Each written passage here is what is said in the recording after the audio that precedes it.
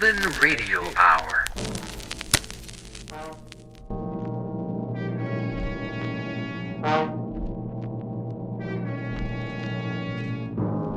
You have shipped aboard a South Sea schooner with a ghost of its dead captain in command. A ghost who shoots guns, resurrects the dead, creates a terror from which you cannot escape.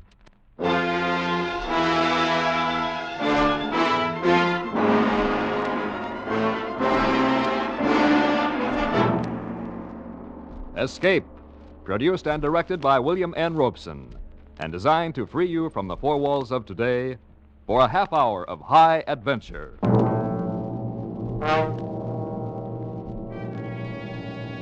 Tonight we escape across the limitless horizons of the South Seas in Alfred Noy's version of a classic legend of blue water, The Log of the Evening Star.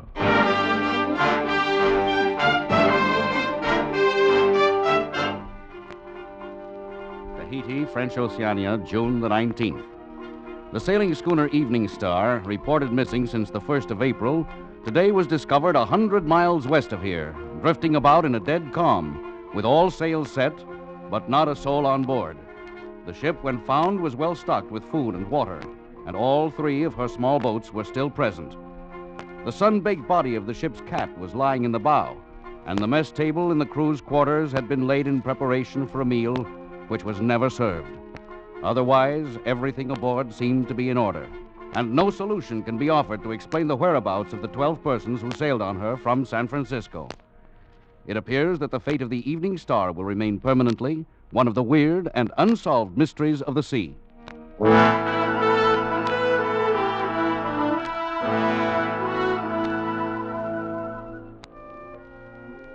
My name is Harper.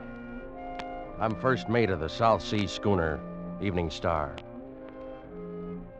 I'm writing this because I believe it my duty to make some record of the terrible things which have just occurred. Events I can't possibly enter in the ship's log. I can't, of course, be certain that this account will ever come to light, because I'm not likely to live another 24 hours.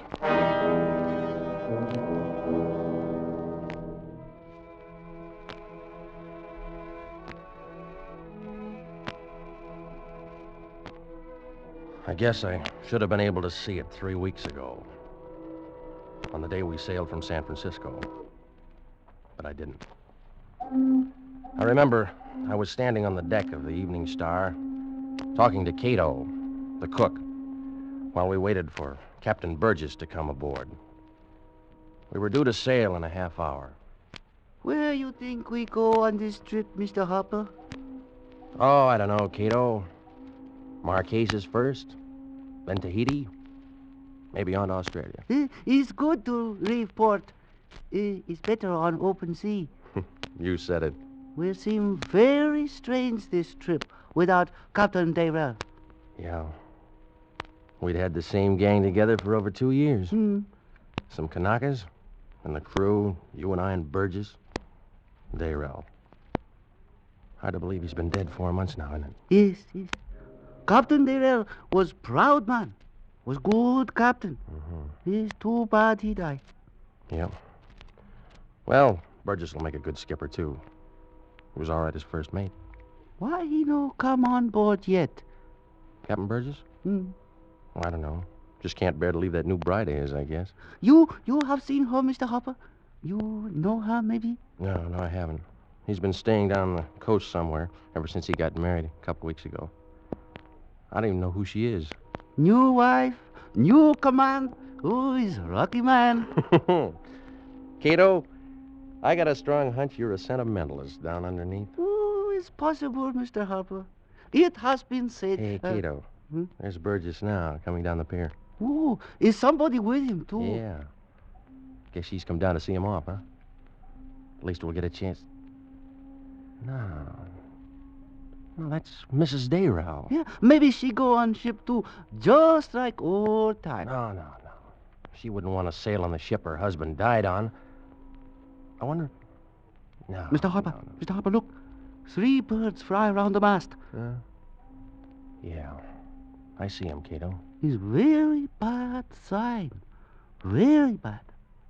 Well, I don't know what you mean by that, but... Harper, is everything in order? Oh, right, Captain Burgess. We can sail any time you want.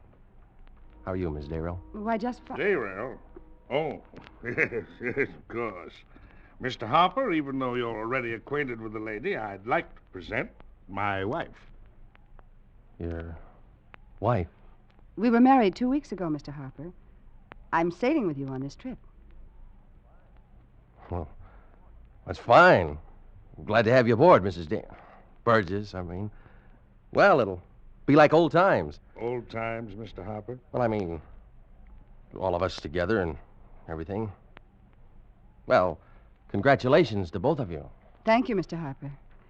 Look, I brought Satan along, too. He wouldn't miss this trip for anything. Yeah, he's right at home. How are you, Satan? Would you like to look over the clearance papers, Captain Burgess? I got them right here. No, thank you, Mr. Harper. I'll assume they're in order. We'll sail as soon as as soon as my wife's trunk comes aboard. Yes, sir. I'll be in the cabin if you want anything. Cato, would you take Satan and give him something to eat? I think he's hungry. Yes, Missy. I'll take him right now. Come on, Kitty. We'll go find something to eat. Well, Mr. Harper, we're all together again. That's right, Miss Burgess. We've even got Satan on board. Yes. All of us, except my husband. Your husband is down in the cabin, Mrs. Burgess. You mean we're all here except Captain Dayrell?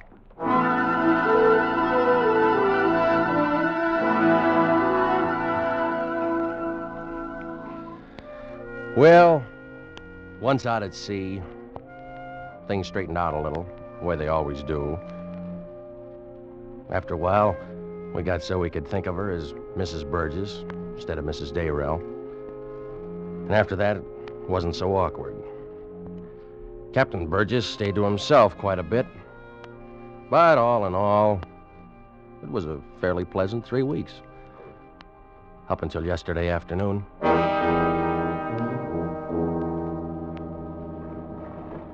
I was standing in the bow, smoking, watching a school of dolphins skip out of the water when Mrs. Burgess came up behind me.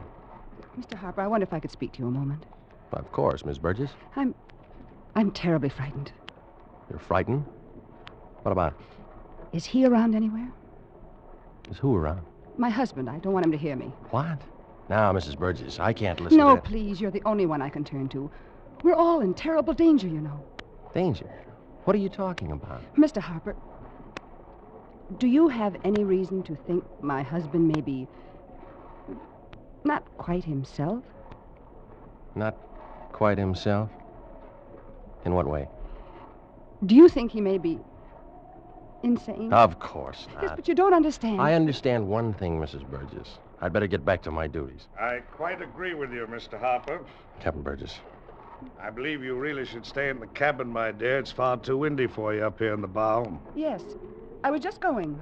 I'm going right now. She has a rather delicate throat, Mr. Harper. Catches cold easily. Used to be a singer, you know. Yes, sir, I know. Oh, yes. Yes, of course you do. Well, don't pay too much attention to anything my wife might say, Mr. Harper. She's upset. Just don't pay any attention to her. Something was wrong, all right. No question of that. But I couldn't figure what. I couldn't think of any terrible danger.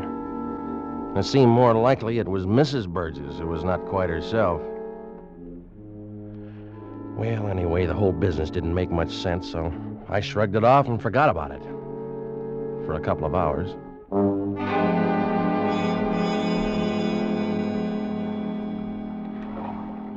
It was just at dusk. Most of the crew was below decks. I was sitting on the after hatch, scratching the ears of Satan, the ship's cat. The sun was just dropping past the horizon, and Satan was purring, meowing. Everything was pretty peaceful. Till I heard those Of course you voices told coming me. from Don't lie Captain to me. Burgess' I know cabin. the way he acted, you told him. No, really, I didn't. I wouldn't tell anybody. You know I wouldn't. I It don't wasn't a know. matter I'm of not sure eavesdropping. of anything. They'd even forgotten I anyone wish might he hear was 'em. alive. You don't mean it. You're only saying it. I mean it all right. Then you don't care about me. If he were alive, I'd still be with him. You can say that when you know about the thing that's here on board with us? Oh, it's your imagination. I told you that. Imagination, huh? Is that what you told Harper? Is it? No, don't. Answer me! Let go. Look out, please. Satan. Now, this is what he wants me to do. Captain Burgess! Captain Burgess! Yes, Mr. Harper. What is it? I wondered if you wanted Cato to bring your dinner here to the cabin, sir. No, Mr. Harper. I'll eat at the wheel. Yes, sir. Going aft now. Tell him to bring it up right away. All right, Captain Burgess. Mr. Harper, listen carefully. You've got to help me. All right. How? Meet me on the afterdeck as soon as it's dark, in an hour if I can get away from him. Did you want something else, Mr. Harper? No, sir. Nothing else, Captain. And suppose you go about your duties. But your wife, sir. Doesn't she want something to eat? She does not, Mr. Harper. She's indisposed. She does not wish to be disturbed. Is that perfectly clear?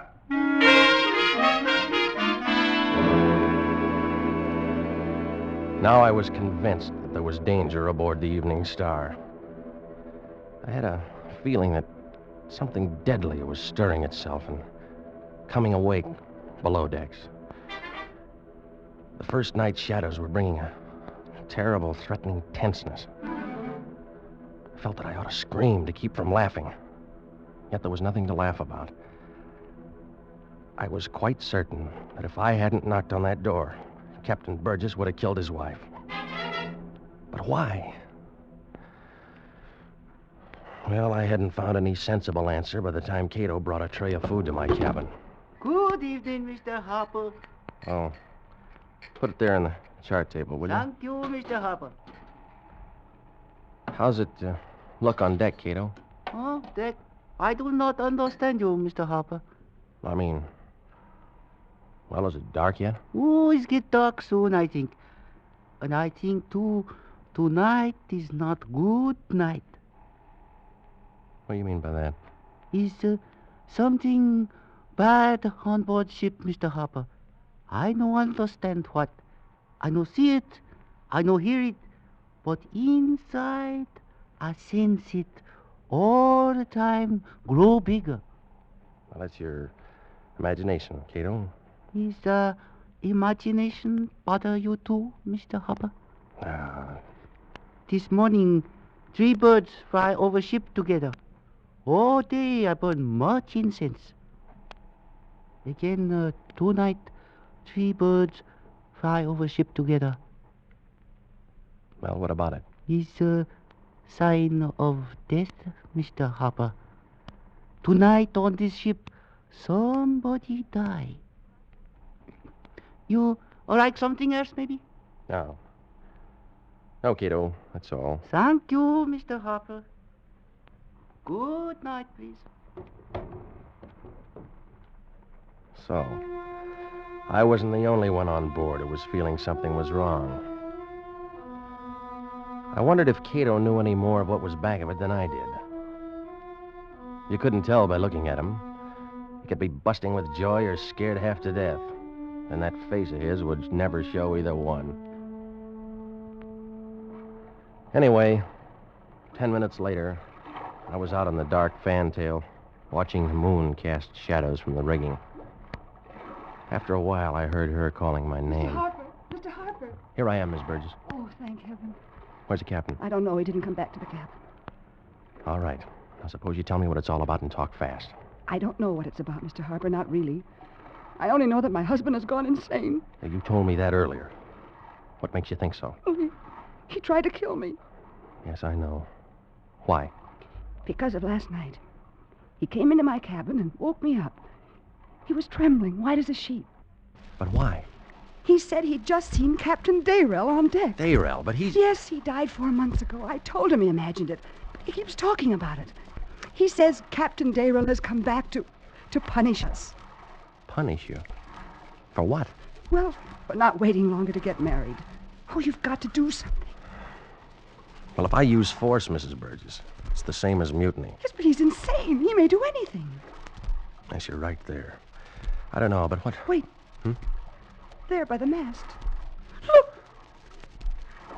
It's Dayrell. No. Oh, no. There wasn't any doubt about it. The moonlight behind him threw his shadow toward us on the deck. And he had on that tall, peaked cap and the white muffler he'd always worn when he was alive. He didn't move, didn't say anything. Just stood there, looking at us. No, please. Miss Burgess! No! Before I could stop her, Miss Burgess turned and ran for the rail and jumped overboard. One of the Kanakas saw her, grabbed a life preserver, and went in after her. I ran to the longboat hanging in the davits of the port rail. What happened, Mr. Hopper? I don't know. Let's get this boat in the water. Mrs. Burgess is overboard along with one of the boys. Did you see anything on deck? What I see, I don't believe. All right, come on, move. Here, take the oars. Schooner's not got much steerage way, so they shouldn't be far astern. Come on, come on. Hey, somebody's shooting on deck. All right, never mind. Keep rowing, will you? We'll find out about it later. We've got to pick up those two before they go under.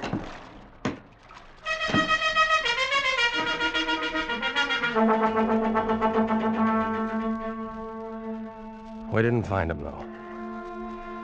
The shooting on board stopped after a while.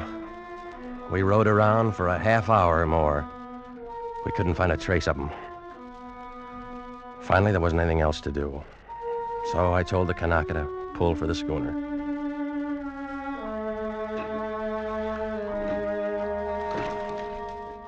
We were about 10 yards away from the side when Hey, Mr. Hopper, look. I looked up at the rail, and there stood Dayrell. He didn't say anything, just stood there. He had a gun in his hand. Dayrell, what are you trying to do? Grab that oar, Joe. We gotta get away from him. Joe, I said... Oh!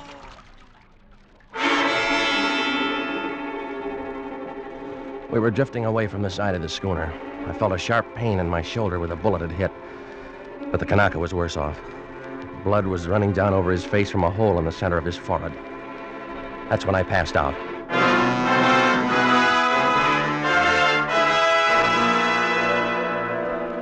When I came to, it was broad daylight. The boat I was lying in was bumping up against the side of the schooner. And Captain Burgess was calling down to me from the rail. Mr. Harper, are you alive? I'm all right, Captain Burgess. It's been a horrible night, Mr. Harper. But it's all right now. Can you help me aboard, sir? Yes. Can you lift up your arms? Yes, sir. Here. Easy now. Cato, give me a hand here. Careful now. All right. There. It's a pretty bad wound. I'm kind of weak. Guess I lost a lot of blood. Sorry about your wife, sir. We couldn't find her. I know. There's only 3 of us left alive on board now, Mr. Harper. You and I and Cato here. What happened? You may not believe it. It was Captain Dayrell. Yes, I saw him. Got a hold of the ship's guns and killed the whole crew. Locked me in the cabin while he did. But he's dead, Captain Burgess. We buried him at sea 4 months ago. No matter. He's come back now, Mr. Harper. It's his ship, the Evening Star is, and he wants it. No, it's not possible. The man is dead. That's what his wife... my wife said when I told her I'd seen him. Said I was crazy. I think she knows better now. Maybe we could search the ship. Cato and I went through it at daylight this morning. We found nothing. Well, there has to be some explanation. There is. The wicked shall be punished for their sins. What do you mean by that? Nothing, Mr. Harper. Nothing at all. Well, I was his friend. Always thought a lot of Captain Dayrell. You know that, don't you, Mr. Harper? Yes, sir. It's all right now in the daylight. But he'll come back tonight as soon as it's dark. It's only the 3 of us now to face him, Mr. Harper. 4, if you count Satan. And I'm thinking there's more than one Satan on board this ship.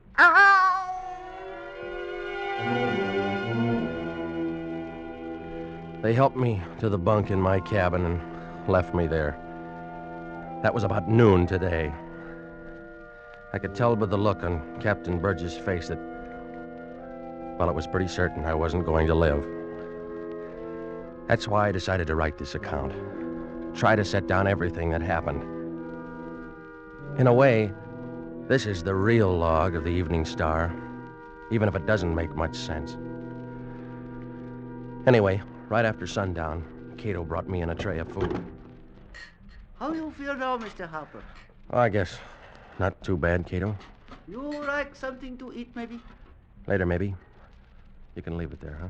Yes, but you eat now. Later, I think we all dead. Has anything happened yet? It's not dark yet. When it's dark, then he come. Yeah. Where's Captain Burgess? I no see him. He's hide somewhere, I think.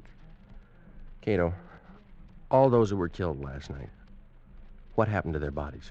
He's buried in sea. This morning I helped Captain Burgess. You like something else, maybe? No thanks, Cato.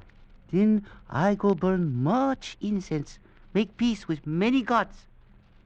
For last time now, I think. Goodbye, Prince. I lit the lamp over the bunk, and I lay there for a long time. I don't know how long. I didn't know where Captain Burgess and Cato were, or what they were doing. I kept waiting to hear the sound of shooting. Kept lying there, dreading it. And then gradually, I began to realize that somebody was singing on board, way off. And I knew that voice. I'd heard it somewhere before, singing the same song. It was Mrs. Burgess.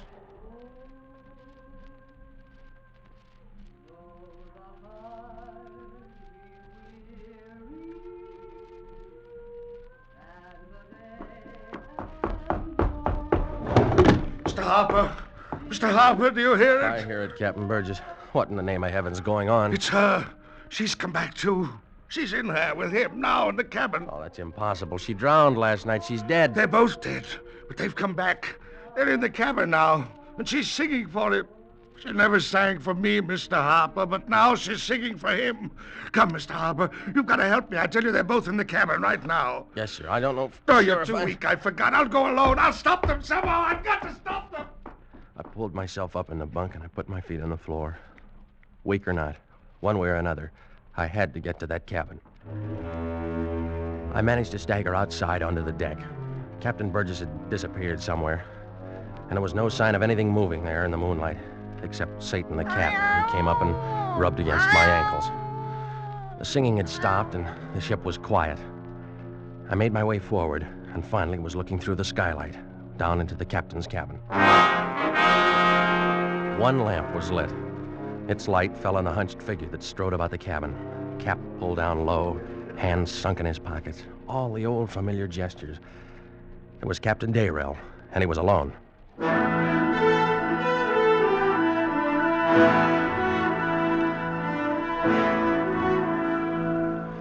I crouched there with the skylight, shivering from the night wind and from the terror inside of me, watching that awful figure. After a while, it walked over and stood beside the phonograph. And then I realized where that voice had come from. Dayrell had always been crazy about his wife singing, and he'd made a lot of records of her voice. He was playing one of them now.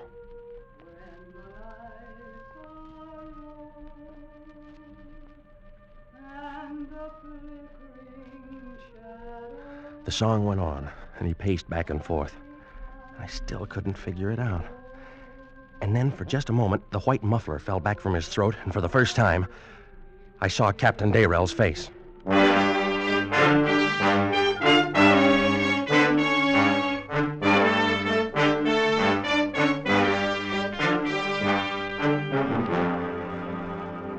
I'm not sure how I managed to stumble back here to my cabin. I'm writing this now just as rapidly as I can. I may be interrupted at any minute. If that happens, I'll try to slip it behind the map here on the cabin wall in the hopes that it may be... I can hear him coming now. Whoever may read this, please try to get word to my family in San Francisco.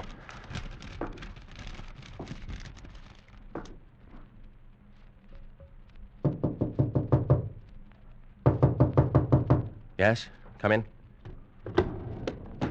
I thought you might be asleep, Mr. Harper. How could anybody sleep, Captain Burgess, as long as Dayrell's loose on board?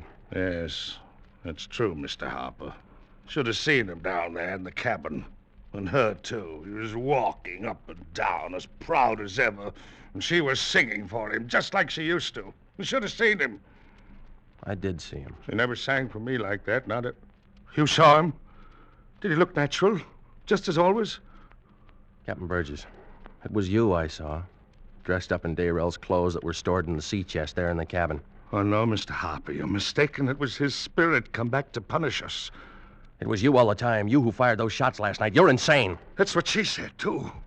That's because he told her. Because it's the truth. Now he's been talking to you. He's talked to nobody. He's dead. And you've never seen him except in your own guilty conscience. Just what is that guilt, Captain Burgess? Did you kill him? Oh, don't! Don't say that, Mr. Harper. I was his friend. I thought a lot of him, and Mrs. Dayrell, too. Everybody knew we were friends. Did he tell you that? You're completely mad. Don't say that, Mr. Harper. I've got to save you from him. He talks to you, and you're weak, and you can't run away. I've got to save Captain you. Burgess, put on that gun. Don't! Got No, to don't! save you! Got to go someplace where he can't find us, Mr. Harper. Go up deck. I'll take you, Mr. Harper. Come on. Don't worry. I'll save you from him. It's his ship. Everything on it, and he wants it back. We've got to give it to him, Mr. Harper. Got to let him have it. Got to get off the ship. Captain Burgess, what has happened? It's you! Dayrell! Go away! It's no Captain Dayrell. It's me, Cato. You can't stop us, Dayrell. I'll show you. No! You see, Mr. Harper? I killed him. Dayrell. Now he can't stop us. There he is again. There by the mast. See him, Mr. Harper? He's coming this way. He won't stop. Got to get away. Got to save you, Mr. Harper. Here's the rail. I'll help you. There! See? He's gone, Dayrell. Now, there's just me. And I'm going too. You see, it's all yours now, the Evening Star, just like you wanted it. No, stay back. I'm going.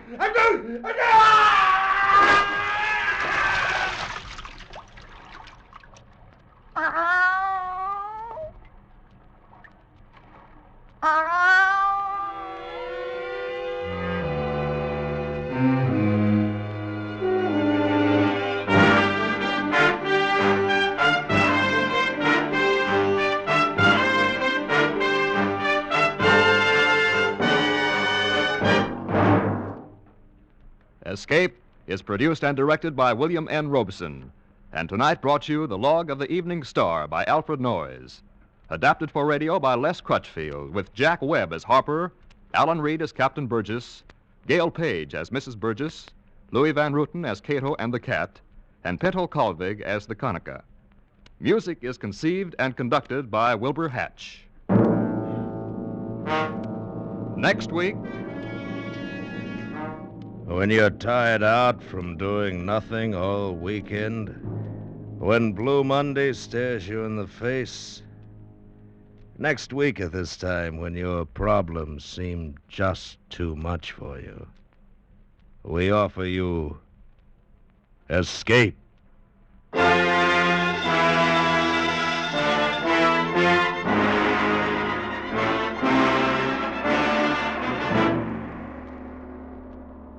Next week, we bring you another exciting story of high adventure. Good night, then, until this same time next week, when once again we offer you Escape.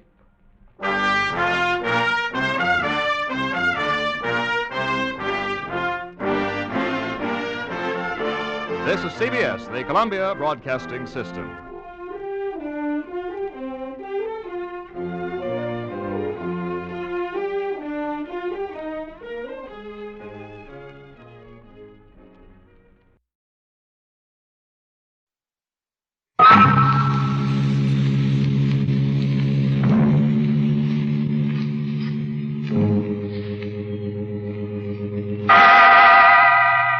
Inner Sanctum Mysteries.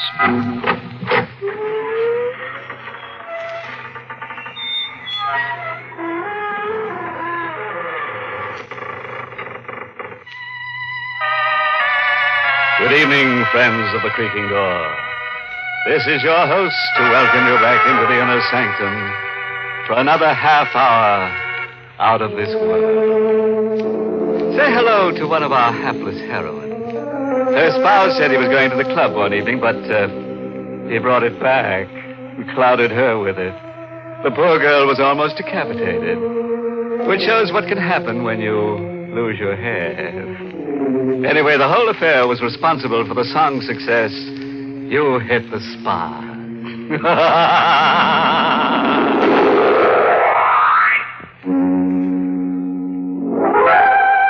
All right, friend. Turn out the light. Plaster your hair down, curdle close to the fire, and listen to Arnold Moss tell us his weird and shivery story. It was after sundown, and I was working in my garden fixing the roses when I first saw Jane Carter. The soft spring air was full of the smell of flowers, and in the cemetery next to my house, long shadows were covering the graves with darkness. Jane Carter was standing under the dogwood tree, the tree I never touched. I picked up the garden shears, and I came over to her. Oh, I didn't notice you in the shadow. Good evening. I hope you don't mind. I was just admiring your lovely garden. Oh, do you love flowers, too? I adore them. Oh, then I will give you some of the roses. My roses won the county prize last year. Oh, I am Franz Narco, the caretaker of the cemetery. You live here alone? All alone with my flowers. Here, hold out your arms. Here are some roses. Thank you. I imagine it must be lonely here. There isn't a house for miles. Oh, not too lonely. The dead are always near.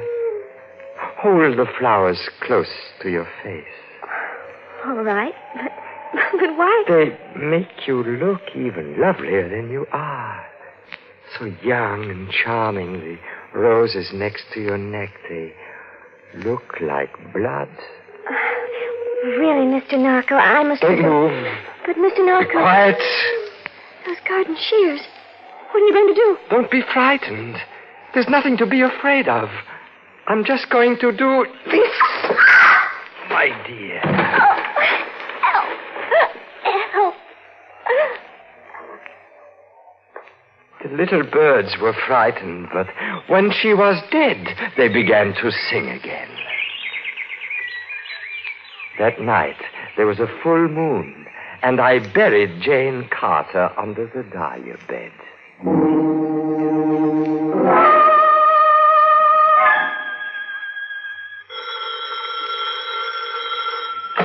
Police headquarters, Chief Dane speaking. No, Jane Carter's still missing. She was last seen yesterday afternoon.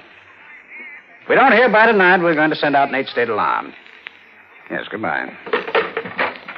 Good morning, Ethan.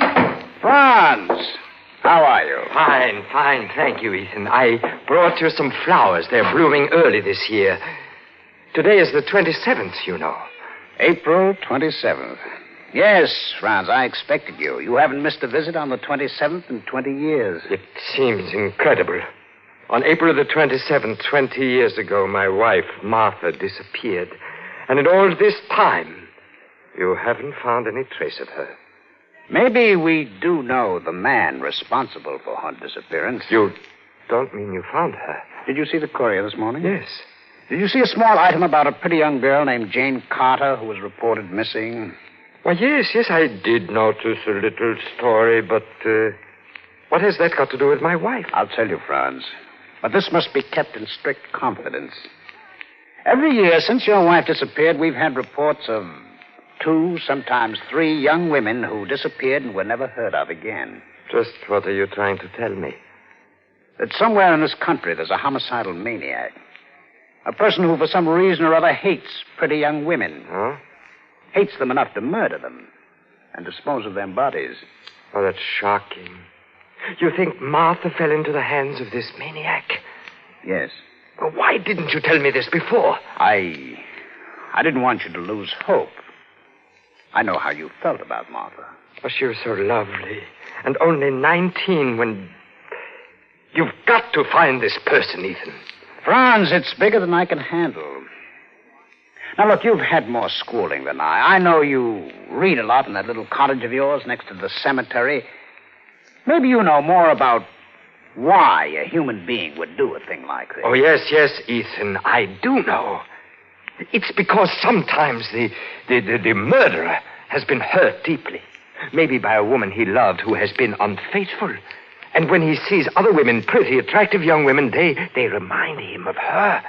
And then he's suddenly overcome by a strange emotion to seize them, to overpower them, to make them suffer for what they did to him, to destroy them, to murder them, to... Go on, Franz. But that's what it says in the books I've read, Ethan. I've got to go now. Be sure to put those roses in water right away, or they'll die. I won't let them die, Franz.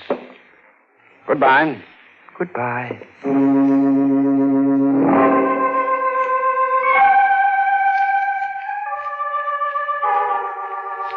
I could have told him more, much more. How it felt to live in a nightmare of fear. How I tried to fight the wild surging of my blood, that mad, insane pounding that made me kill. Later that night, when the dogwood scent came into my room, I cried. I cried like a child. I was thinking of Martha, my beautiful Martha.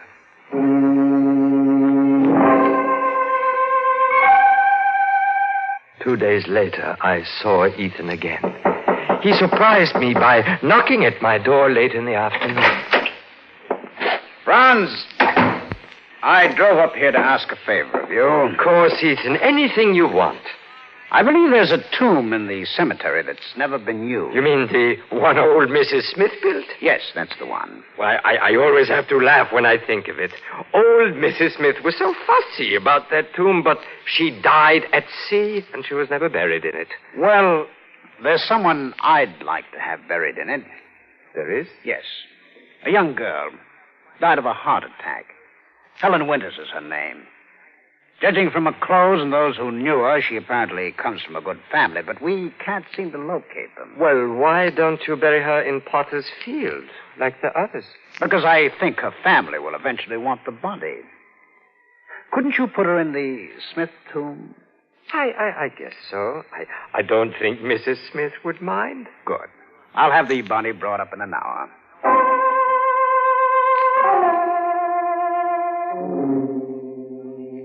The body was brought in a coffin by Ethan and one of his men.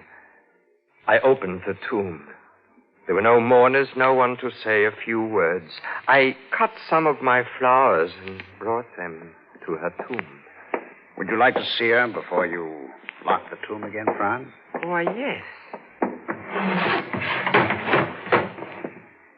There. Oh, what a pity. She's so young and so strangely beautiful. She looks as though she would get up out of the coffin at any moment. I brought some flowers, lilies, from my greenhouse. That's very thoughtful of you, Franz. You love these flowers, don't you? Well, they're all I have since Martha vanished. What are you doing there? Just looking at the petal. They're soft to the touch, like a woman's skin. Yes. Ethan. What's the matter?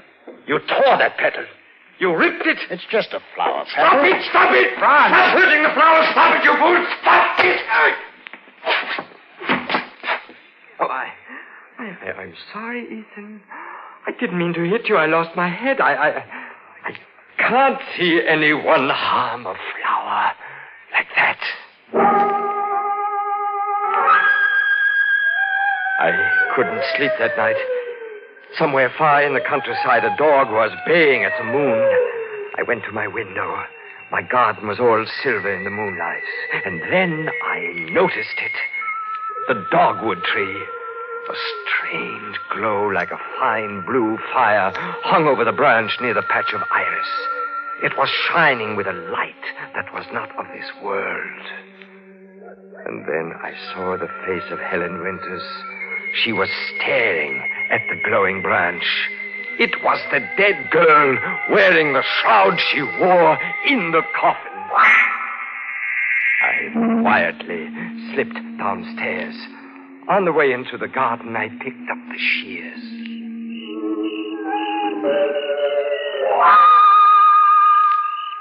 Are you looking for me, Mr. Narco?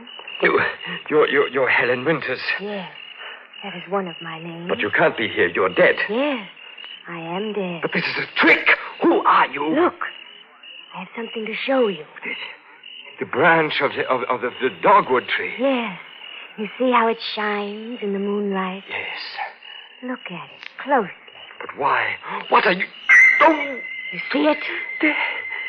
There's a ring. The branch grew right through it. Martha. It's Martha's ring. Is it? But how did you... Give that to me. No. But that belonged to my wife. I must have it. No. I looked at her standing there among the flowers. Oh, she was beautiful. And the moonlight made her look like a woman in a dream. And suddenly I felt the strange power rising in my blood. I longed to touch her, to seize her. I tightened the grip on my shears and came closer to her.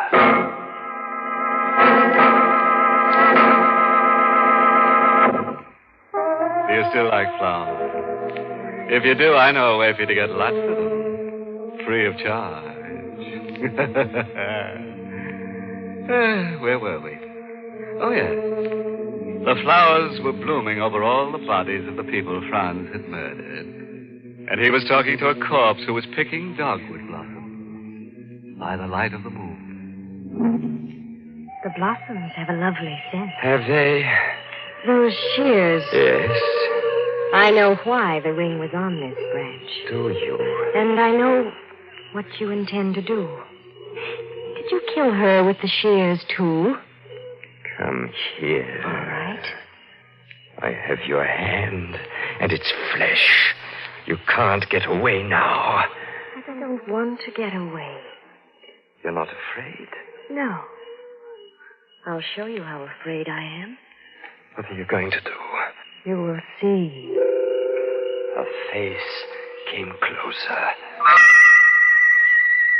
I felt her lips on mine. It was the first time I kissed a woman in 20 years.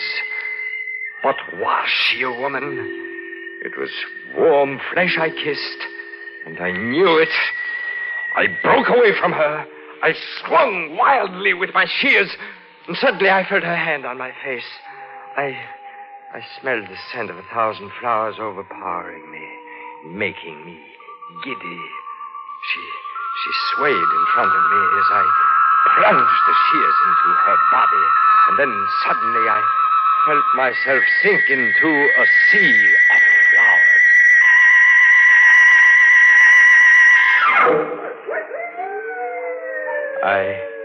I opened my eyes. I was lying in the patch of iris. I saw the moon glowing blood red shining through the dogwood tree. I got up. What had happened? I must have been unconscious. My shears were lying on the ground where I had fallen. Helen Winters had disappeared.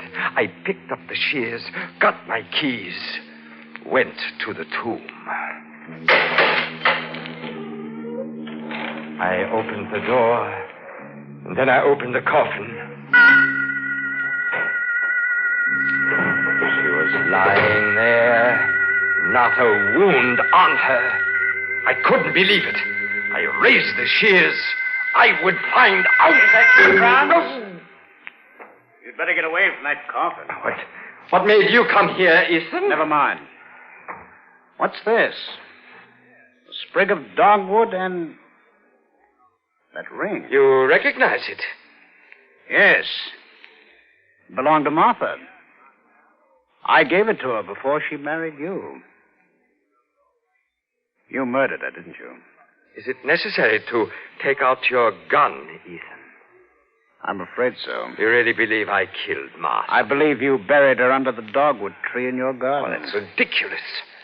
Franz, I want the truth. I want a full confession. What makes you think I killed her? I haven't any proof yet, but that body can be exhumed. I suppose you'd accuse me of killing all those girls who disappeared, too. Yes, Franz.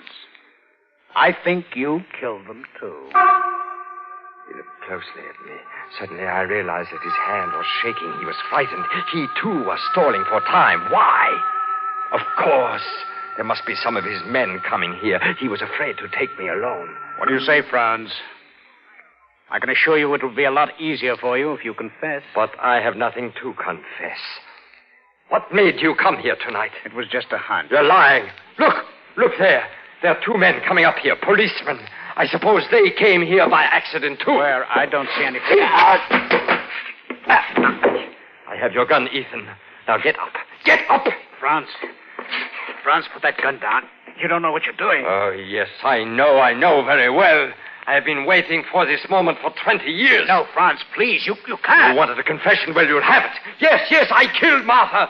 I murdered her, and she is buried under the dogwood tree. That's what you wanted to know, isn't it? Yes, but... And I'll tell you about the others now, too. I killed them, all of them. Their bodies are in my garden. And now is the time for you to confess, Ethan. What do you mean? I mean you and Martha. Martha? She loved you. No, she didn't. I loved her. After she met you, she wouldn't have a thing to do with me. If that's why you killed her... Yes, Ethan, that's why I killed her. But you're as much to blame as she was. No, neither of us was to blame. There was never anything between us, and I can prove it. You're lying. I have a letter here. Let me show you. Your lies won't keep me here until your men arrive. You're going to die now. No, Franz. Read the letter. Franz, don't. Read the letter. He was dead. And in his hand was a letter. I picked it up. I heard a noise. It was in the vault. I went to the girl lying so still in a coffin. Was she alive? I would find out. So you are alive. Get up. Get up out of that coffin. They're gone. Please, don't. Go on. All right. Now, please. Ethan put you here, didn't he? Yes, I'll explain everything. What It was happened just- in the garden? I had a little vial of chloroform. I broke it when you tried to kill me. The fumes made you unconscious. Chloroform. That was when I felt your hand on my face, and I kept stabbing you, but you would not die. How did he know Martha was buried under the dogwood tree? I told him. I dug under that tree while you were unconscious. Well, that's strange now, isn't it? You would never have known about it if the tree, as it grew, hadn't caught up the ring and pushed it out on one of its branches. It's as though nature itself were accusing me. Here, don't you try to get away. Stand still. Oh, you are beautiful and evil, like all of them. Like Martha. I'm going to kill you. No, don't. The gun is empty. Here, come back here. You're not getting away. I still have these. The garden shears. Yes, the garden shears. Let go of me. No, I'm going. Sunday! Are you up there? Help me! Hurry! We're coming up! I ran out of the tomb. I saw 4 men coming across the graveyard in the moonlight. I ran. The girl came out of the vault and screamed. They began firing at me. I ran across the moonlit cemetery, stumbling, falling, running for my life. I felt a piercing pain in my thigh. I fell and struck my head against a gravestone.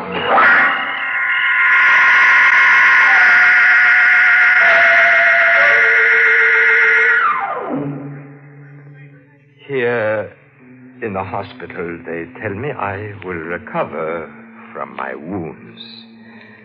But of course, I'll have to be tried. I know I shall be put to death. Oh, yes, the letter Ethan tried to show me, it was just a few lines, dated April 27th, 20 years ago.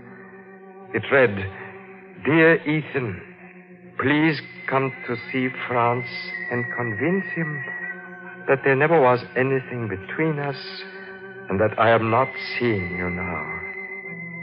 It doesn't believe that I have always loved only him. Martha. You see, my killing her, it was all a mistake. A mistake that twisted a thread in my mind. I would like lots of flowers on my grave. Lilies, roses. Yes.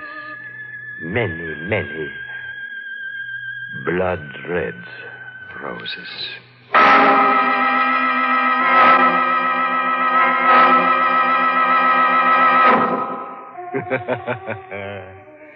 Send me 1 dozen roses and put my heart in beside them. Good old Franz, he takes his popular ballads quite literally. Which brings us to the moral for tonight's story. Never decapitate the woman you love. You know how angry people get when they lose their heads.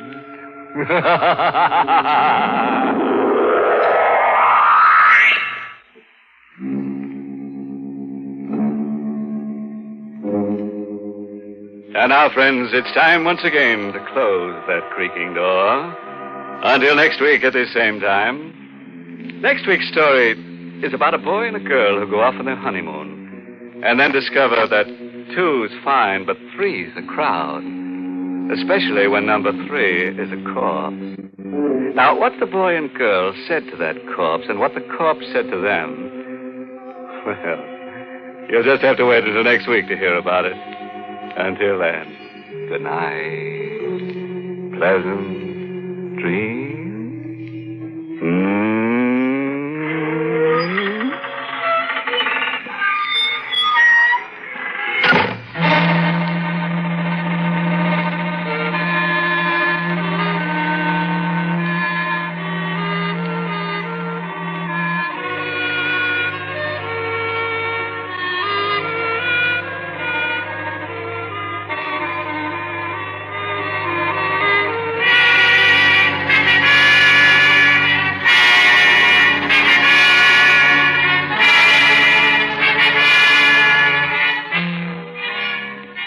Inner Sanctum has come to you through the worldwide facilities of the United States Armed Forces Radio and Television Service.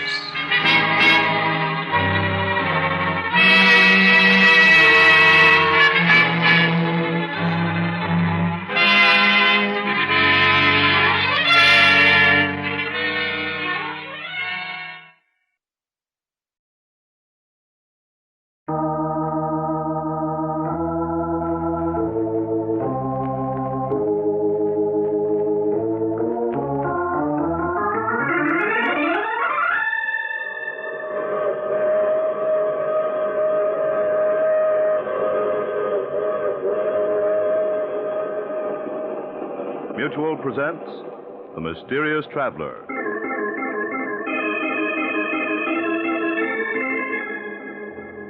This is The Mysterious Traveler, inviting you to join me on another journey into the realm of the strange and terrifying. I hope you will enjoy the trip, that it will thrill you a little and chill you a little. So settle back, get a good grip on your nerves, and be comfortable, if you can, as you hear the story I call Death Writes a Letter.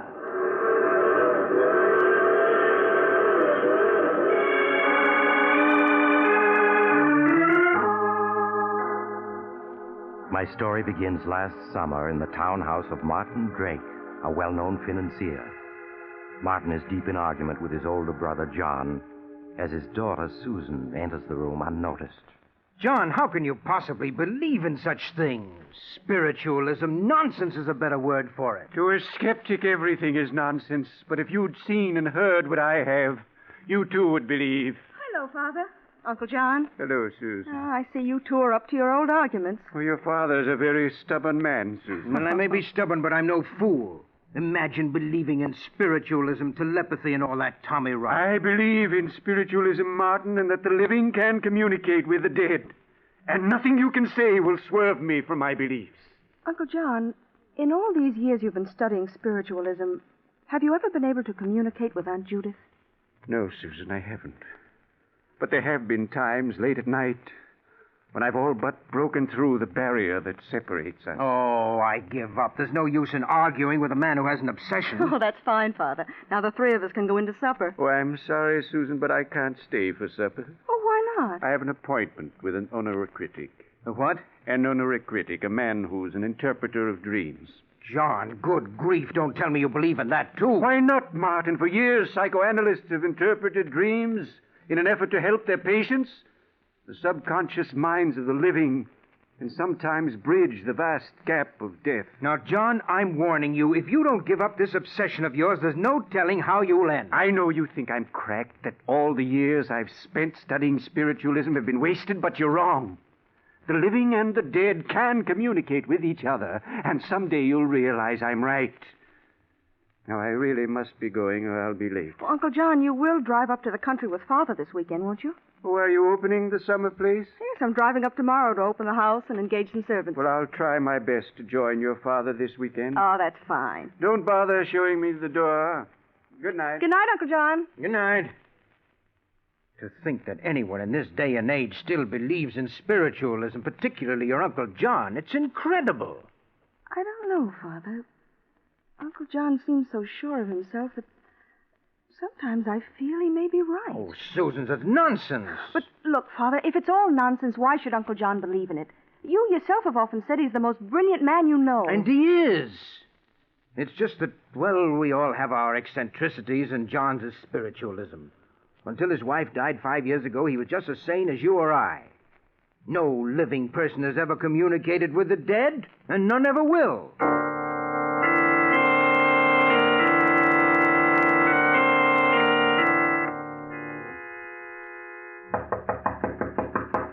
Father, are you awake? Father? What? Oh, Susan, come in, dear, come in. Oh, I'm sorry if I woke you, Father. Oh, that's all right. What time is it? It's just 7 o'clock. 7 o'clock. Well, what are you doing up and dressed so early? I'm driving up to the country to open our summer place. Have you forgotten, Father? Oh, yes, so you are. Oh, didn't you sleep well last night, Father? There are circles under your eyes. No, I spent a very poor night. I had a nightmare, but I can't seem to remember what it was about. Oh, I'm sorry, Father. Darling, is there anything I can get you? No, I'll be all right, dear. You run along. Oh, I need the keys to the car. Oh, yes, you'll find them over there on my desk. And if you need any money, help yourself. Oh, thank you, Father, but I have enough money. Have you found the keys? Oh, yes, here they are. Oh, do you want me to mail this letter on your desk? What letter? This one. It isn't addressed. All that's written on the envelope is one word. Urgent.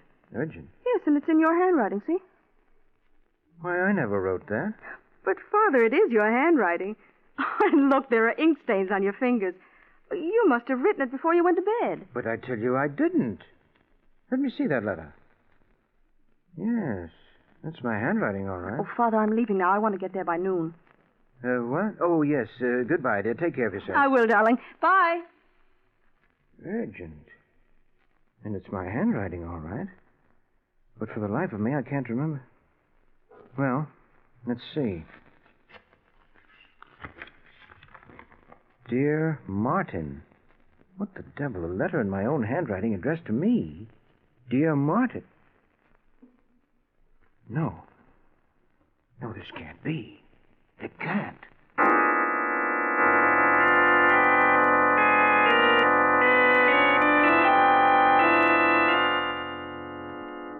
Martin, is anything wrong? I came as quickly as I could. You sounded so upset over the phone.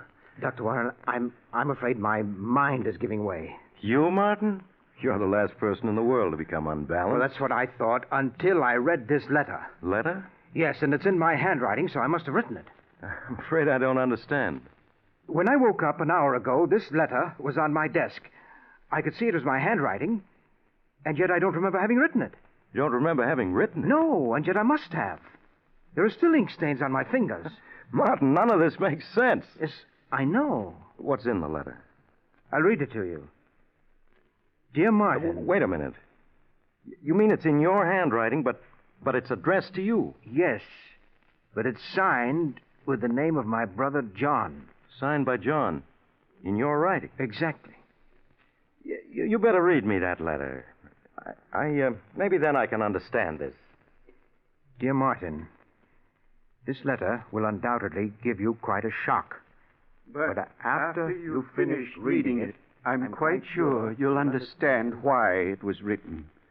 After I left Susan and you a few hours ago, I went to keep my appointment with the dream interpreter I'd spoken to you about.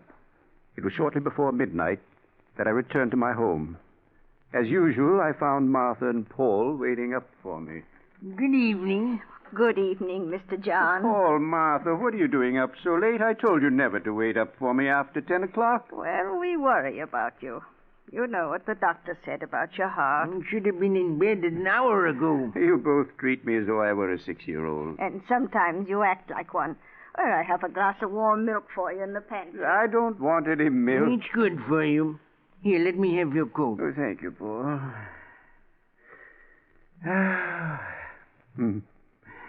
It feels good to be home, sitting in the chair before the fire. Here's your warm milk, Mr. John. And I want you to drink it down without any arguments. After all, it's for your own good. Here, take... Mr. John? Mr. John? Martha, what's wrong? Oh, Mr. John, he's... Mr. John! Mr. John! Answer me! He's dead. Oh. Now, please, Martha, please, you mustn't cry. The end came very quickly, peacefully. Now, there, Martha, there. It came as quite a shock, Martin, hearing myself declared dead, but as I saw my earthly body sitting in the armchair by the fireplace, I knew it was true. John Drake was dead. I wanted to comfort Paul and Martha, make them understand that only the body of John Drake was dead, that the spirit would live forever. I wanted to tell them that I was indescribably happy, for I knew without knowing how that on the following day I should be reunited with my dear wife, Judith. Then my thoughts turned to you, Martin, and in one brief moment I saw your past, your present, and your future. Your future left me horrified, Martin, for in it I saw unhappiness and death.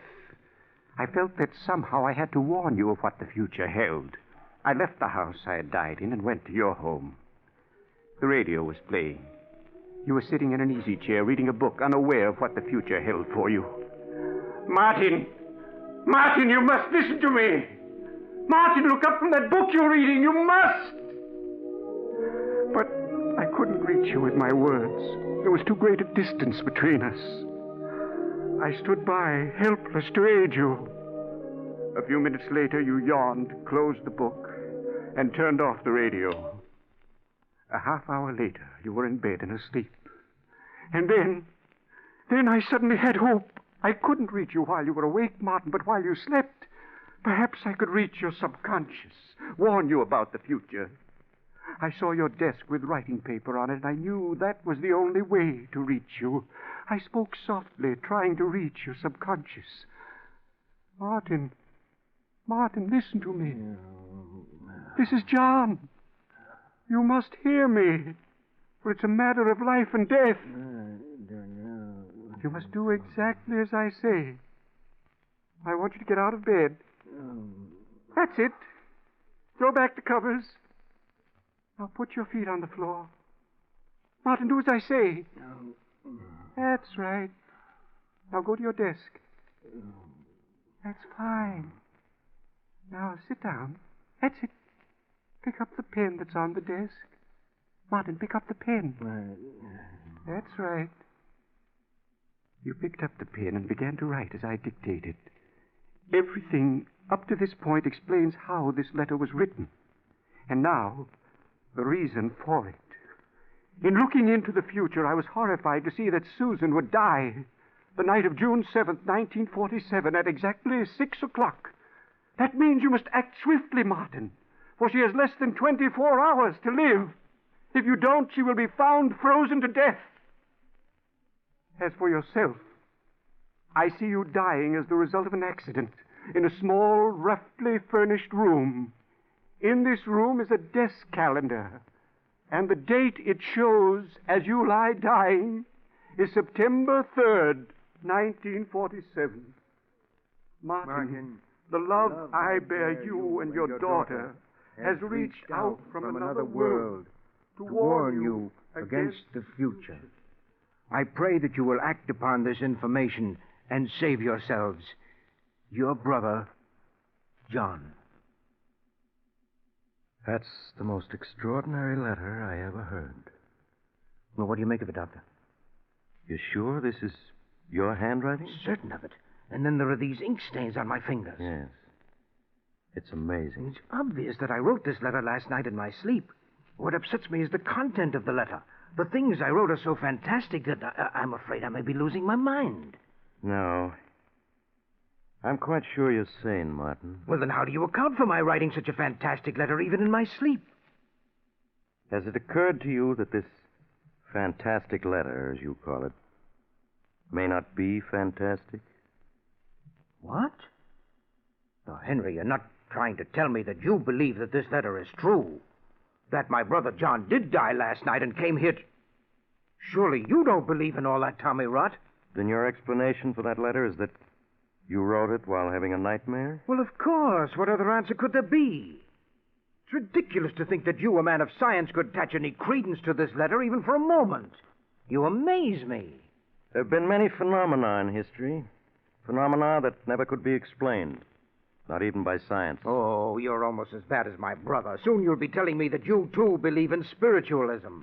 Have you called up your brother this morning? Why, no. Why should I have? Oh, you think he may have died last night as he wrote me in this letter? Doctor, I think you'd better see a doctor. I suggest you call your brother. Well, all right, I will, just to show you what a fool you are for believing even for a moment that there can be anything to this letter. Why, when John was here last night, he looked just as healthy as... hello, Paul. This is Mr. Drake. Is my brother there? The what? Last night? After he returned home? I see. Thank you, Paul. He is dead, isn't he? Yes. Paul said that he died last night. If your brother died last night, then this letter must have been written by him through your subconscious after... No, that can't be. What you're saying is madness. The dead can't communicate with the living. Yeah, but in this letter, your brother speaks of his death last night and goes on to tell My about... brother couldn't have written that letter through my subconscious. Such things can't happen. I wish I felt as certain as you do.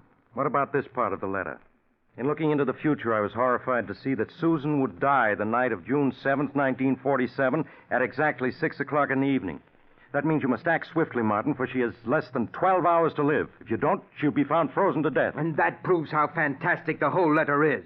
Today is June 7th, and outside it's like summer. How could Susan possibly be frozen to death? I don't know, Martin.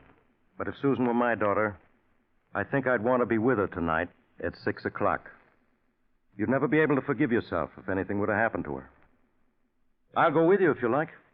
Oh, very well. But mind you, I still don't believe that John wrote this letter through my subconscious.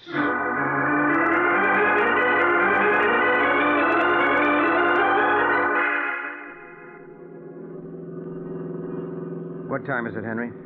It's a few minutes after 6. If we hadn't had the breakdown, we'd have been there hours ago. How much further is it? As soon as we reach the top of this hill, you'll be able to see it.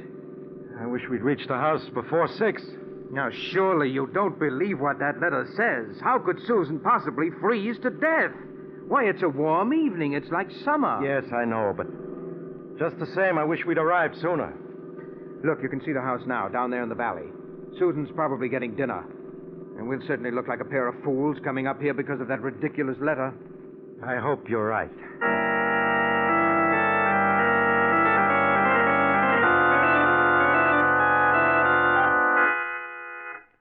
Henry, Susan isn't in her room. She isn't? No. Could she be in the village or visiting friends? No. You're forgetting her car's parked in front of the house. Yeah, that's right. Well, where can she be? I'm afraid I can't answer that. I'll search the second and third floors while you search this floor in the cellar. She must be someplace in the house.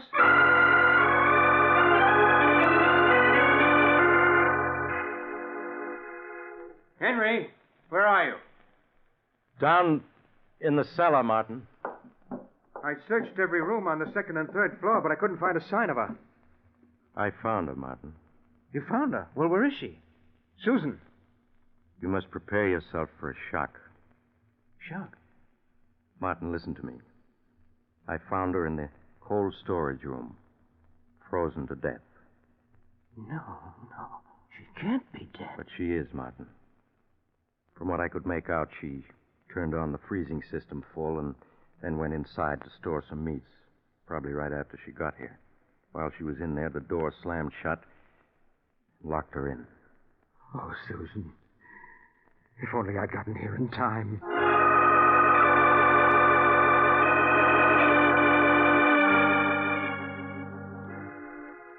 Martin, for weeks now you've been like this.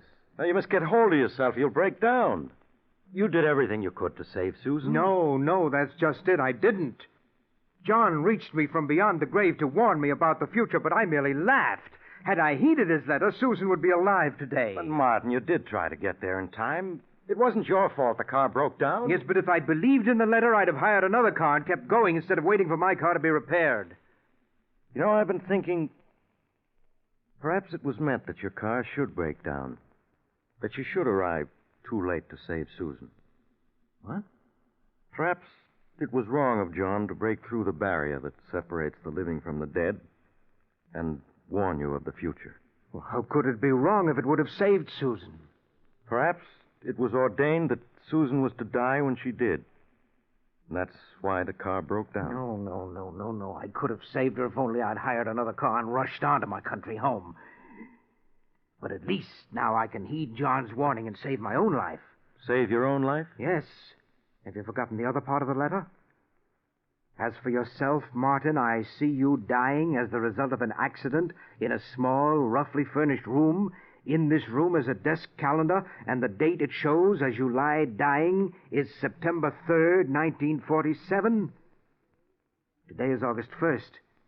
That means I have less than 5 weeks to live, unless I can save myself. But how can you save yourself, Martin? What's meant to be will be. Not if I'm clever enough to take advantage of the information in this letter.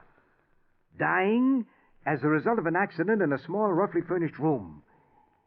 Yes, but if John had only told me what kind of an accident it was meant to be. Well, nevertheless, come what may, I'm not going to die on September 3rd.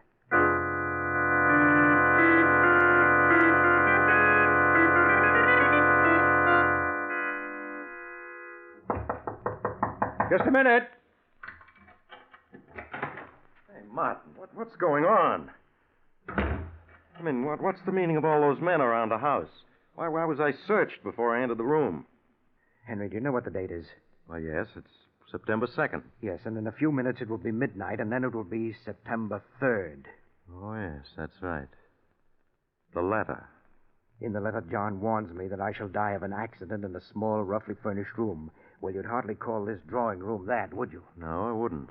It's my intention to remain in this room until tomorrow is past.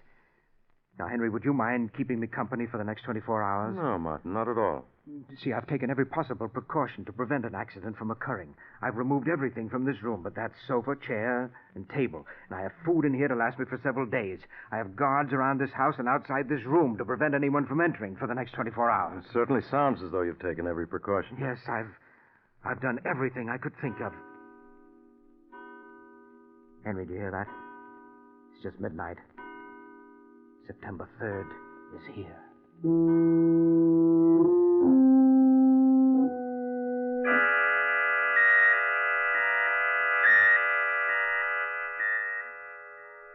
Martin, will you stop looking at your watch every other second? I can't help it. One more minute and it'll be midnight. And when the clock in the hallway strikes, it'll be September 4th. Yes, Martin, yes.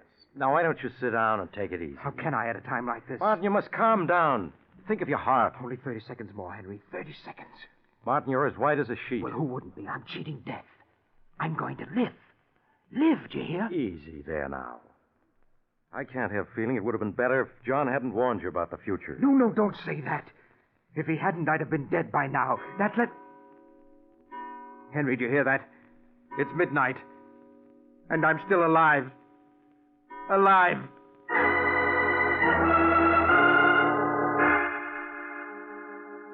For some weeks, Martin Drake was a sick man as the result of the strain he'd undergone. But with the coming of fall, he was well on the road to recovery. It was in late autumn that he invited Dr. Warren to go hunting with him in Maine. Day after day, the two men, with their guide, roamed the woods. The exercise and outdoor life did Martin a world of good, and he was soon his former self, both physically and mentally. It seems to be getting much colder, doesn't it? Yes, it feels very much like snow. I think it'll hold off for a while yet. Would you like to do a little more hunting, Mr. Drake? We still got a couple of hours till it gets dark. Yes, I wouldn't mind. How about you, Henry? Well, by all means. Maybe we'll come across that buck we spotted this morning. Yes, he was a big fellow. Where'd I put my rifle? Here it is, Mr. Drake, under the tree. Oh, yes, so it is. Here's your rifle, Doc. This rifle of mine... Oh! Martin, what happened? Good grief, he shot himself, Doc. Martin, are you badly hurt? The gun went off when I picked it up on my shoulder. Easy now, while I have a look at it. Oh. Is it bad, Doc? Oh. No, not bad. We must get him to a shelter and stop this bleeding. Ed Tolliver's place, about a quarter of a mile from here, Doc. All right, give me a hand. We gotta get him there at once.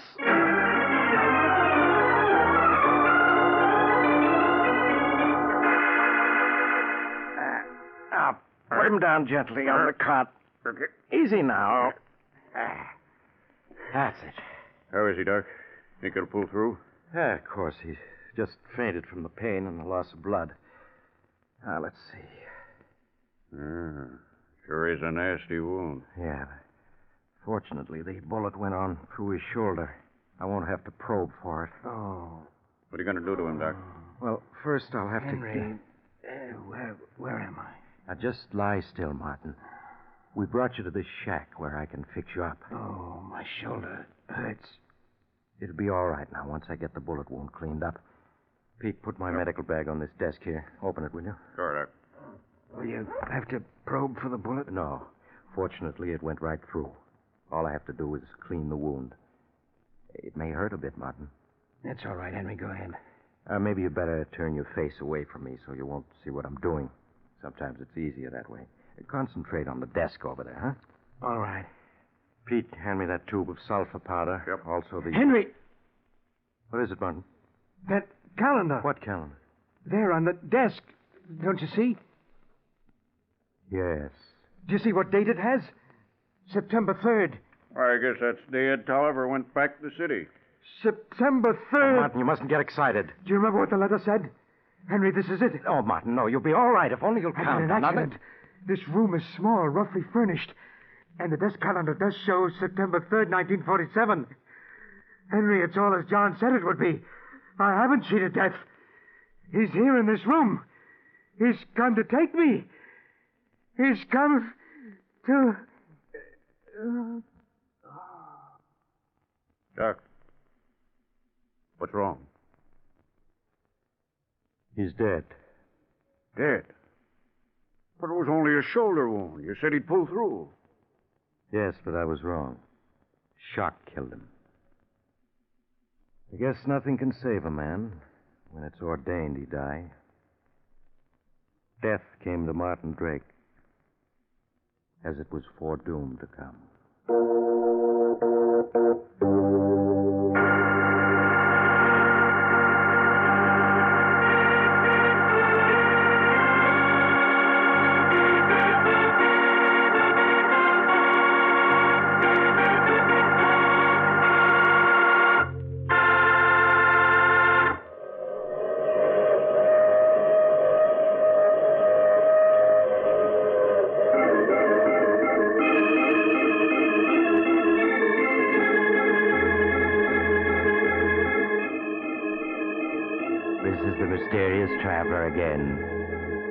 Too bad about Martin and Susan, wasn't it? Even John Drake's warning from another world couldn't save them. Which seems to prove that when your time comes, nothing you can do can change it. So you might as well not worry about it. Though I did know of a man who managed to outwit death for several hundred years. Then one day he was... Oh, you have to get off here. I'm sorry. But I'm sure we'll meet again. I take this same train every week at this time.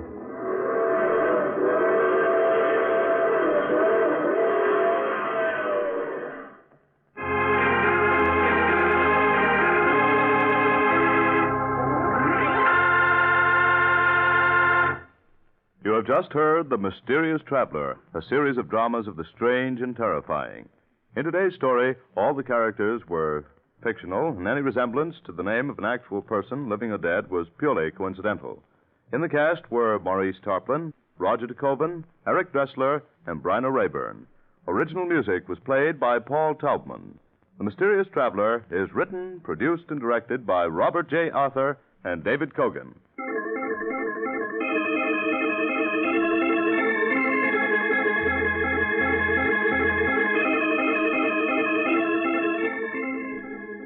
Listen next week to a tale titled Death is My Co-Pilot. Another strange and suspenseful tale of the mysterious traveler.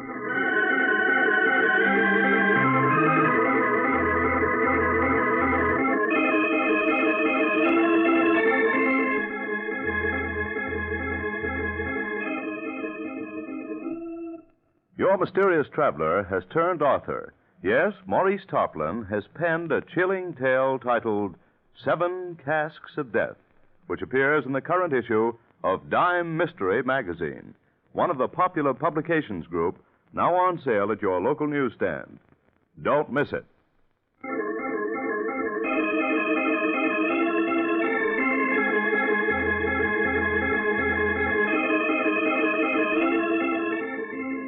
This program has come to you from our New York studios. Another program of tense and dramatic action will follow in just a minute. Stay tuned to the station for Official Detective. Carl Caruso speaking. This is the Mutual Broadcasting System.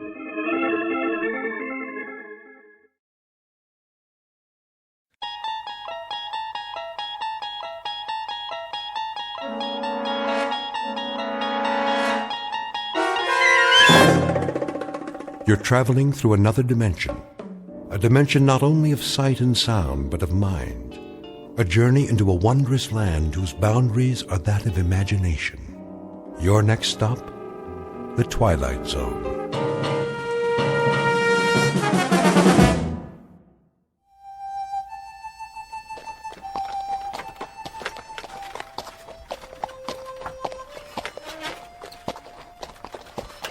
How much longer, Chris? Not long. We'll stop soon as we find a place. Where? Look around. We saw the last shade 2 days ago. That's a buzzard up there circling the wagons, and it's been following us since dawn. It's waiting for the next one to die. How's the boy? Still burning up with fever. He can't take any more. All right, honey. Hold up! Whoa! Oh! Ho! We'll stop here for a few minutes.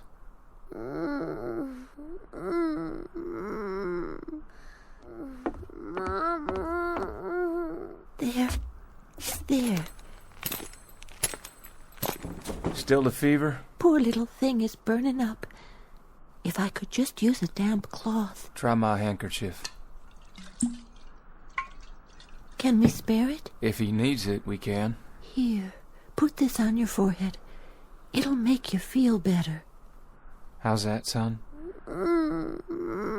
This is the 11th day, Christian. 11 days of fever. He can't go on much longer. Hey, you said that on the 3rd day, and then on the 4th. He'll take more, just as we all will. This is Arizona country. We've got 400 more miles, and we've already traveled almost 2,000. We'll do what we have to do. All of us. How's the boy, Mrs. Horn? About the same. Thank you, Charlie. Figure that Apache country is just due south. That's what you said we were looking out for, ain't it? That's what we've been looking out for. We travel due west, close together and button up tight at night. No fires if we can help it. Bad Indians down there, Chris. That's what we heard. And they travel in big parties, don't they? And we got 5 rifles. 5 rifles, Chris, and a sick child, and 4 wagons, and 7 dead, tired men and women. We was dead tired a week ago, and a month ago, and a month before that. And there were war parties back in Kansas, and we near froze to death in Colorado. And we was out of our minds with thirst last month. And we've kept on going. We've always kept on going. We always... It's this way, Chris. We've been doing a lot of talking and a lot of thinking. And? We figure we ought to turn back. Turn back? That what you all want? Turn back? Chris, we're about at the end of our rope. We're hungry and we're sick. We figured we better do it now, or we're gonna die out here. You turn back and I guarantee it. You turn back and try to go over 1,500 miles of St. Louis again, and you'll leave your bones bleached in one of those deserts between here and there. Or have your scalps taken off. Or you'll freeze to death in a mountain pass. And if you go on, what's going to happen to that beautiful child of yours? Listen, those 1,500 miles are behind us. They're all gone. The heat and the cold and the misery. You can look back at them as things that have happened. Not agonies you're going to have to live with. How do you know there's not going to be more days and weeks and months like it? How can you be so blamed sure? I figure there's only about 400 to 600 miles more to go. 400 to 600 more miles, friends. And then we made it. We can't stop now. Listen, if we stop, we're dead. That's gospel. We're dead. Could be we're dead anyway. Okay, just give me one more week. 1 week. I'll get us through. I promise you. I'll get us through. What about water? We're almost out of water. I'll get water. I'll find some. How, Chris? With a divining rod? I don't know how, but I will. I swear. The year is 1847. The place is the territory of New Mexico. The people are a tiny handful of men and women with a dream. 11 months ago, they started out from Ohio and headed west. Someone told them about a place called California, about a warm sun and a blue sky, about rich land and fresh air. And at this moment, almost a year later, they have seen nothing but cold, heat exhaustion, hunger, and sickness. The men and their families are now one with the animals and the wagons and the landscape, and they stare straight ahead, numb and glassy-eyed. They are dust blobs whose lives have been reduced to a single function, forward motion. The man in the lead wagon is named Christian Horn. He has a dying 8-year-old son and a heartsick wife, once beautiful but now gaunt and drawn in the merciless desert air. Her husband is the only one who has even a fragment of the dream left, Mr. Chris Horn, who's about to go over the rim of a sand dune in search of water, sustenance, and survival, and who, in just a moment, will find himself heading into an uncharted territory known as the Twilight Zone.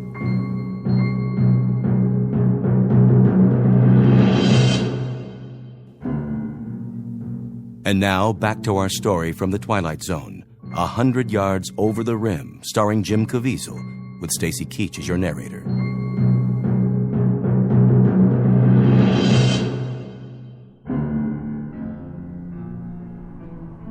A man had best not make promises he can't keep. I give you my word. And food and medicine for your child? We'll have those things. We'll have food and medicine and everything else. If you can just keep going. Just keep going and don't look back. Look out there instead. Look west. We don't even know where that is anymore. Don't make any decisions yet. We can't stay here anyway. Once we're past the trail, we'll be able to rest a couple of days. I'm almost out of water, Chris, and food. I'll go up ahead, over that sand hill. I'll do some checking around. Stay here now, all of you. Martha, give me my rifle. Chris, you might look for a shady spot, a pretty spot where we can. I won't talk about burying our son. Not now. Not while there's life in him. How far you plan on going? Just over the rim there, 100 yards or so. Might find a stream or something. Maybe some game, a rabbit or two. Never can tell. I guess that's true enough, friend. You never can tell. Stay close to wagons and keep them bunched up. Hold on, Charlie, all of you. Just hold on. I'll be right back.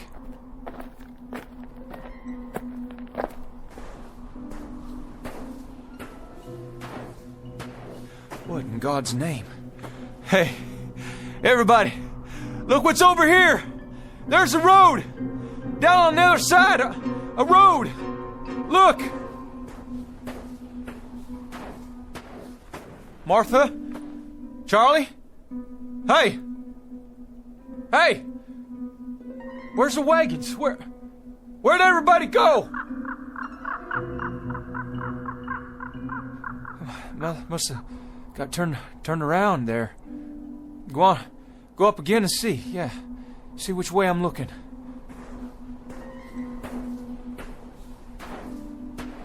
What's going on? What in devil's name is going on here? Road's hard.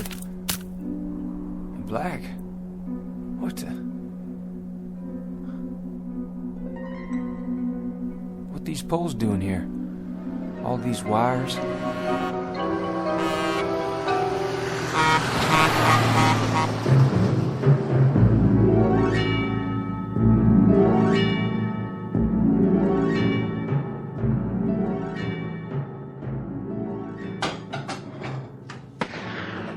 Joe?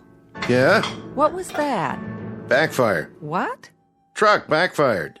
Oh, you sure? I thought I heard a gun go off. Not likely. Might be one of those local boys shooting your sign. Well, if it was, I'll get the sheriff out here, but that didn't sound like any 22 to me. Look, Joe.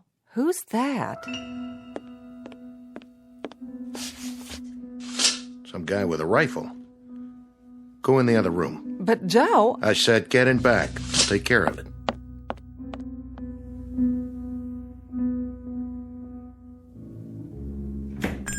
Howdy. Did you see it? Did you see that thing? What thing? That monster. That big animal or monster, whatever it was. It almost hit me. Monster? No, I didn't see anything like that. If there was anything, it never got to here. It must have. It went by me just a mile or so back. You mean... You don't mean the truck? What's a truck? Hey, are you all right? You wouldn't have any water to spare, would you, mister? Any extra, I mean. Water? Sure. Come over here and sit down before you fall down.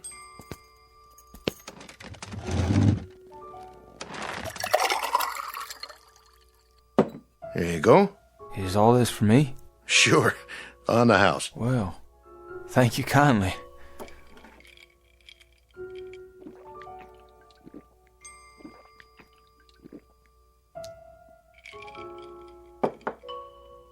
You want some more? You got more? Sure do.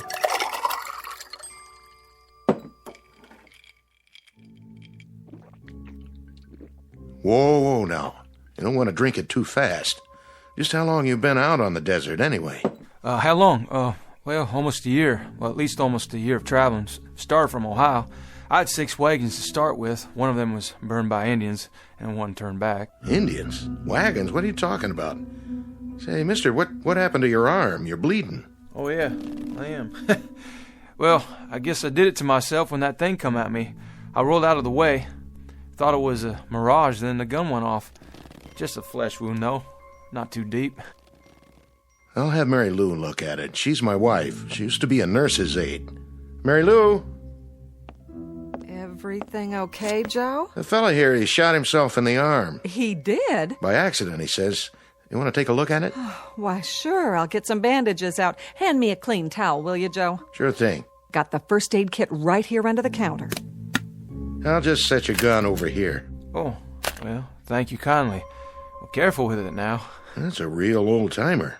Antique piece, isn't it? No, bought it new before we started out, but she's been used a lot, I guess. We're running low on bullets. I don't suppose you've got any ammunition around here? Oh, no. We don't carry anything like that. This isn't a hunting area. What about Indians? South of here's Apache country, isn't it? Why, sure. Well, sure, but there aren't any Indians nowadays. Well, I mean, not hostile Indians. No? Well, not as long as we've been here. Well, how long you been out here? How long? Oh, a couple of years now. Where do you hail from? Well, we used to live in Phoenix. Phoenix? Yeah, Phoenix. Mary Lou's folks are from there. I worked for her old man when we were first married, and then I bought this place here. Restaurant isn't doing so well, but the truckers are starting to come in now with the interstate. Restaurant? You have food? Sure do. Just like the sign says. On the wall there, see it? Right over the register. Joe's Air Flight Cafe and gas station. You don't understand a thing I'm talking about, do you? You've never heard of Phoenix, or registers, or nurses' aides, or trucks, or gas. Hey, mister, where are you from, really? Where'd you come from? Tell me straight out, why don't you? From Ohio. I left the wagons back there, and I walked up the rim to the hill, and I thought I might find some water or something, or some game, and then I saw that stretch of road out there, that black road, and those things, running on it. What things? He means trucks. Hold on. You hear that? You hear that? There's another one. It's all right. It won't stop. Take my word for it. Well, we heard tell it was a dangerous route, but the most direct one. To where? California. They say... No, take it easy, friend. We can talk about all this later. No, I don't have much time. I promised him I'd be right back. There you go. Your arm's all cleaned up with a bandage on it. I even made you a sling, see? Oh, much obliged. Just try to keep it clean now. I'll give you a roll of gauze and some tape. You're a nurse? Are you the doctor? Me? I just sling hash and pump gas. Take 2 of these. Drink a little water to get them down. What are they? They're antibiotic tablets. They ought to keep away any infection. Where do you get this? Well, at the drugstore. Of course, you're supposed to have a prescription, but these won't do you any harm. How do you feel? Could I?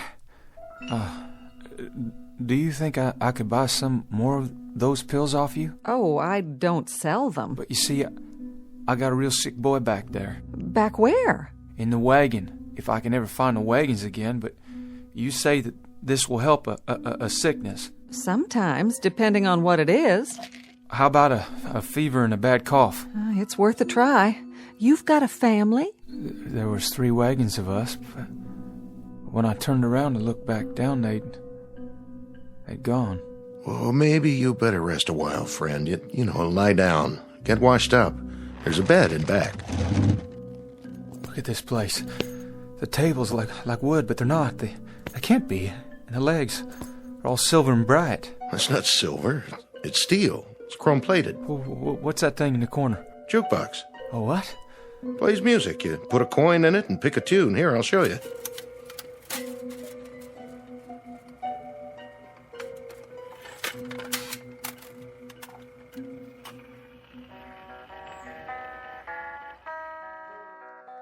Hey, where's that coming from? From inside. Didn't you ever see one of these before? You got a man inside?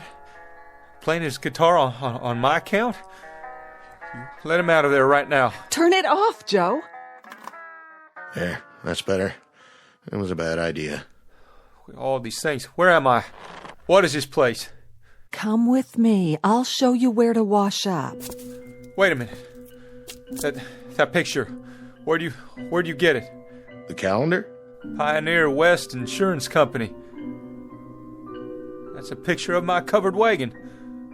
Look just like my wagon. Oh, well, that's just an old lithograph. The date. That can't be right. It says April. But the year's all wrong. This is the year of our Lord, 1847. But this calendar says it's not even the same century. Oh, my dear God. How could that be? Easy now. What's going on here? Who are you people? Where am I?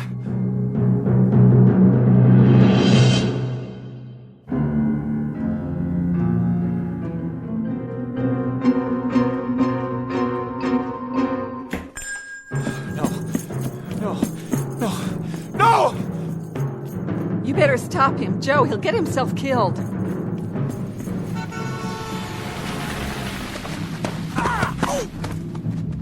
Come on now, fella. Come inside. Please. Somebody tell me where I am.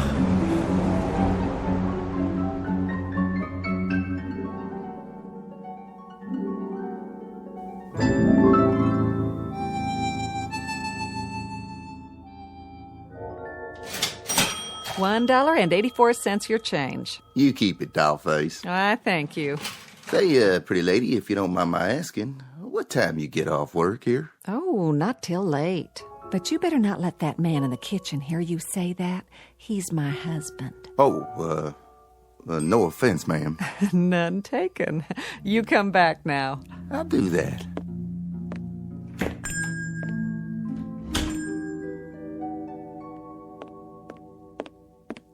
Doctor still in back? He is. Been a while now. I made a club sandwich for the fella. You think you want some soup, too? Well, you better ask Doc first.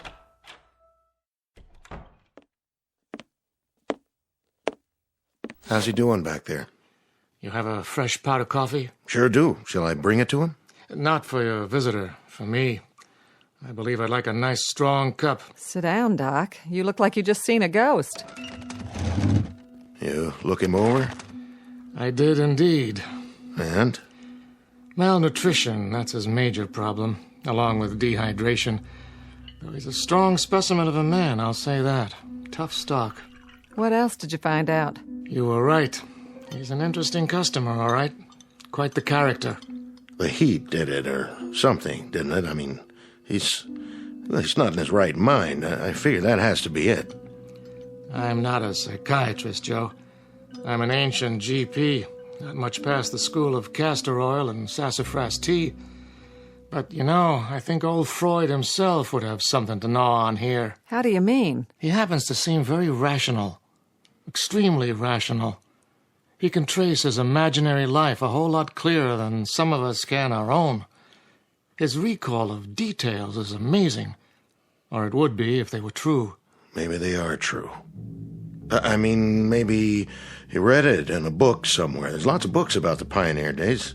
I even know a lot about my people, how they came out here. And one other thing. A little parenthetical aside, let's call it.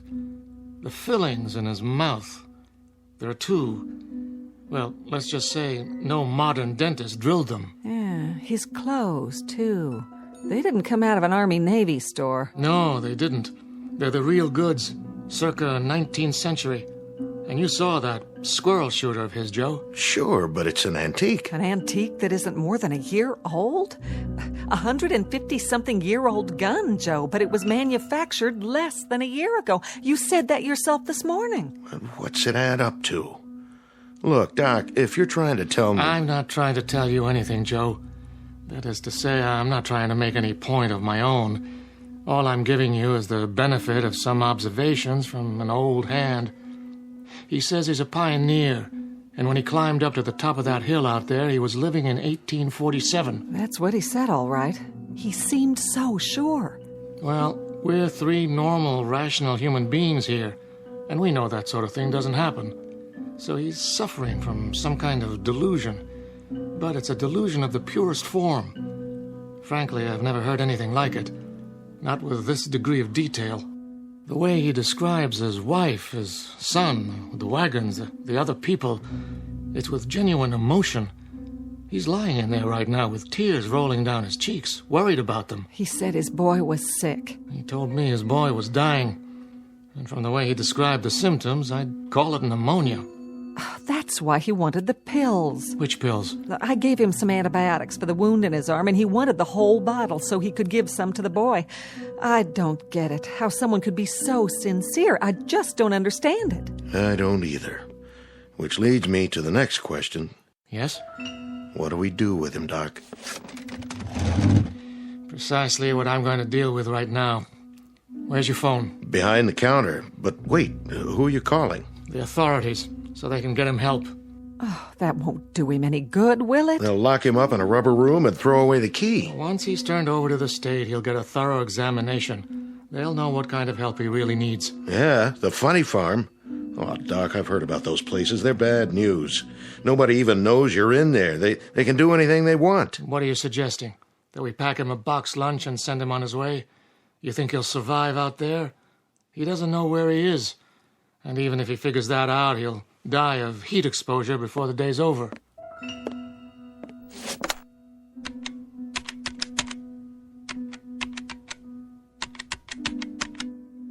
I want the sheriff's office, please. Oh, it just doesn't seem right. Yes, is the sheriff there? Oh, in his car? Well, that's even better. Can you radio him to get over to Joe's Diner as fast as he can? We've got a man here who needs looking after. No, not violent, but he should get here real fast anyway. Yeah. Thanks. Oh, Joe, I hope we're doing the right thing. So do I. Well, at least he's calm now. As calm as any man would be if he suddenly woke up and thought he was past his time. That's enough, Doc. Well, hello, Mr. Horn. This book, it was in my bedroom. Well, that's the encyclopedia. I was looking through it. I found something. What? Well, this here. Horn Christian Jr., M.D., famous for his early work in childhood diseases, pioneer in vaccine research. Born 1839, died 1914. Well, that was my son. That's Chris Jr. So I guess I'm either crazy or the world is turned upside down. But I think I got put here for a reason. Oh, you did. I just know it. For an important reason. What are you doing? You've been gracious and kind, and I appreciate it. But I gotta get back. I'll just get my gun now. Horn, we want to help you. But help means rest and medical attention. I can't let you leave like this. Come on, son. Come over here and sit down. I've called for the authorities. The authorities? Well, listen, I don't know who they might be, but I've got no time to wait and find out. Horn, please. Hey, don't go trying to stop me now. I know my purpose. I'm going to finish it. Well, my life don't add up to much. Listen to us. Please, Mr. Horn. You take your hands off my gun, mister. You okay, Mary Lou? Oh, I'm fine. The gun just went off when he took it. And blew out my plate glass window. Horn! Horn, come back!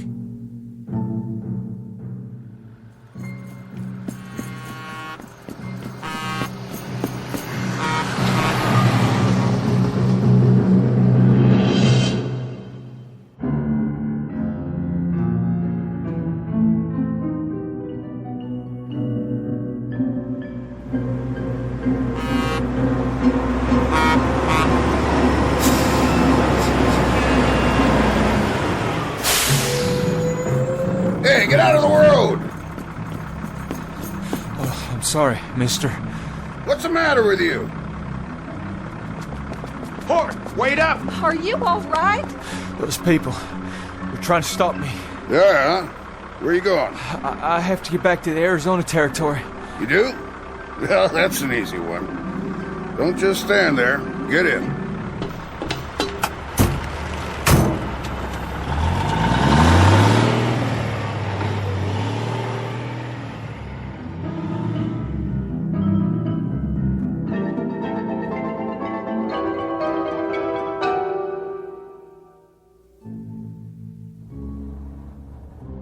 In the belly of the beast. How's that?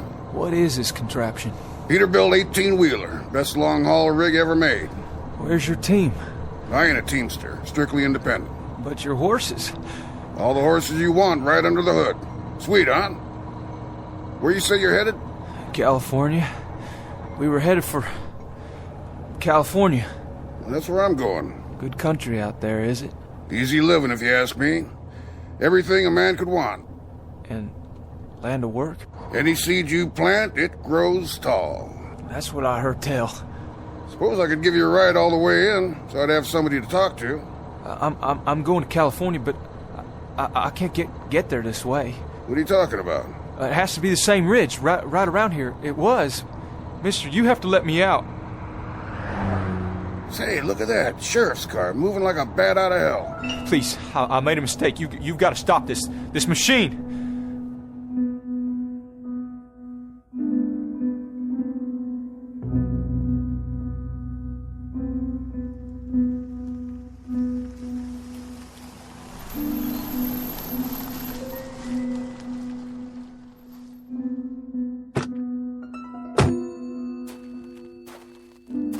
Hello, Doc. What's this emergency you got? Not exactly an emergency, Sheriff, but since I called, it might have turned into one. Sheriff, you gotta stop him. That's right. He won't make it out there. Hold on now. What you trying to tell me? Mr. Horn, Sheriff. Horn, is it? He's the man I examined. It's a long story, a pretty strange one. The point is, now he's run off. Well, where? He headed for the ridge, where he came from. So, he came in out of the desert? And now he's going back, about a mile up the road. Well, don't worry. I'll find him.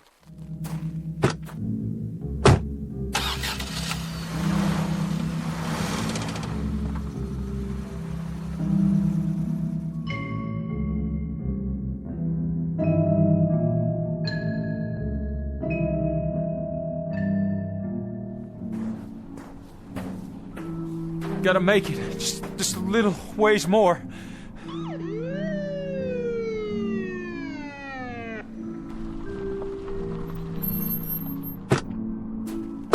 You there!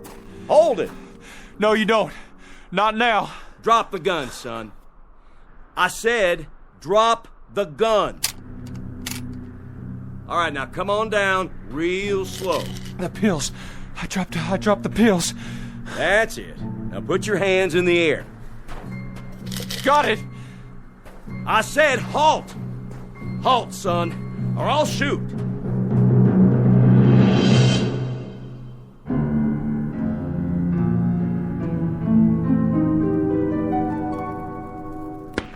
What was that?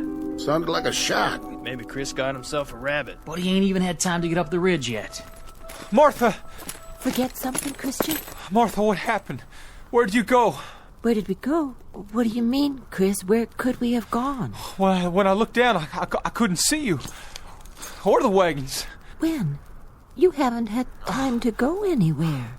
Martha, I don't understand what you're saying, but I'm truly glad to see you. All this time. All what time? So much happened. First I fell and, well, somehow I shot myself and... It doesn't matter. I have so much to tell you. But how could you? Chris, honey, you just left a second ago. What did you forget? Forget? And what's that in your hand? Oh, that's a medicine. Medicine? Where did you get it? Never mind. Oh, Lord. Give him some water. Give him 2 of these. I think it may save his life, Martha. I see. As you say, then. Chris? Charlie. Short trip. Was it? Nothing much on the other side, I guess. You'd be surprised, Charlie. You'd be mighty surprised. There was a whole lot to be seen at that rim. A whole new land. And you know something else, Charlie? Us. People like us. We're the ones responsible. That's the truth. People like us. What's Horn talking about? Listen, he's saying something. He wouldn't talk like that unless it was important. There'll be a highway. And machines. And a whole new land. And we're the ones who began it. What are you saying, Chris? Where'd you see all that? Up on the rim. It was all laid out before me like the New Jerusalem. Wide, hard roads, all black, with no holes in them. And machines and... I gotta see for myself. Me too. Let's go. Up the ridge, he says.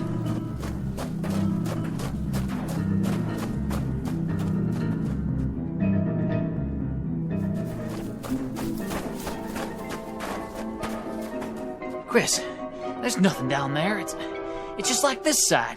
Sand and desert and miles of nothing. Oh, but there will be, Charlie, there will be. Just you wait. It may not happen in our lifetimes, but it's coming. It'll be here, all of it. Sooner than you think. If you can hold on to what I'm telling you and keep the faith.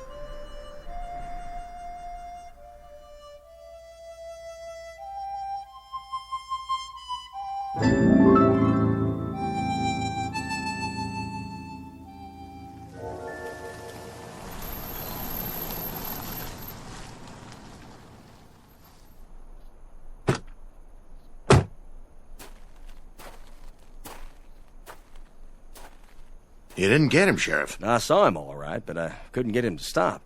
Fired a warning shot, but I didn't scare him none. Look, I wouldn't worry, Joe. He can't get very far. Don't worry, we'll find him. Thanks, Sheriff. You say he had a gun? That's right, a rifle. This it? It can't be. That one's all rusty, like it's ready to fall apart. That's what I thought. He couldn't have done any damage with it. Look at it close, Joe. It is his rifle, but it's changed. It's just as if it had been lying in the desert for 100 years. What's it mean? Who was he? Where did he really come from? I think he went back to wherever he did come from. But to where, Joe? Back to where he should be. Back to where he can make certain that the things it said in that book can happen.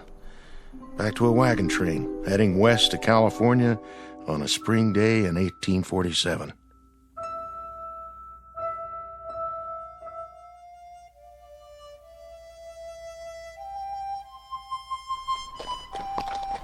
Giddy up, boys.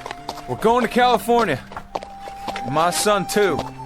He's got a whole lot to accomplish out there. A whole lot.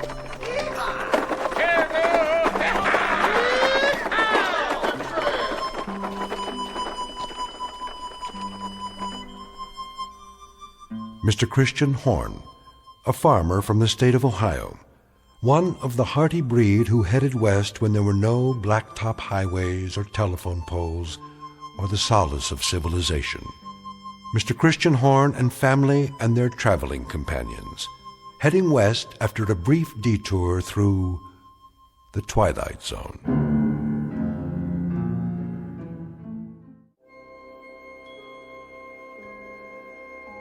Hi, this is Carl Amari, producer of the Twilight Zone radio dramas. I'd like to take a moment to tell you about our official website at twilightzoneradio.com, where you'll get the latest news and information on these Twilight Zone radio dramas. Plus, at twilightzoneradio.com, you can digitally download 3 free episodes or any of our episodes for only $1.95 each. In this age of ever-changing technology, we've decided to make these episodes instantly available to you by making the Twilight Zone radio dramas a digital download-only series. This means that this series will no longer be offered on CD. The CD collections at our website are now being offered while supplies last at buy one, get one free. So be sure to get your favorites before they're sold out. Be sure to visit us often, and I'll see you in the zone.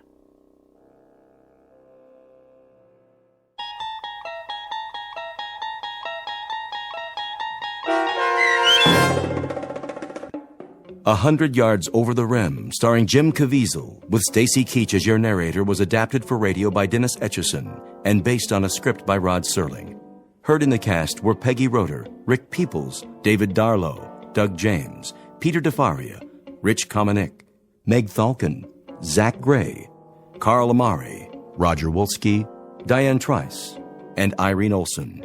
To learn more about the Twilight Zone radio dramas and to obtain audio cassettes and CDs of these programs, visit our website at twilightzoneradio.com. This copyrighted radio series is produced and directed by Carl Amari and Roger Wolski for Falcon Picture Group. Doug James speaking.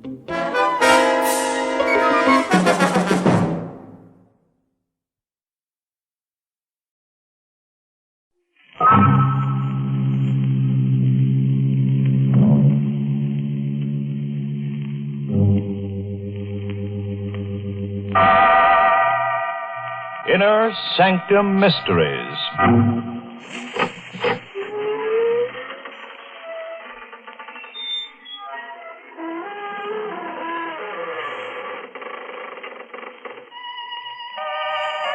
Good evening, friends. This is your host to welcome you through the creaking door into the inner sanctum. Come in. Say, how about joining our Shriek of the Month Club? We're offering free a shroud-bound copy of Die Alone and Like It. It's about an unsuccessful authoress who dies of marital illness. Yes, her husband got sick of her. However, he was thoughtful enough to bury his novelist wife in the basement. And now, at last, she's in the bestseller class. And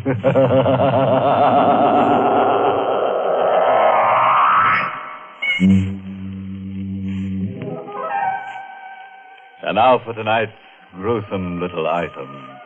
Oh, you better not disturb that fellow in the corner. He's our ghost of honor tonight. Poor guy.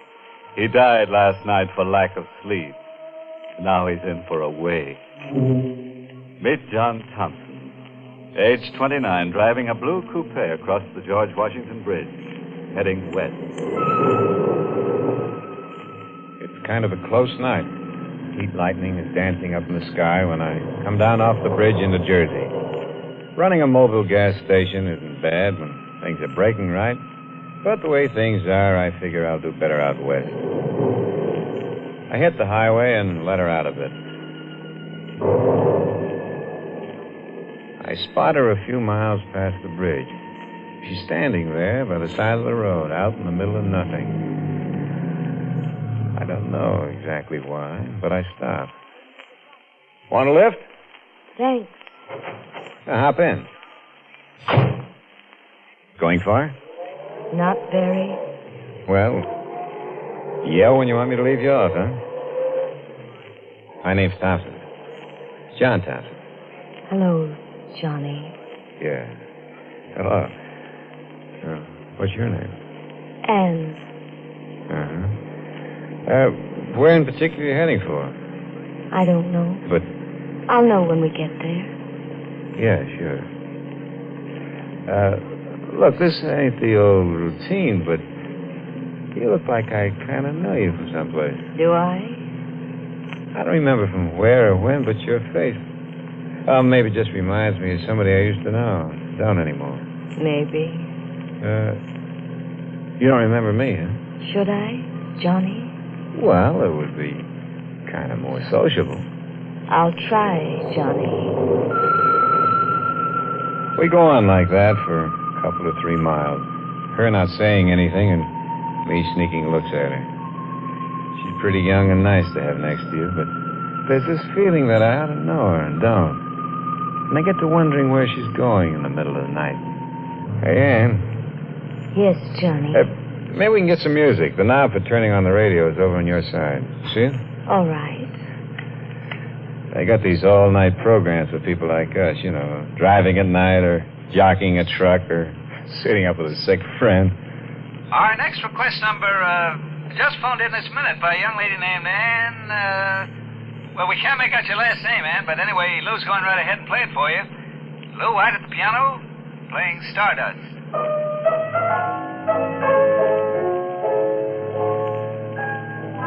He plays a nice piano, huh? Very nice.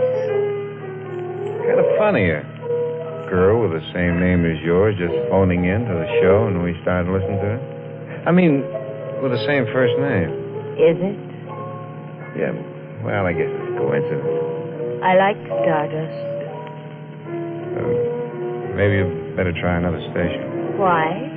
I like Stardust. Yeah, but get another station. I'm happy with this one. Get another station or turn the set off. I don't care which. Do what I'm telling you. Why? Don't ask me why. I can't take that music. It bothers me. Now, will you please? No. I said, will you please turn it off? No. Look, it's my car. It's my radio. I want you to... Oh, never mind. I'll turn it off myself. You better watch the road. You might have an accident. I'll turn it off myself. And I'll let go of my hand. No, I don't want you to turn it off. Let go. I got to keep my other hand on the wheel. I won't let go. I want you to listen to Stardust. I like it. But I don't. I'm warning you. Very pretty. All right. This is what you wanted. Just choke me, please. I told you to turn it off. You've let go of the wheel. You wouldn't listen to me. No. No, it's too late. Ann!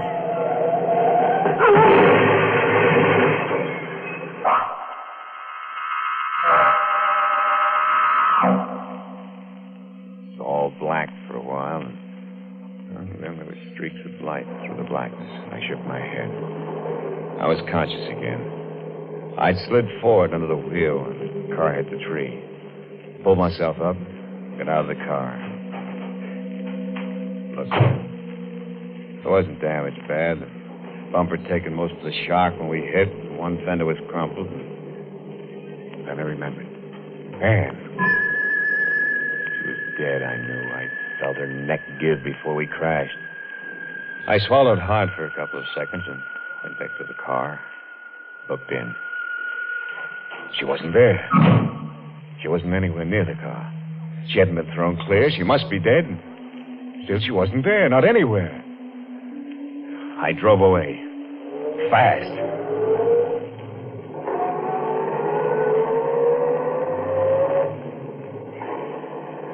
My head don't feel so good, but I stop thinking as I go through the night. I do puzzles and arithmetic.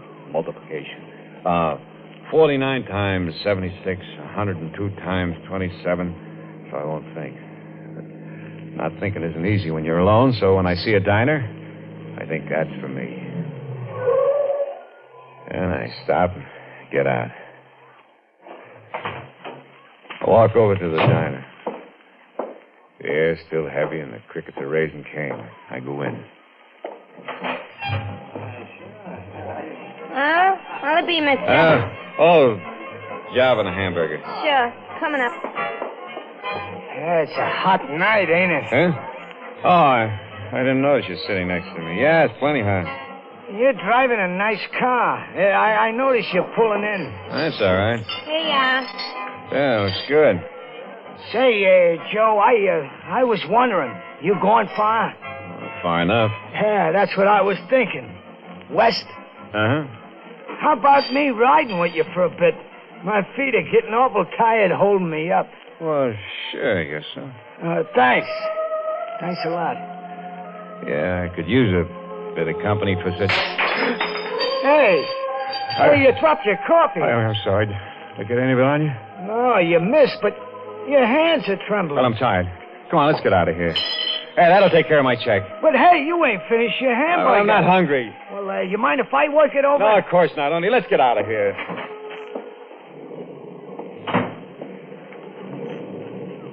Sure is a dark night, huh? Hurry up, will you?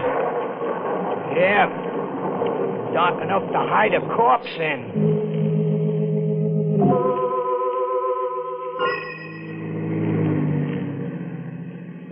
What did you mean back there by dark enough to hide a corpse in?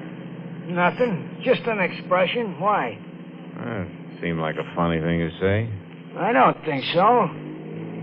Hey, you better slow down. We're going through a town. It's deserted this hour of night. No, it ain't. Look at that, down near the corner. Huh? Where? You seen her, huh? Standing under that lamppost. Pretty as a picture, ain't she? Hey, slow down, will you? Maybe she wants a lift. You're crazy. Well, look, she's giving us the thumb.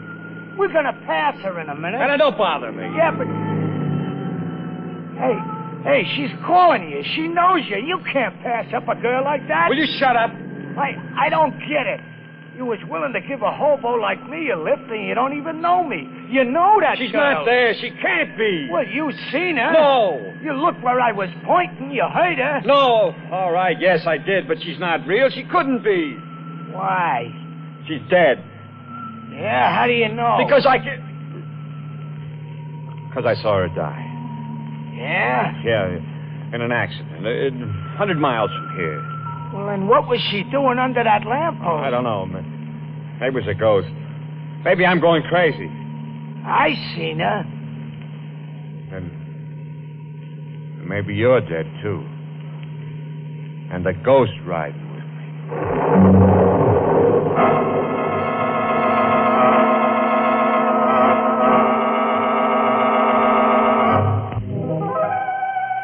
Well, look at you.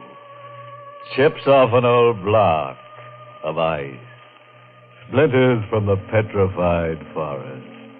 Or are you always that way? Oh, you're not really frightened. Just pretending, huh? Well, then suppose you climb down off that chandelier and listen to the rest of the story about John Thompson, who took a girl for a boogie ride. John and the bum he'd picked up rode on for a while in silence. Night was closer and heavier, and John was tired. Hey, watch it, will you? Oh, Oh, sorry. I closed my eyes for a second. Well, you better keep them open. It's healthier. Yeah. I'm kind of pooped. It's been a long night. That chatter about ghosts, Yeah? how come? Oh, I was kidding. You were, huh? It wouldn't be because... How would you like to get out? I'd like it fine. I get nervous riding with a guy who turns green when you mention corpses. Hey, watch that bridge! Hey, you nearly dunked us in that stream. I can't keep my eyes open. What if I washed my face? Bathe my eyes with cold water? Yeah, that's an idea. You can stay in the car. I'll only be a couple of seconds. No, I'll go along. I could use a drink. Yeah, water. Looks good. Dark, peaceful. You know, you could sleep in water like that. Yeah, sure, but you wouldn't wake up. Go on, wash. Huh? Oh, yeah. It's swell. Sure. Cold. It's good. Uh-huh. Good for what ails you. But what does ail you, mister? Nothing. I'm tired, that's all. Getting sleepy. I'm better now. Okay. Well, let's get back to the car. I'm walking the rest of the way. What? Yeah. But I want to get there. There's nothing wrong with my driving. I didn't say there was, mister. But are you sure there ain't something wrong with you? All right. Walk. I don't need anybody to ride with. No, mister. You already got somebody or something riding with you.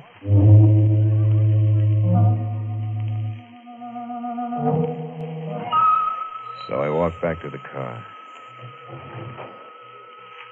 Get in. I don't pay no attention, the old bum said. Nothing wrong with me. Nothing. Start the car and drive off. Down the highway into the darkness. It's a long night. Maybe the longest night I ever lived.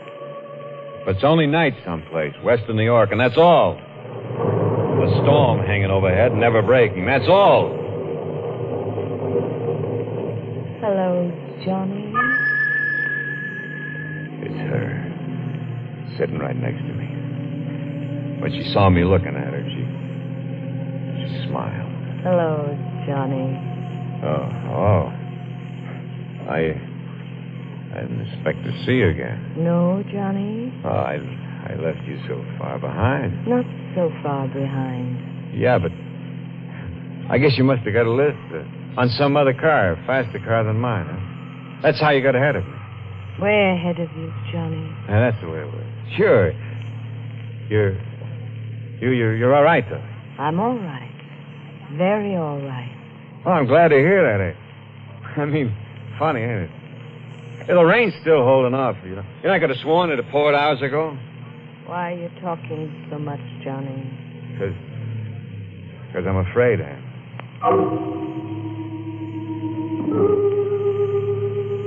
When will we get there, Johnny? Get where? Where you're going? I don't know. Why? 'Cause I'm going there with you. Oh. Yeah? What? Nothing. Back again. That song's back again. I don't have to take it. I can't take it. She oughtn't to sing that song. I told her I didn't like it. I'm not going to tell her again. It won't do any good. This time I'm going to play it smart and sure. She's looking straight ahead, watching the road slide under the headlights. So I choked the car. Hey! What is it, Johnny? Motor. There's be something wrong. Oh, Yeah, I better get out and see. I'll wait here. Sure. Get the hood up. Mm-hmm. Ann? Yes? Yeah, I can fix it, but will you bring me the wrench? Where is it? In the dashboard compartment.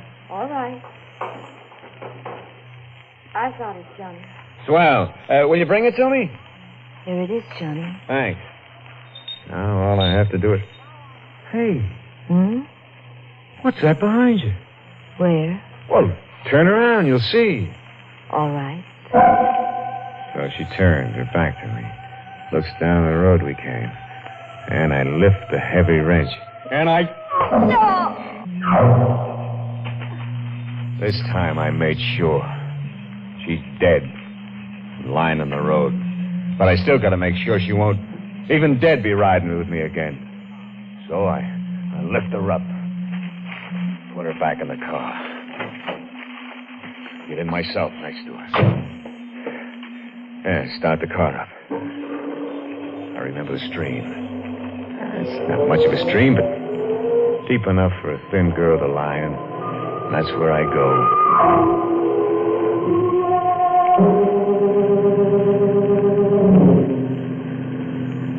It don't take long to get back to the stream and the bridge over, which is where I stop. Nobody around. Only the darkness and the water flowing underneath, where Ann is going to lie. But before I let her go, I dig out my tools. Tire iron, wrenches, a jack, heavy stuff. Tie them to her, so she'll lie quiet under the water. When I get done. She's heavy now. Heavier than she ever was before. But I lift her over the rail and hold her for a second in my arms, and then I let her go. She drops quick and not awful loud into the water. Drops to the bottom of the stream, where maybe it'll be soft and cool for her. And well, I gotta get away from here fast. Fast!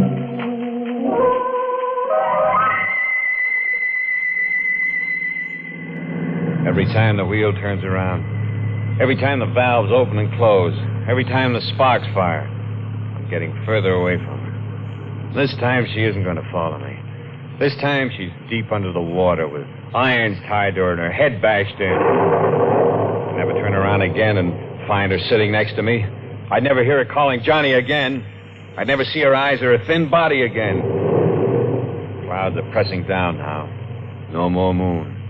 Thunder's purring closer like a big cat. I don't care. I'm through with her forever now. I'm so happy I could sing.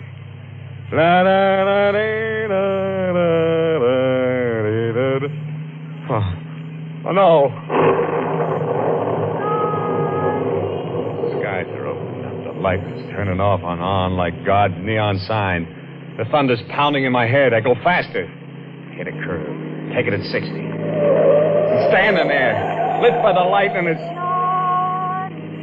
Gas pedals down to the floor. The motor's roaring like 100 horses screaming. We're pulling up the hill with rain slanting against the window pane like a million fingers tapping on my brain. The top of the hill swept by the wind, her wet dress plastered against her body. I can't take it. I can't take it much more. The car's sliding down the wet road like death on butter, and she's there all the time now. Running with the car, face plastered against the closed window next to my seat. Johnny. Ann, you're dead. Am I, Johnny? You're dead. I killed you. Don't you remember? No, Johnny. Back there, I hit you. I dropped you into the water. I hit you. You're dead. Am I, Johnny? No, not now, Ann. Please, please. Aren't you tired, Johnny? Tired of running away? Isn't the road too long? The road away from me? Go away. Go away, Ann. No. You want to drive me mad? No, Johnny. Then what do you want? Just to go with you to the end of your road. But where's that? Why, maybe here. Maybe right here. In this town, Johnny. In this town. Yeah. It's a town. Small place, and I'm riding through it. The storm dying out. Dying out. Yeah, and the air's clear now, fresh after the storm. Ann? No, she's gone. Now, the thing is, where? Oh, right up ahead.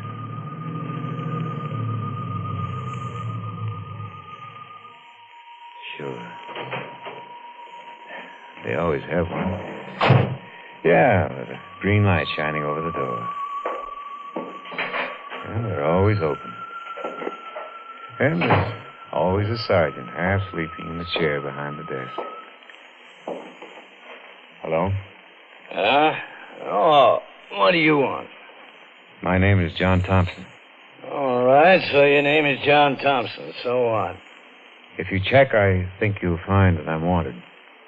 Wanted? For what? For the murder of my wife, Ann Thompson. Huh? Hey, don't move. I got you covered. I killed her in our apartment in New York City. Come on. Stick your hands out. When I killed her, the radio was on. They were playing Starter.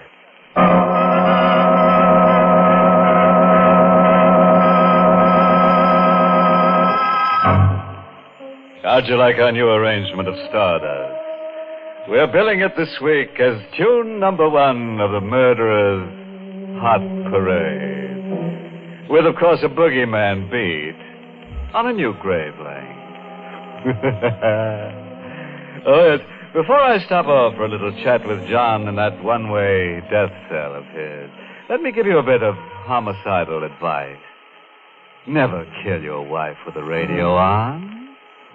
Tune in later.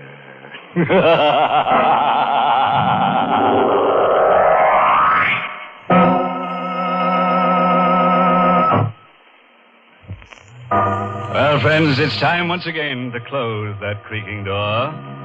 Until next week at the same time, when we'll be back with a little hunk of horror. You'll be sure to listen, won't you? Until next week, then. Good night. Pleasant dreams.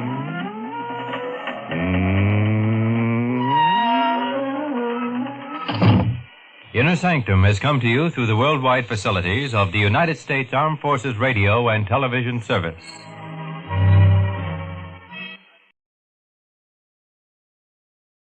Tired from a strenuous weekend?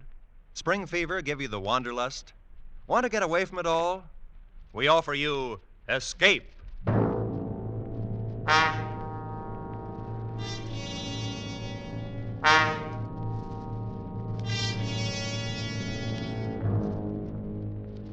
You are hanging by your fingertips on the sheer face of an ice cliff, suspended 1,000 feet above instant death, with your strength running out, and with no chance for escape.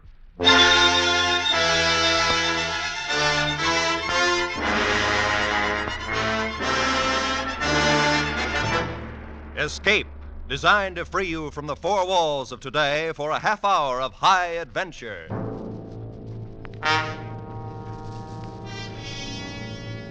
Tonight, we escape to the cold loneliness of a glacier high in the Swiss Alps, and to a man who learned much about death, as told in C.E. Montague's grim story, Action.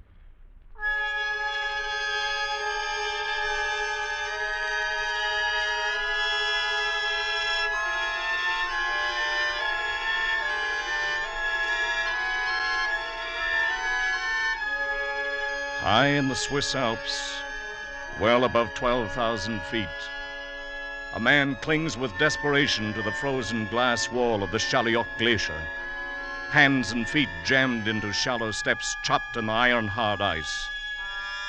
A cold wind drives a spray of dusty sleet along the overhanging wall, and the sun has fallen away among the crags to the west. Darkness lies 1 hour ahead.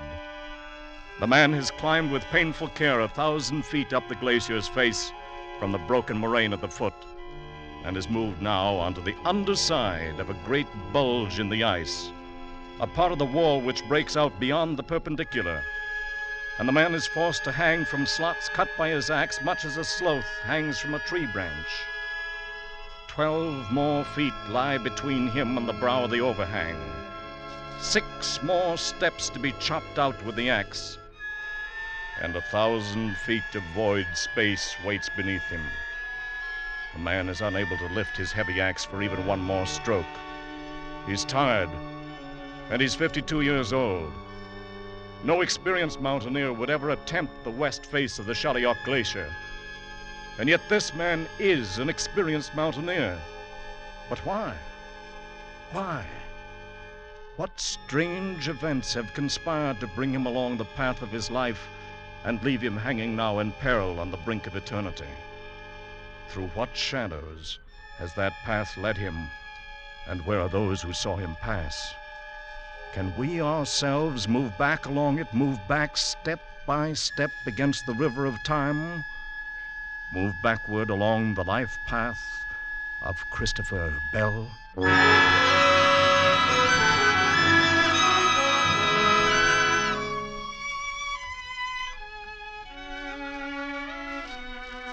My name is Jean Valjour, and I am a guide for all the mountain trails on the Weisshorn and the Chalihorn. I talked with Mr. Bell this morning as he was leaving the village, though, of course, at the time I did not know that was his name. The season is over, you understand. Winter will come in another week or two, and most all the visitors are gone. So you see, I was very surprised to hear a stranger call out to me in English. Hello there. Bonjour, monsieur. Good morning, sir. Good morning. Well, I'm glad to see there's at least one other early riser in the village besides myself. Only a few people are left in the village, sir. It is the end of summer. The end of summer. How well I know it. Oh, by the way, which of these paths takes me to the foot of the Chaliach? The one on the left. But you will find no climbing there, sir. One arrives very soon at the glacier and can go no farther. Except, of course, to climb up it? The glacier?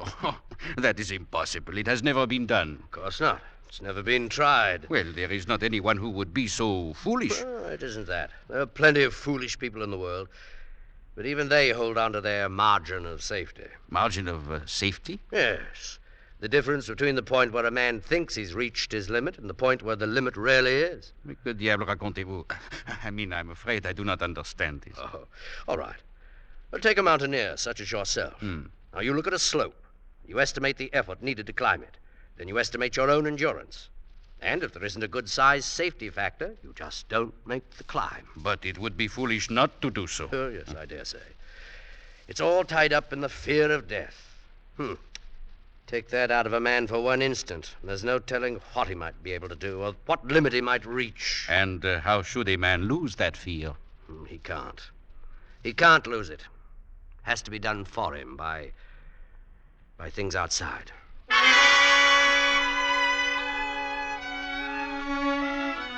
He turned and left me then, this Mr. Bell. Walked up the path toward the glacier. That was early this morning, and I did not see him again. His talk with me made no sense, and I could not understand what he meant to do or why he was going to do it. I remember thinking, what a strange man. But I know really nothing more about him. I believe he arrived in the village only last night and took a room in the Zinal Inn.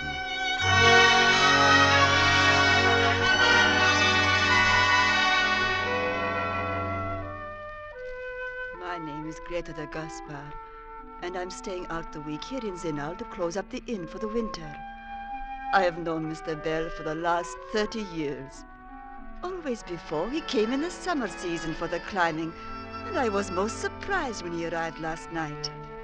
I opened one of the rooms and found something for him to eat, and then later we sat and talked in front of the fire in a big empty lounge. This is very good coffee, Madame Gaspar. Oh, thank you, Mr. Bell. Had you let me know, I would have had everything ready for you, just like all the other times. Like all other times, eh? But this one's a little different, Madame Gaspar. You might call it a special visit. It is all so different now from the old days. Then it was you and your madame would come here, and it was Gaspar and I. And the summer seemed to last forever. I thought everything would be forever when she was alive. Now I'm really alone in the world. As I am. And it is not good to be alone. It gives one little reason for living and makes one no longer afraid of dying. Yes, but there are stronger reasons for that than just being alone. Mr. Bell, you look so strange. Is there something troubling you? Why, no. Not now. Oh, there may have been, but not now. Well, I shall be leaving quite early in the morning for a climb, so I think I'll go on to bed. Good night, Madame Gaspar. Mr. Gaspar left the inn this morning before I wakened, and I have not seen him again. I have never known him to act so strange before. I have no idea what the reason is, or what he may be planning to do. But I'm sure something is troubling him. Perhaps it may be something connected with his business back in London.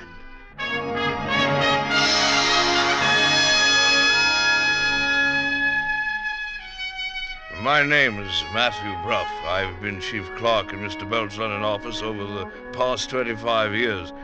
I've always found him to be a considerate and dependable employer. I've never noticed anything you might call unusual about him until one day about 3 weeks ago. Mr. Bell entered the establishment a bit late, as I recall, and passed immediately into his own office without acknowledging my customary greeting. A little while afterward, he sent for me. Well, Matthew, where do we go from here? I can't say that I follow you, Mr. Bell. Well, I mean, the company's on a steady footing, so if we use our heads at all, we don't stand much chance of losing anything. Our position is quite secure. On the other hand, we can't expect to do any more growing. We're through expanding. From now on, it's just a matter of operation. A most enviable condition, sir. Is it? There's nothing more to look forward to, nothing more to work for. So, as I said, where do we go from here? Matthew, I'm putting you in charge of the business, turning it over to you, effective this week. Mr. Bell, you can't possibly mean that. Oh, yes. I've just decided. But what are you going to do? I'm taking a trip. I'm going to Switzerland. Climb a mountain. Oh? Oh, well, then at least it's only temporary, just for whatever time you're gone. That's right. Yes, for whatever time I'm gone.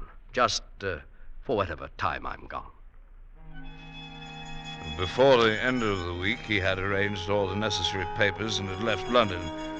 I haven't heard a word from him since, though I presume he's somewhere in Switzerland. Actually, however, I haven't the faintest idea where Mr. Bell may be right at this moment.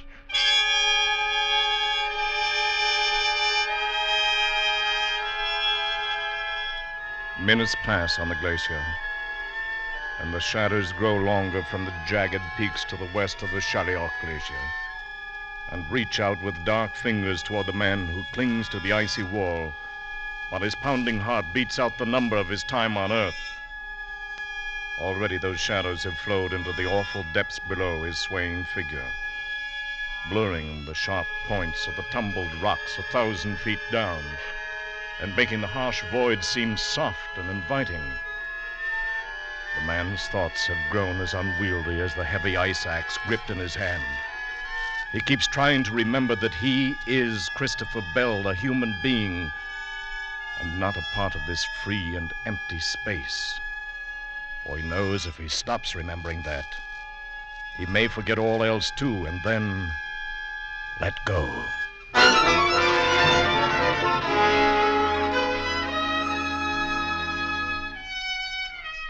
There's been no reason for trying to locate Mr. Bell, since nothing of any importance has occurred during these 3 weeks. I'm sure he's quite all right. Only, one thing still puzzles me a bit. The remarkable change in him on that morning 3 weeks ago. I never heard him talk like that before. And whatever the reason for it, I'm quite sure it was something that happened that morning before he came to the office.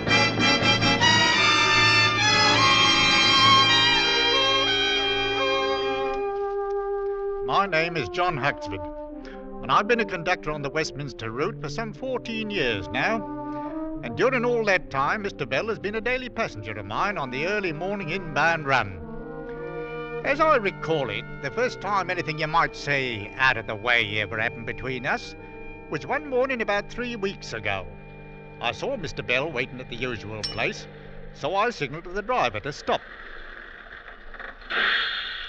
Oh, good morning, Mr. Bell. Good morning. I'll be right there. Here now, let me come down and help you, sir. I'll make it. If you just take my arm, Mr. Huxford. My arm, please. But I have taken your arm, Mr. Bell. Oh, yes, of course. I'm sorry. Up we go now. There you are, sir. Thank you. I had a bit of a shock this morning. I'm all right now. Well, if it's all right now, that's fine, I say. Now take hold of the strap there now. Oh, yes, of course. Oh, let me see. I have the fare here somewhere. Oh, yes, here you are. Thank you, sir. And thank you.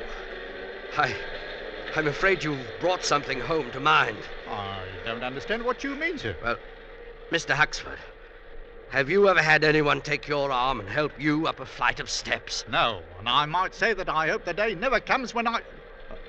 well, I'm sorry, sir. Not at all. Thank you, Mr. Huxford. Thank you very much. I don't rightly know what was wrong with him, though it's certain that something was. I haven't seen him for nearly 3 weeks now.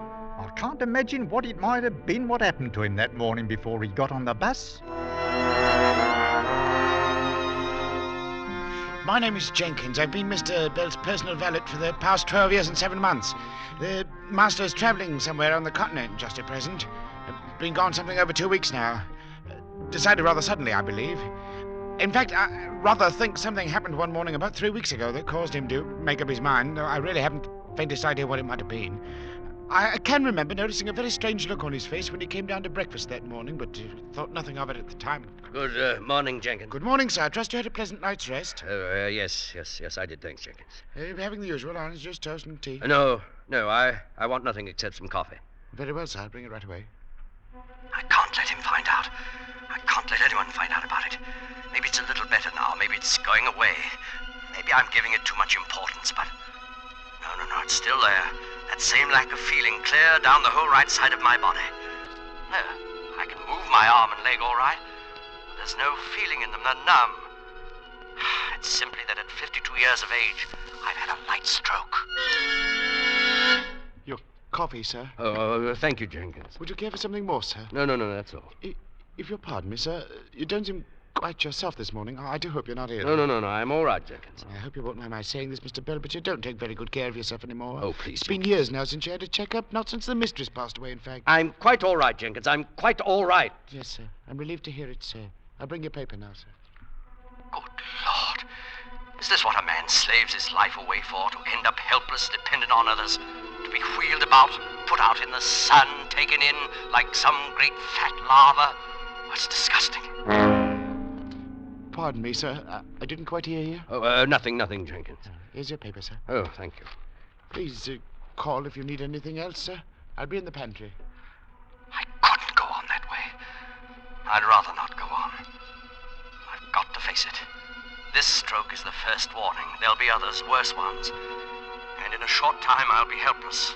There must be some way out. Not suicide, but some way.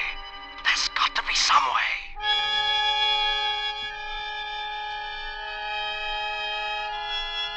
The icy wall hardens into cold, vitreous steel as the dusk-born shadows chill its surface.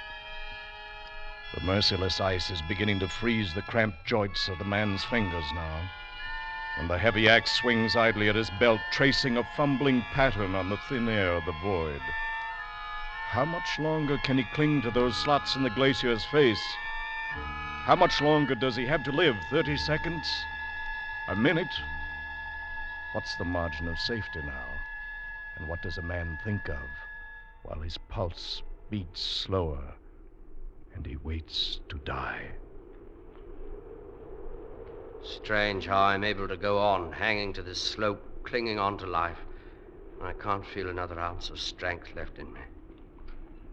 Strange, too, how it seems I could stay here forever, becoming part of the glacier itself, looking down at the rocks below and out across the peaks and the ice. I was right. Dying isn't so bad, really. Not when it's like this. Rather pleasant, in fact. It looks so soft down there, the shadows and the snow, and the wind. Perhaps I could let go, float out on the wind like an eagle, or be blown along by it like drifting snow.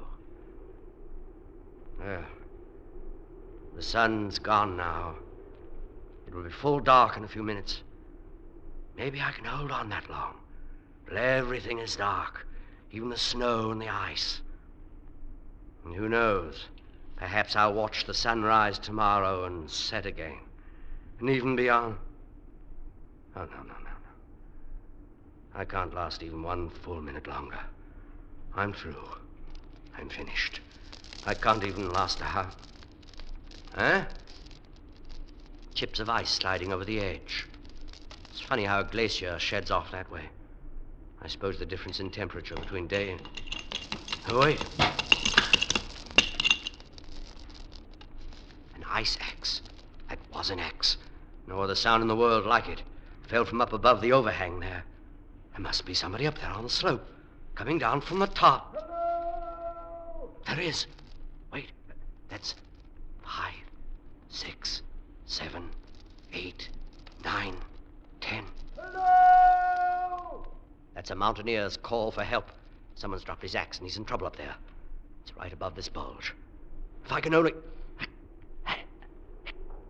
No, my throat. My throat's too dry. Well, 6 more steps to cut to reach the edge there. All right. 6 more steps. I was done in. I was finished. And now... Now... 5 more steps.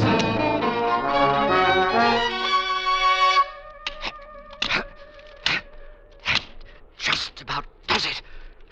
The last step. Kid, cut the rope and let me go. There's no use of us. Good Lord, it's a woman, and there's a man upon the slope. Hold on up there. What? I'll be with you in a minute. Kid, somebody's coming. There's someone down here. Over the edge. Take it easy there. Everything's going to be all right. Oh, thank heaven. I don't know where you came from, but thank heaven you're here. Yeah, easy now. Let's get a step out for your feet. I'm just below the overhang there. I heard the fellow up above call out. He's got quite a voice on him. It's my husband. Please hurry. Easy now. Step out here in a second. You can put your feet on it. You get your breath. Then we'll tackle the slope. All right. Here now. I'll scrape this ice away. Easy now. There. Oh, that's better, isn't it? Oh, yes. Oh, you're all right now. Just lean there. When you feel like it, we'll go on up. Oh, my name is Christopher Bell, by the way. I'm Anna Gerlin. How'd you do? Thank you. I thought we were done. I was cutting steps down ahead on the slope, and I slipped and dropped my axe. The rope held me, but neither of us dared to move. Oh, yes. Well, you're all right now. As soon as you rest up a minute, we'll cut some more steps back up the slope. You shouldn't have started down this way. You've never been able to pass that bulge. Yes, I can see that now. Of course, it's harder to tell when you're moving down the slope. Yes, I suppose it is. You were coming up the slope, weren't you? Yes, I came up from the foot. Alone and without a rope. And you deliberately climb onto the underside of an overhanging wall. Well, let's just say we're both foolhardy. Is that what you call it? If you've got your breath back now, suppose we start up the slope. Oh, here. I'd like to take my axe and cut the first step. You'd trust me with it? After I dropped my own? Oh, anybody could make a mistake like that, dropping an axe or climbing up under an overhang.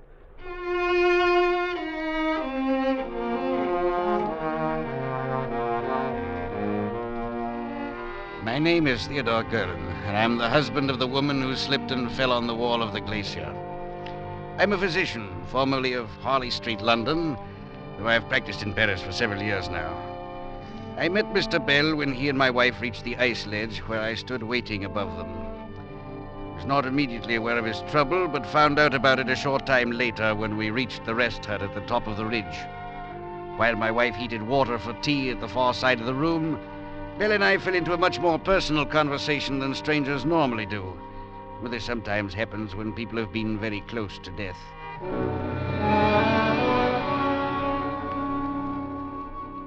At any rate, Dr. Gerlin, well, you can see how it is. The life of an invalid doesn't seem very appealing to Tell me something, Mr. Bell. Huh? I gather you were pretty well done in when I called out there on the glacier. You couldn't lift a hand. Then how do you account for being able to chop 6 steps into that ice in a matter of some 5 minutes? I don't know exactly. I was through. I couldn't have lasted 30 seconds more. But when I realized someone was in danger, I don't know, I forgot about it. And this numbness, this lack of feeling in your right side, it didn't bother you? No, I didn't notice. It isn't quite so bad now, as a matter of fact. And there's your answer, Mr. Bell. I don't believe I follow you. Action. When you were in action, working because you had a reason, living because you had to, because somebody was depending on you, then you were all right. Everything was back in its place again. Oh, perhaps, but a man can't spend all his time climbing up a mountain to save someone's life. Oh, I don't mean physical action, movement. Call it incentive, if you like. Maybe that's a better way to put it. Incentive, eh? That's right. It's the one top pressure that keeps life moving and growing. And it's what you need. Well, it's an interesting theory, Doctor. Yeah, but it's only a theory, eh? I'll have the tea ready in a moment. Is anybody interested? I am, my dear. Lucky we brought it. If no one minds, I believe I'll have a turn outside while we're waiting. Of course not. Only be careful out there in the dark. The ridge breaks off pretty sharply here. Oh, yes, I'll be careful. Oh, Dr. Gerland. Yes? If things were turned around, I wonder if it would be any more than just a theory to you.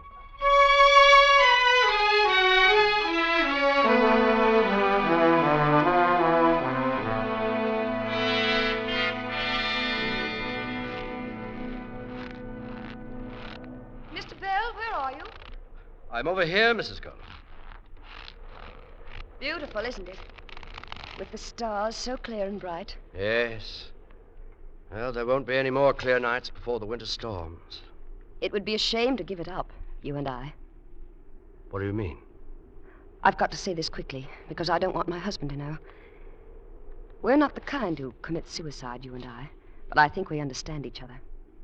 Well, you'll have to say more than that.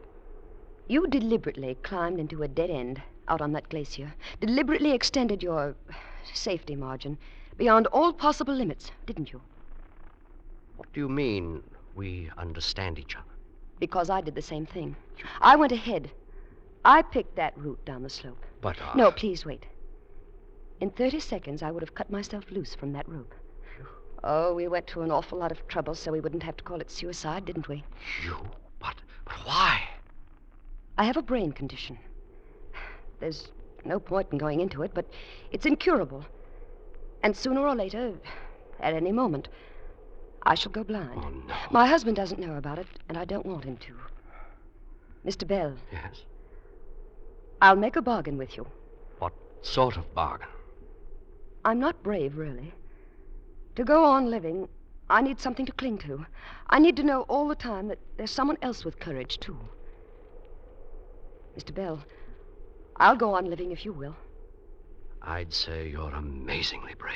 If I were, I could do it alone, without having to make myself dependent on you and your courage. Well, that sort of thing could work both ways. I wouldn't dare let you down. Nor could I you. Do you want to make the bargain? Shall we go on living, Mr. Bell? As I said before, I am Dr. Theodore Gerland, and I met Mr. Bell some 3 hours ago on the Shalioch Glacier. At the moment, he's outside the hut a few yards away talking to my wife.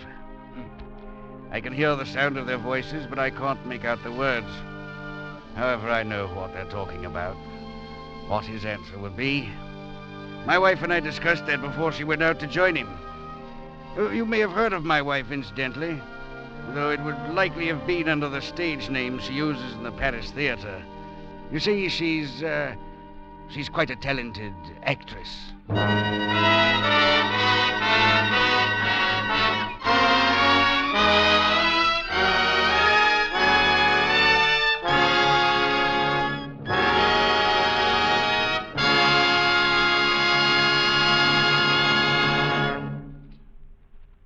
Escape is produced and directed by Norman MacDonald, and tonight brought you Action by C.E. Montague, adapted for radio by Les Crutchfield, and featuring Joseph Kearns as Christopher Bell and Eric Rolfe as the voice.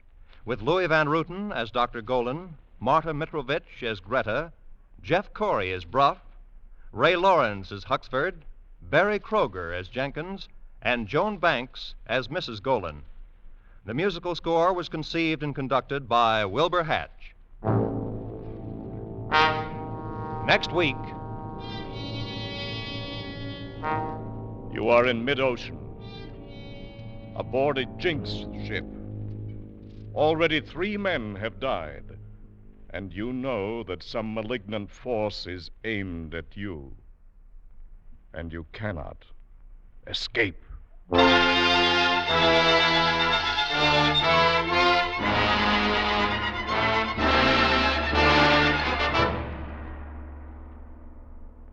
Next week, Escape with Joseph Conrad's great story, The Brute. Good night, then, until the same time next week, when we again offer you Escape.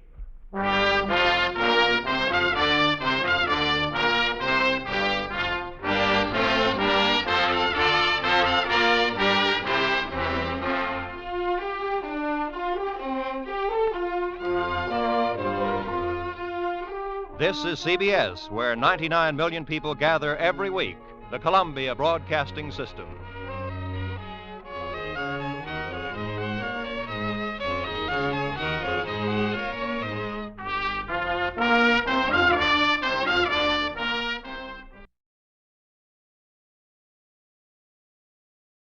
Getting impatient for baseball season to start? Have a touch of spring fever? Want to get away from it all? We offer you Escape.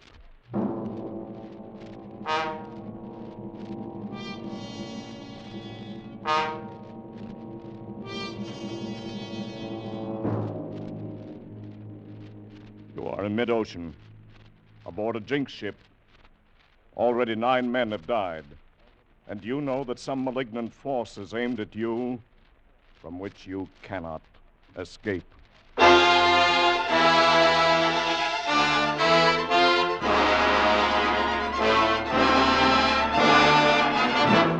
Escape, designed to free you from the 4 walls of today for a half hour of high adventure.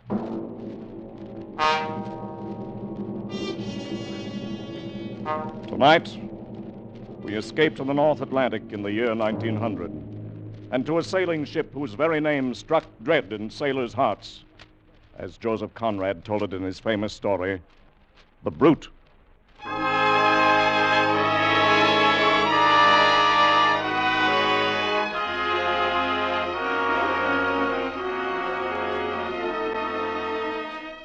You could never tell it just by looking at her, proud and strong and beautiful on the outside. You couldn't see the black heart inside of her, and you'd never know she'd killed at least 12 men and maybe more. But I knew her for the murdering she-devil she was. I saw her the day she killed her first one, and I was there too when she finally made a big mistake and killed the wrong person. But that was a long time later. Oh, she had a name all right. But after that first day, her first killing, nobody but the family ever used it again. Everyone else from that day on would look at her half afraid and half snarling, and they called her the Brute.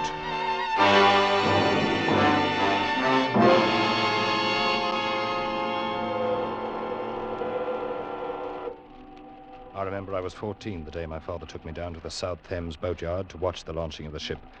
My brother Charlie was there, of course.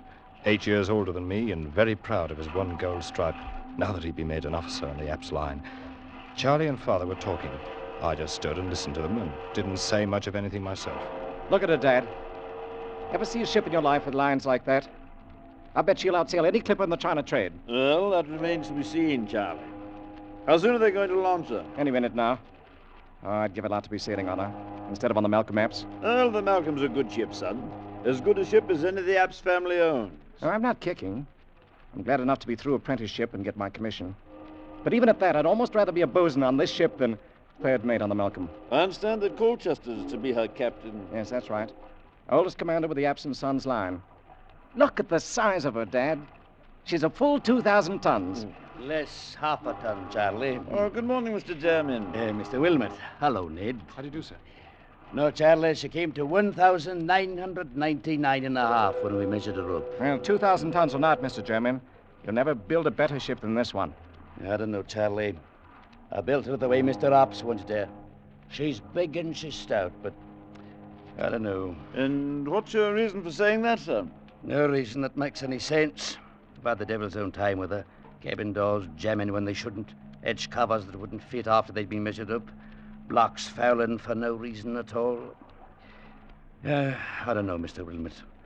But if she were a human being, I'd say that maybe she's insane. Oh, come now. You've been working too hard, Mr. Germain. Better take a vacation now that she's finished. Well, I could certainly use... I say, that's Maggie Colchester up there, the captain's niece. Is she going to do the christening? That's right, Charlie. And I'd better get down below now. My own men are going to knock the stays loose and let her slide down into the water. Well, good luck, Mr. Germain. Thanks, Mr. Wilmot. Come on board for the celebration after she's lodged. Bring the boy. Fine, thank you. We shall be there. They'll let it go any minute now. Dad, I'm going to sail on that ship someday. Oh, you'll probably sail on a lot of Apps line ships before you're through, Charlie. Look, they're giving Maggie the champagne now, and she's going to christen it. Yes, listen. I christen the Apps family. The Apps family. So that's what they're naming her, eh? All right, men. Knock out the stairs. Let her go. Look, Dad, she's starting to move. There she goes. Yes, and look at that speed. I never saw it. German, look out! Good Lord, he fell right into the waves and she went over him. He didn't fall. The timber rolled off the deck and knocked him under. She slid right over him. Mr. Germain, the man who built her. She's launched in blood, if that means anything. She's a brute and a murderess now, Charlie. Still think you'd like to sail on her? It was an accident. It doesn't mean anything. Perhaps not. I'll sail on her someday, sooner or later. I will sail on her.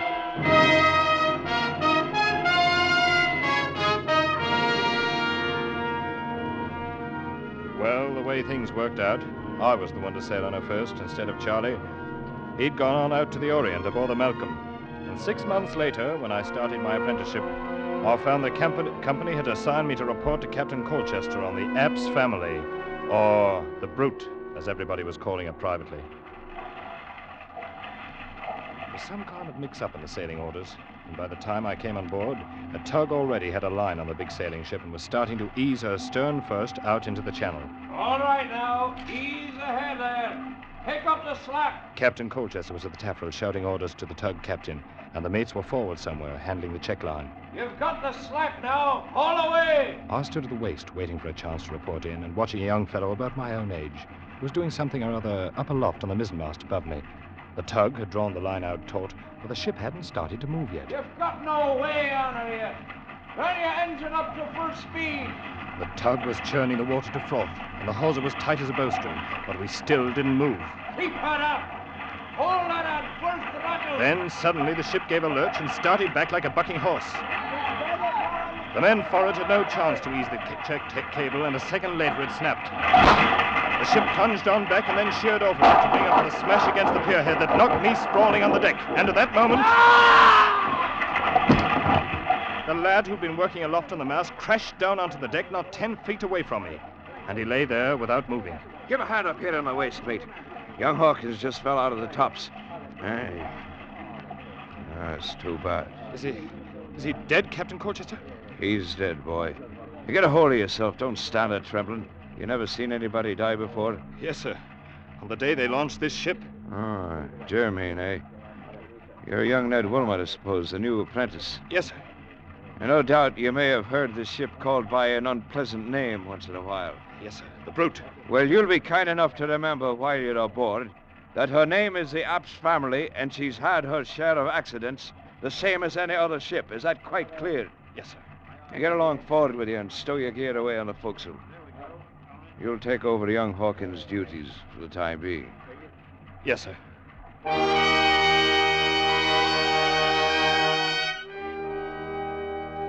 I sailed aboard the Brute for the next 4 years and watched her kill 9 men during the time. We got so we tried to outguess her, try to figure how she'd do it the next time. But no matter what we think, we never were right. And it wasn't only the killing, it was everything. Most ships have little ways all their own, and you'll learn about them and allow for them. Ah, but not her. She was like A crazy woman. You never knew what she'd do next. I remember once off the Gold Coast, she ran before a gale for 2 days as pretty as you please. And then broached to twice the same afternoon. Flung the helmsman clean over the wheel the first time, and the second time swamped herself fore and aft and split out every stitch of canvas. And after we got the decks cleaned up, we found one seaman had gone overboard. He was her 5th, I guess it was. Or maybe the 6th. Oh, she was beautiful, the Abs family was. Big and proud and beautiful. And along with it, a killer. A black-hearted, sea-going brute.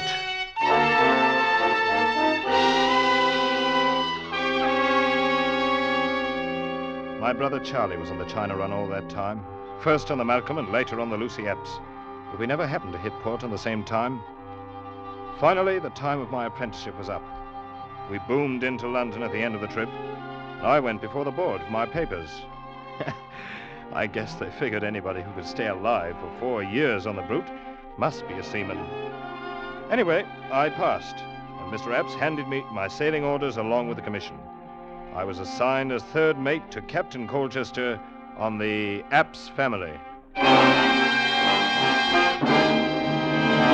Well, congratulations, Ned. Glad you're going to stay with us. Thanks, Captain Colchester. You've been a hard-working apprentice, and I've no doubt but you'll be a good officer. In fact, we have a man on board who'll make sure of that. Why? What do you mean, Captain? Got a new first mate on this trip. Come in, Charlie. Charlie? Well, hello there, youngster. I say, you've been doing a bit of growing the last 5 years. Charlie, I didn't even know you were in port. Been in for a week down country, though.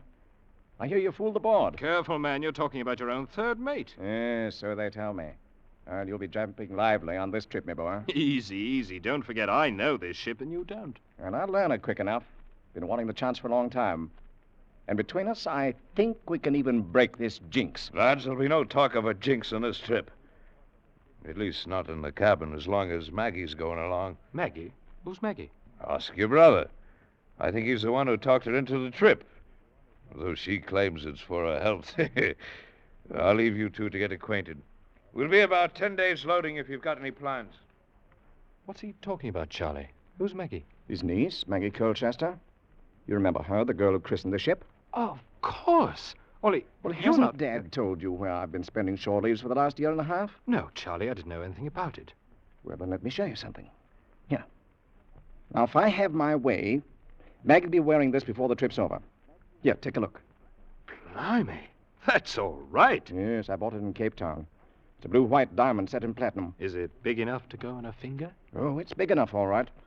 And that's where it's going if I can talk her into it. And who's going to talk who into what, Charlie?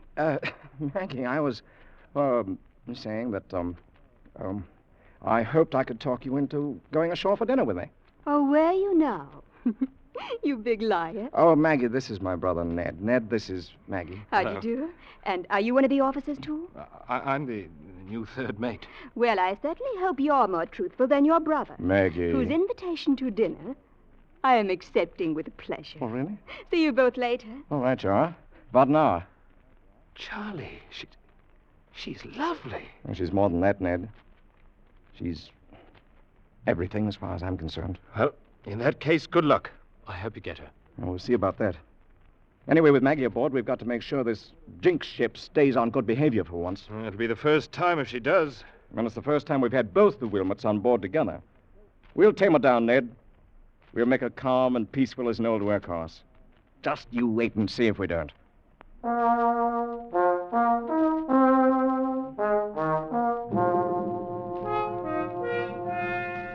And the strange part of it was, he was right.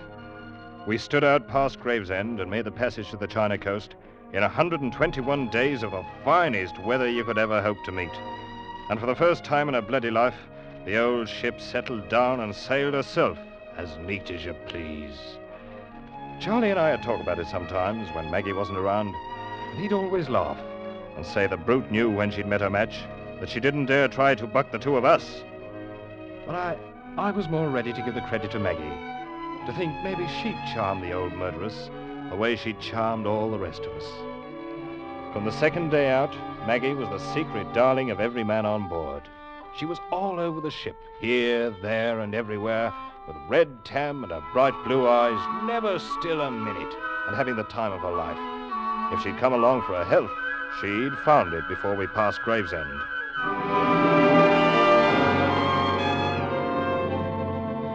We raised a storm on the passage back and ran 4 days in a heavy gale. I stood by and held my breath, ready for anything, and nothing happened. The old lady, App's family, held up her head and sailed along like a seagull. Any time before, she'd have buried her gunwale in the quartering seas, but now, all the water she shipped you could put in a teacup. 109 days from Hong Kong, we raised the Dungeness Light, and early the next morning picked up a tug off Sheerness for the long tow upriver to London. The ship followed along on the tow line like a puppy on a leash, and we moved slowly up the river past Gravesend. All of us were glad to be home, but Maggie most of all, I think, because she'd never been at sea so long before. I had to smile at the way she danced around in the bows, picking out one landmark after another as we came to them, sometimes standing up on the spare anchor we'd taken in on the foredeck in order to get a better look at the riverbanks ahead. She wasn't wearing the ring yet, but I knew she was going to and was only teasing Charlie as long as possible. What's wrong, Ned? That tug stopped her engines. Collision up ahead in the channel, Charlie. Looks like a yawl and a schooner fouled together. Oh, yes. Well, looks like they're clearing it up now. Guess we can move again in a couple of minutes. Maggie, why don't you go on the afterdeck? You're on the way up forward there. Oh, I'm all right, Charlie. Stop worrying. We're almost home. Better save your orders for the crew, Charlie. She outranks you. Oh, I'll take orders from her any day. Yes. We are almost home, Ned. We've had a lucky voyage. It's the first halfway peaceful trip I've ever made in the old brute. Oh, I told you we'd tame her down. She's turned over a new leaf, Ned. Well, it won't last long if she keeps on sheering off there and drifting back down the channel. Huh? Oh, yes. And we're heading straight for those fishing smacks. Better have the tug start up and hold a taut line on her. I've seen her do this before. Yes. Ahoy, the tug! Take up the slack and get her straight in the channel. Hold her against the current. Any other ship would have held steady for the 2 or 3 minutes we'd stopped, but not the old App's family.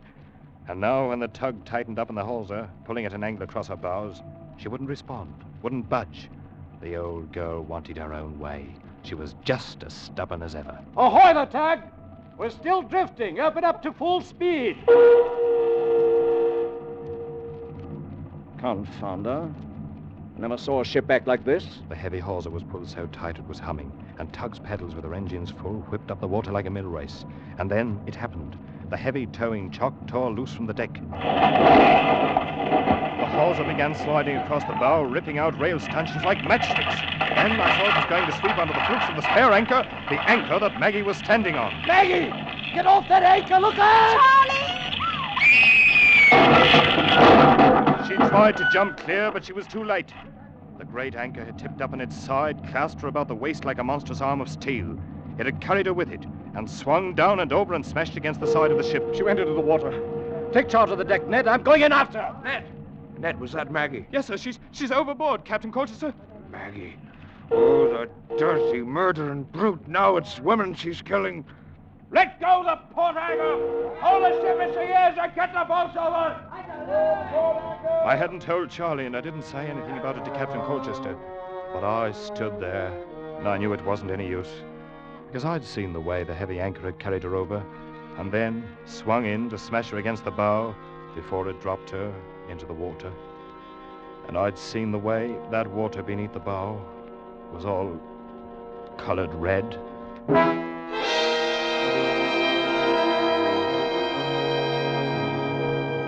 They found her at late afternoon when the tide turned, and she floated clear of one of the mooring buoys.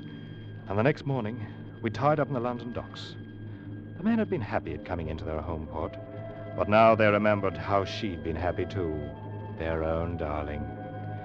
I'd never before seen a crew leave a ship so quietly, and some of them, when they reached the wharf, turned back and cursed her under their breath.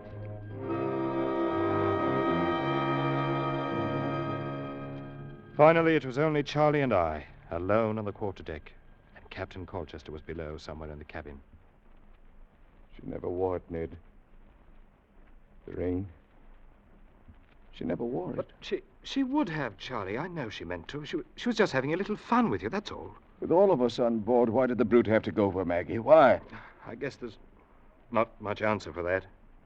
She was everything I wanted. Everything. Yes, Charlie. I know. I talked her into making the voyage. It was my idea.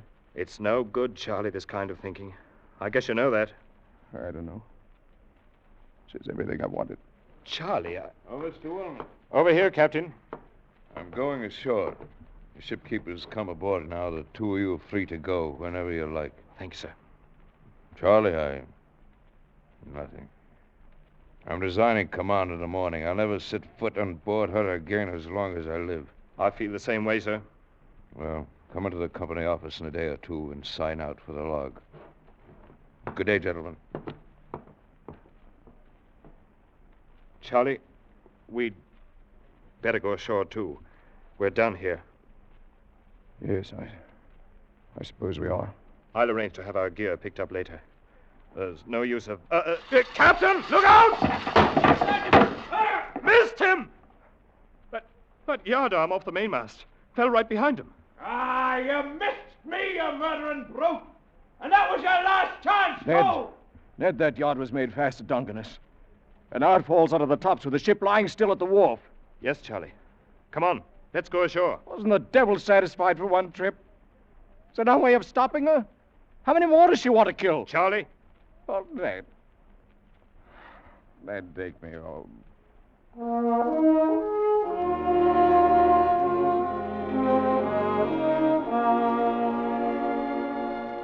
Charlie was 10 years older by the time we reached home, and it was 2 weeks before he'd do anything more than sit in his room and stare at the wall, saying nothing. Captain Colchester carried out his threat and resigned from the company the morning after we docked, and I filed my application for a transfer. The Apps family was reloaded and ready to sail, but she stayed on lying at the wharf with nobody to take her out.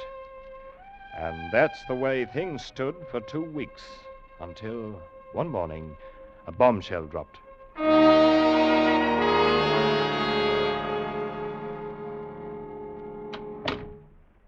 Hello, Ned.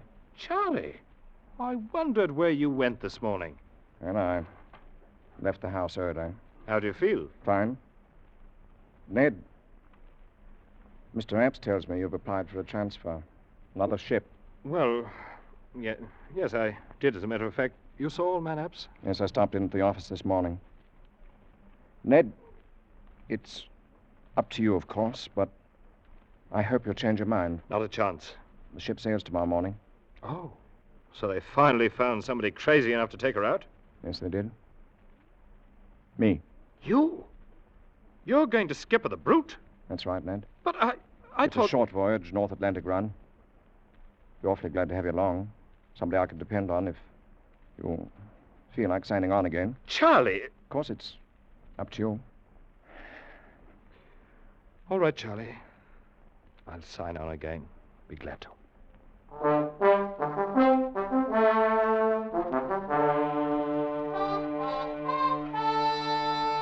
We boomed out past the Sheerness Light and headed north, hugging a lee shore in the stiff breeze. The ship drove ahead as steady as a barge, with scarcely a roll or a quiver.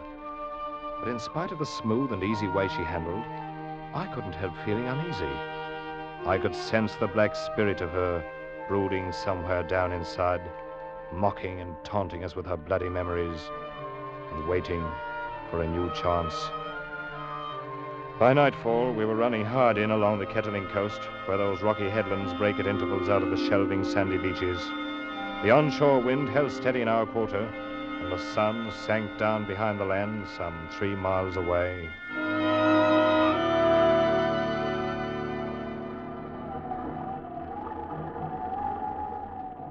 It wasn't quite full dark yet when Charlie sent for me. I came up to where he was standing alone near the wheel. Is that you, Ned? Right, Charlie. Bosun said you wanted to see me. Yes. I did send for you, Ned. Hold her steady as she goes, close to the wind. Aye, sir. I've been standing here, thinking about Maggie, Ned. How she'd scrambled around over the decks, making friends with everybody, having the time of her life. Charlie, you've got to stop it. No, I'm all right.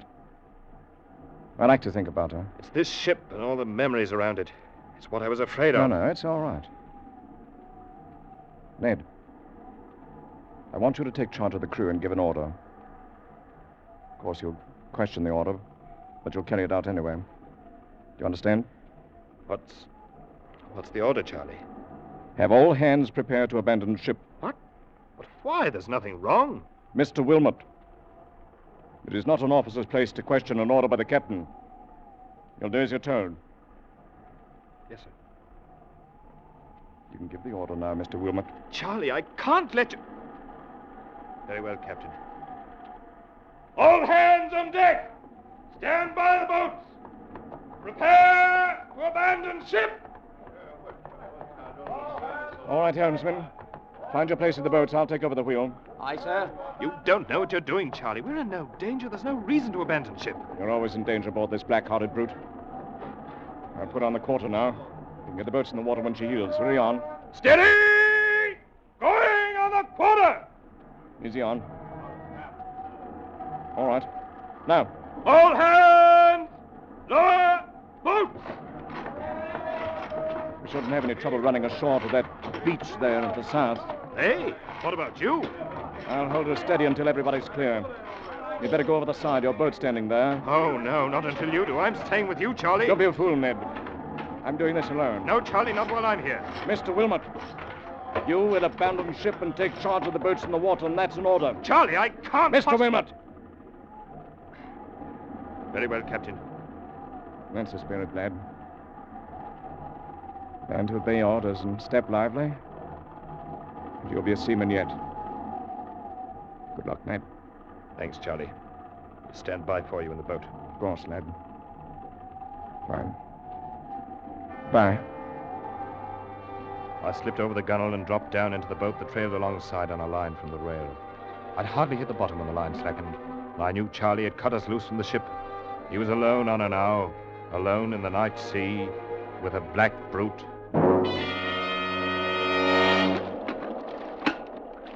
Look, sir, look. He's laid it over, away from the wind. Charlie had put the helm over hard. With a terrible shudder of her dark sails and a smother of white foam from her bows, the great ship heeled about in a sharp turn and then began to drive ahead like some mad thing before the wind. Straight before the wind and straight toward the shore. Look, sir, the rocks on the headland. She's going to smash herself. Faster and faster she plunged ahead through the weltering seas, faster and faster on the back of the gale, while the black-hearted spirit of her screamed in the ratlines. Look, sir, the rocks. What in the name of heaven is he going to do? And now, for one long instant, she hung poised at the top of a plunge and then drove smashing downward onto the rocks.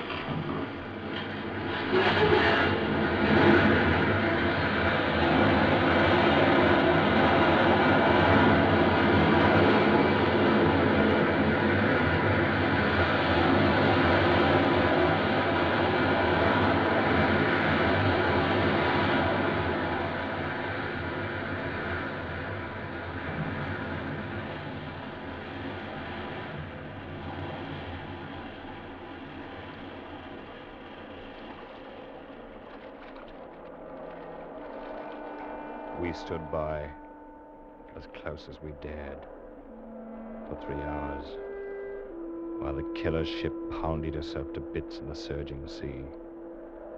But we didn't find my brother Charlie. And from the first minute, I knew we wouldn't. Because just before I'd left the ship, there by the helm, in the light of the binnacle lamp, I'd seen the thing he was holding clenched tight in his hard brown fist. It was a tiny platinum ring set with a blue-white diamond.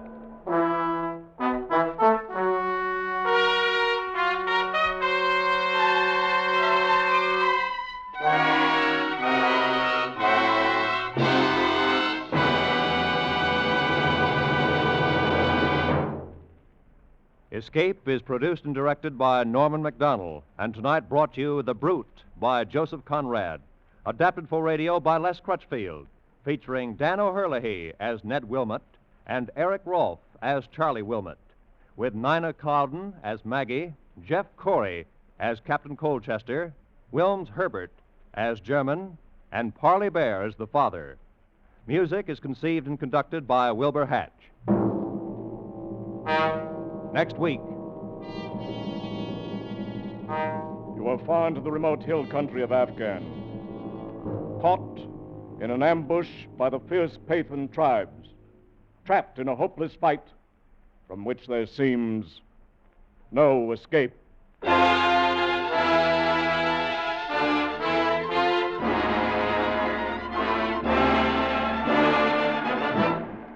Next week, we escape with Rudyard Kipling's gripping story, The Drums of the Fore and Aft. Good night, then, until the same time next week, when once again we offer you Escape.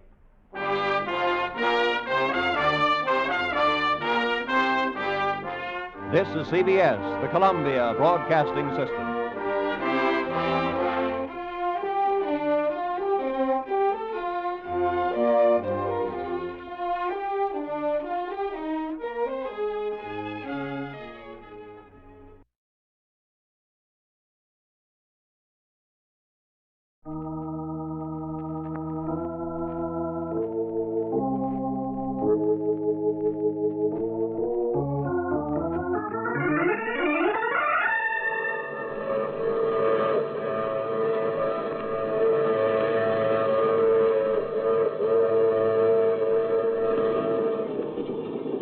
Broadcasting System presents The Mysterious Traveler, written, produced, and directed by Robert A. Arthur and David Kogan, and starring tonight two of radio's foremost actors, Eric Dressler and John Sylvester, in an original radio drama titled Murder is My Business.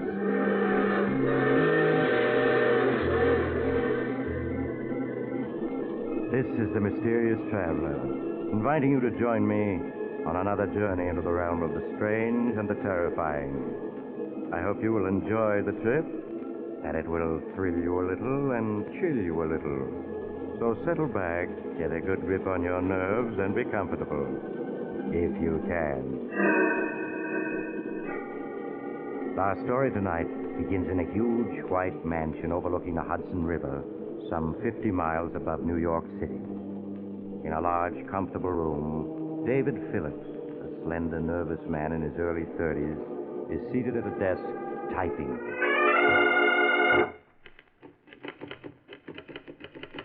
Dear Julia, a year has passed since we last saw each other, and I'm writing this letter with the hope that you will understand all that I'm about to reveal, and understanding will forgive me.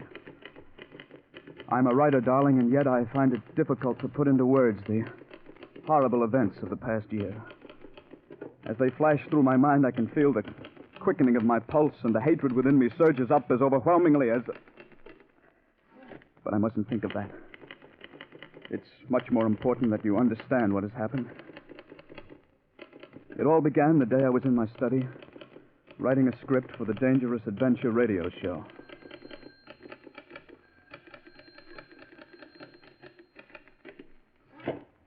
Darling, it's for you. Who is it? It's Basil King. Basil King? Dave, wait a minute. I want to talk to you. But, honey, Basil King, I can't keep him waiting. Yes, you can. Well, we'll talk fast.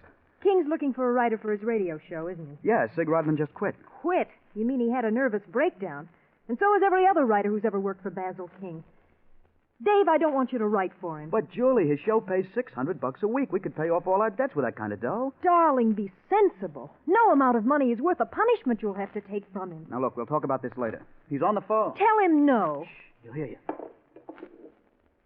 Hello? Mr. Phillips, this is Basil King speaking. Oh, yes, Mr. King. Several people have spoken very highly of you as a radio writer, and at the moment I'm in need of one for my show, Brad Barker, Private Eye. Would you care to discuss the matter? I'd like to, very much. Are you free for luncheon tomorrow? Yes, I am. Shall we say 1 o'clock at the Algonquin? All right, Mr. King. Just ask for my table. Good day, Mr. Phillips. Good day. Now, honey, don't look at me that way. Dave, I just don't understand you. It doesn't make sense wanting to write for him. Everyone who's ever worked for Basil King detests him. He's the most hated man in radio. Be reasonable, Julie. $600 a week is a lot of dough. If I can't get along with King, I'll quit. Now, what more can you ask? Next day, as the head waiter led me through the crowded dining room, I could see Basil King seated at a table in a far corner of the room. King was a tall, slender, gray-haired man in his late 40s. He had a cold, impassive face, and his movements were stiff and precise. It suddenly occurred to me that he bore an amazing resemblance to Clifton Webb, the Hollywood star. As I reached King's table, he stood up. How do you do, Mr. Phillips? I'm Basil King. Have a seat, won't you? Thank you. I suggest we talk first and order luncheon later. All right, Mr. King. Now, Mr. Phillips, to begin with, I'm a man who believes in frankness. I dare say this frankness of mine has led to my making a large number of enemies and has given me the reputation of being an extremely difficult person to get along with. No doubt you've heard quite a few stories about me. Yes, I have. Believe me, they're highly exaggerated. Great talents, such as myself, have always been misunderstood. The petty minds in this world, not understanding men of genius, are forever seeking to destroy us. I see. I wonder if you do, Mr. Phillips. I wonder if you do. I ask very little of my writers, merely a modicum of intelligence and the ability to accept constructive criticism. That sounds reasonable enough. Yes, one would think so, and yet I haven't been able to find a writer who understands me. I'm sure you will sooner or later. Perhaps, but to date it's been very discouraging. However, we mustn't dwell on the past. Now, Mr. Phillips, you come highly recommended, and I trust that ours shall be a happy and profitable relationship. I hope so. By the way, you aren't troubled by ulcers, are you? Why, no. Good. For some unfathomable reason, all the writers I've had in the past seem to have been afflicted with ulcers. I can't stand people who are always taking pills and subsisting on bland diets. Tell me, are you familiar with my show, Brad Barker, Private Eye? Oh, yes. I've heard it quite often. Good. Then you're undoubtedly aware that there are two things I insist upon in my shows. Clever plots and gimmicks that work. Bear that in mind, Mr. Phillips. Clever plots and gimmicks that work. I understand. It's on those two rules that I have single-handedly built the most popular detective show on the air. You've only to look at the Hooper rating of Brad Barker, Private Eye, to substantiate what I'm saying. Yes, I know. You've got a terrific rating. 18.6. Needless to add, my sponsor, the Zestful Chewing Gum Company, has increased its sales tremendously. Now, Mr. Phillips, I'm prepared to pay $600 a week for the writing of Brad Barker. Is that satisfactory? Yes, that sounds fair enough. When may I expect your first script? Well, let's see. Today is Wednesday. What about Monday morning? That's satisfactory. Monday morning it is. Now, shall we order luncheon? An hour later, Basil King and I separated in front of the Algonquin. I went home and started work on the script, determined to turn out a show that would make King sit up and take notice. After 4 days and nights of intensive writing, I completed the script. Monday morning, I went downtown to Basil King's luxurious office and turned the script over to him. As I sat by his desk, watching him read it, it was hard to tell what he thought of it. His face was cold and impassive as he turned page after page. At last, he finished reading it and looked up. It won't do, Mr. Phillips. It won't do? Well, why not? First of all, you haven't caught the spirit of Brad Barker in your dialogue. But more important, the plot is weak, and your murder gimmick won't work. Well, I don't see why it won't. Would you mind explaining? In this script, you have the victim, what's his name? Charles Riker. Yes, you have this fellow, Charles Riker, whose life has been threatened, barricade himself in a small cabin. All doors and windows are locked from the inside, and in addition, he's armed to the teeth and has a watchdog with him. That's right. 2 days after this fellow Riker has barricaded himself, Brad Barker breaks into the cabin to find him dead. Dead of poison. Yes. Your gimmick is that the murderer, unable to get at Riker, has tapped the water pipe which ran from the spring to the cabin and poisoned the water. Yes, well, what's wrong with that? My dear fellow, don't you think that when Riker drew a glass of water in the cabin, he'd have tasted the poison in the water? But I planted in the script that the poison was tasteless. Oh, you did? Well, nevertheless, it won't work. Oh, why not? It just doesn't ring true. I don't feel it. Why not? I wish you'd stop asking why not. It's obvious that I don't like your gimmick, and if I don't like it, 15 million radio listeners won't like it. If our relationship is to continue, you must learn to accept constructive criticism. After all, my dear fellow, you have merely to look at the rating of the show to realize that I am never wrong. Furthermore, I should like to point out that at no time...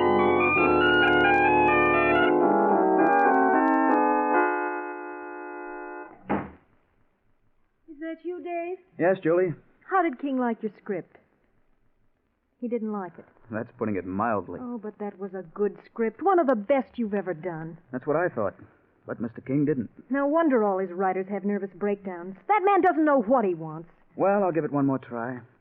You mean you're still going to try to write for him? Now, honey, there's no use in giving up so soon.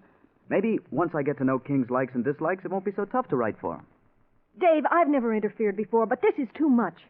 I want you to call that egomaniac King up and tell him you're through. Julie, I can't. I told King that I'd turn in another script by Thursday. Oh, Dave. I promise you that if he doesn't like the second script, I'll give up. Now, that's fair enough, isn't it? For the next 3 days and nights, I sweated over a new script. As I worked out the plot and gimmick, I tried to anticipate Basil King's every possible objection. Early Thursday morning, I went downtown to King's office and turned the script over to him. As he sat reading it, I began thinking of what I would say to him if he turned the show down. I would tell him quite firmly that it was obvious I wasn't the man to write the Brad Barker show. At last, King finished reading the script and looked up. The plot, Mr. Phillips, isn't exactly new, and the dialogue needs rewriting here and there, but on the whole, it will do. You mean you like it? I wouldn't go so far as to say that I like it. Rather, let us say that it's acceptable. I trust, Mr. Phillips, that with time your scripts will improve. Good day. I left Basil King's office that morning convinced that I would succeed where other writers had failed. I felt it would be just a question of time until I learned the workings of King's mind. But then I discovered, as so many of my predecessors had, that Basil King's likes and dislikes were not constant from day to day. What he told you on Thursday didn't hold true on Friday. Weeks went by, and for every show that King accepted, he'd reject two. He would criticize every script from beginning to end, tearing it to bits relentlessly and coldly. Any questioning of his criticism would lead to his redoubling his attack. One week slipped into another, and with each passing week, my hatred for Basil King grew. Life became a nightmare of deadlines, of writing endlessly with one eye constantly on the clock. Darling, you just can't go on this way. You've got to quit. Julie, we've been over this a dozen times already. We need the $600 a week to pay off our debts. What good is that money if you have a nervous breakdown? Look at yourself. You've lost 15 pounds in these past weeks, and you're smoking 5 packs of cigarettes a day. Please, Julie, I've had all I can take today. Now, let's not talk about it anymore. You're not kidding me, Dave. The money is only part of it. It's your pride that won't let you quit. My pride? Yes. You can't stand the thought of quitting like the others did. You've got to prove that you're better than they are. That's enough. Well, it's the truth, isn't it? It's only your pig-headed pride that makes you go on when anyone with sense would quit. I said that's enough. Dave, we can't go on like this. What do you mean? I'm not going to stand around and watch you have a breakdown. You'll have to choose between Basil King and myself. Now, look, Julie, you're upset. You don't know what you're saying. I know perfectly well what I'm saying. I'm asking you to choose between Basil King and myself. Stop trying to intimidate me. I told you before I'm not quitting, and I meant it. All right, Dave. If that's the way you want it, I'm leaving. Well, go ahead. No one's stopping you. Basil King may be able to make you quit, but not me. You call it pride, okay. But I won't let a louse like him beat me. Somehow I'll get the better of him. You wait and see. Goodbye, Dave.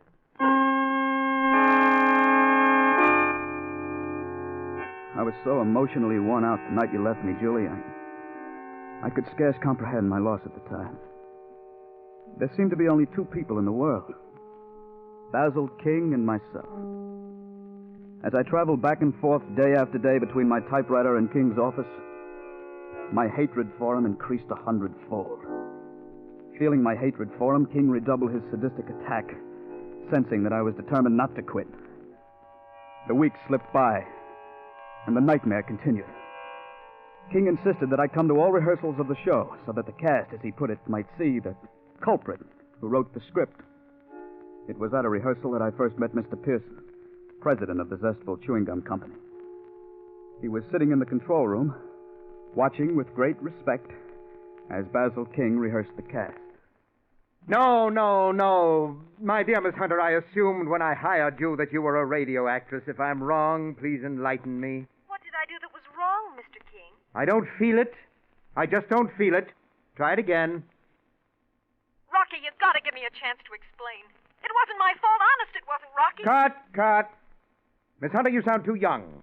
I want you to age the role 1 year. Mind you, just 1 year. Yes, Mr. King. Rocky, you've got to give me a chance to explain. It wasn't my fault. Honest, it wasn't. Rocky, don't! Cut! Well, if that's the best you can give me, it will have to do. And Mr. Cooney, if you can't do better, I'll have to get another sound man. Take 15 minutes. It's dreadful, Mr. King, the incompetence you have to put up with. Yes, Mr. Pearson, it often amazes me that I've been as successful as I have. Oh, speaking of incompetence, Mr. Pearson, I'd like you to meet the present writer of the show, Mr. Phillips. How do you do, Mr. Phillips? Glad to meet you, sir. I have great hopes, Mr. Pearson, of making a radio writer out of Phillips. Well, I'm sure if anyone can do it, you're that person, Mr. King. Pardon me, Mr. King. Would you like to hear the commercial now? Very well, Caruso. Go ahead. Yes, ladies and gentlemen, July 8th is the big day. In just 1 month, you'll be able to buy the latest discovery in chewing gum happiness, Pepso-Gum. Made by the Zestful Chewing Gum Company, Pepso-Gum is a new gum. A gum with a jailed-in flavor, designed to give you hours of chewing pleasure. Remember, the big day is July 8th, when Pepso-Gum will be on sale at all candy counters. I don't feel it, Caruso. I want more emphasis. I want you to be so compelling that people will rush to their drugstores and place orders for this new gum. Exactly. Yes, exactly. Rehearse it a few more times, and I'll go over it with you later. Yes, Mr. King. Well, I guess I'll be getting back to the office, Mr. King. Most kind of you to allow me to watch your rehearsal. That's quite all right, Mr. Pearson. It was a pleasure meeting you, Mr. Phillips.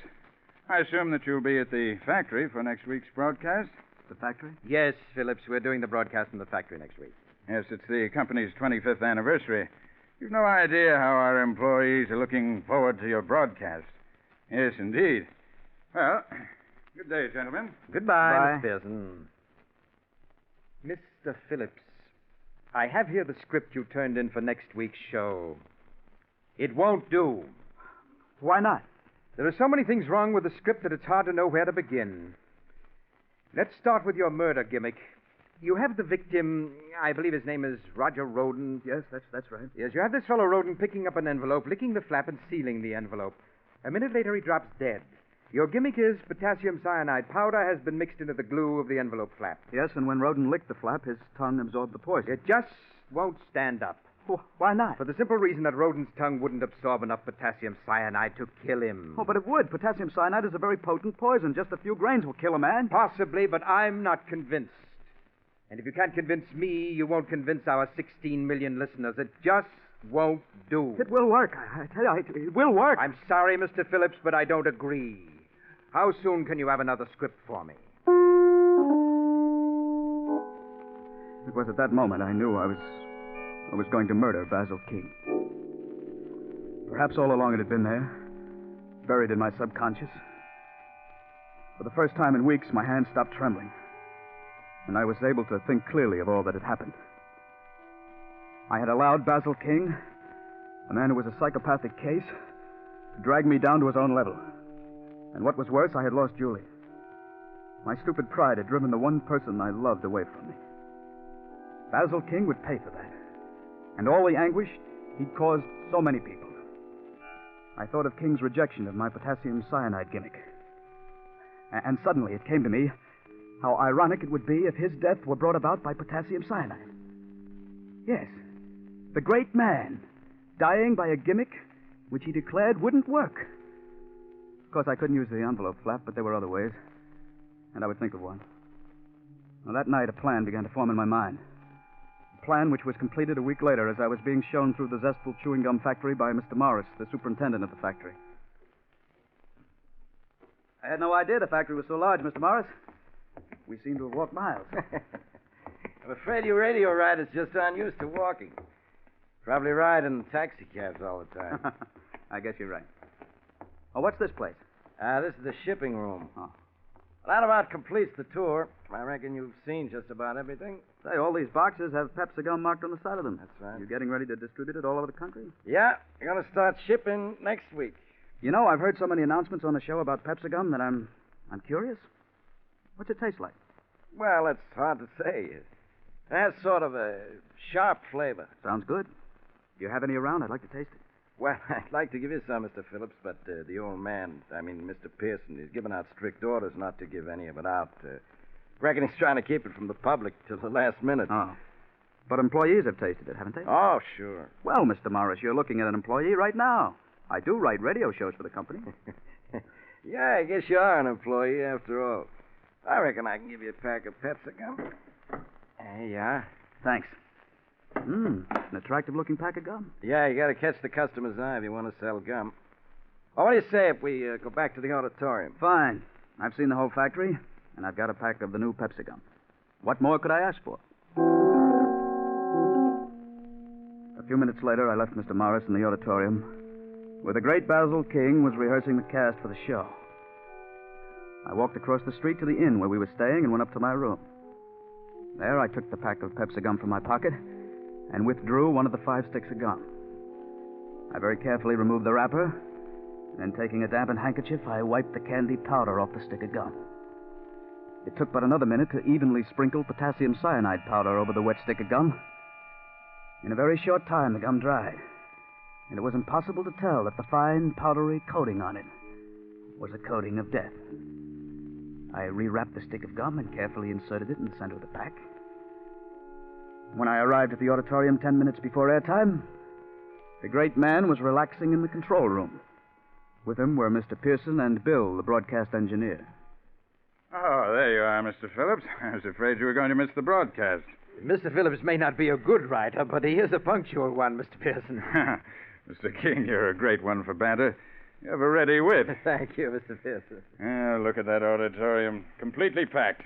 I've never seen our employees so enthusiastic, and it's all due to you, Mr. King. I hope you'll say a few words to them after the broadcast. Why, I should be delighted to. Can you spare a minute, Mr. King? What is it? Do you remember that script I turned in a week ago with the potassium cyanide gimmick? You mean where the victim licked the envelope flap and was poisoned? Yes, I remember that deplorable script. What about it? Well, I was wondering, what if we were to switch the potassium cyanide to something else? Instead of the envelope, perhaps the cyanide might be sprinkled on a piece of candy or something like that. No. It would never work. I don't feel it. You really don't think it would, huh? Certainly not. Really, Mr. Phillips, you're showing less and less imagination from week to week. Well, I just thought I'd mention it. Hey, Mr. Phillips, that pack of gum you have, isn't that the new Pepsi gum? Yes, Mr. Pearson, that's right. But I gave strict orders that it wasn't to be given out. How did you get it? Yes, how did you get it? I found this pack in the shipping room. I hope you don't mind my having taken it. Well, no. After all, we are just one big family. You see, Mr. Pearson, I've heard so much about the new Pepsi gum that I was curious to find out what it tasted like. Well, what did you think of it? Well, I haven't tried it yet, but I guess this is as good a time as ever. Have a piece? Don't mind if I do. Thank you. What about you, Mr. King? No, thank you. You mean you aren't even curious to know what Mr. Pearson's new gum tastes like? Please, Mr. King, I'm very eager to know what you think of the flavor. I have great respect for your opinion. Very well, Mr. Pearson. Here you are, Mr. King. Thank you. I understand it has a sharp flavor, Mr. Pearson. Yes, but delightfully so. That's delicious. Well, I have a feeling that Pepsi gum is going to be a tremendous success. Go ahead, Mr. King. Put it in your mouth. I'm anxious to have your opinion. Yes. Yes. Well, certainly has a sharp taste. Oh, not that sharp. Keep chewing it. 1 minute to airtime, Mr. King. Thank you. I watched the great man, Basil King, chewing a stick of Pepsi gum. I knew that he found the flavor a bit sharp, and if Mr. Pearson hadn't been watching him, he would have spat it out. Yes, Mr. King didn't like the flavor, but with the sponsor looking on, he had to continue chewing. I watched the minute hand sweep around the clock. In 30 seconds, we would be on the air, and according to my calculations, Mr. King would keel over 15 seconds after we were on the air. Stand by. I'll give you the go-ahead, Mr. King. Very well. Coming up. Go ahead.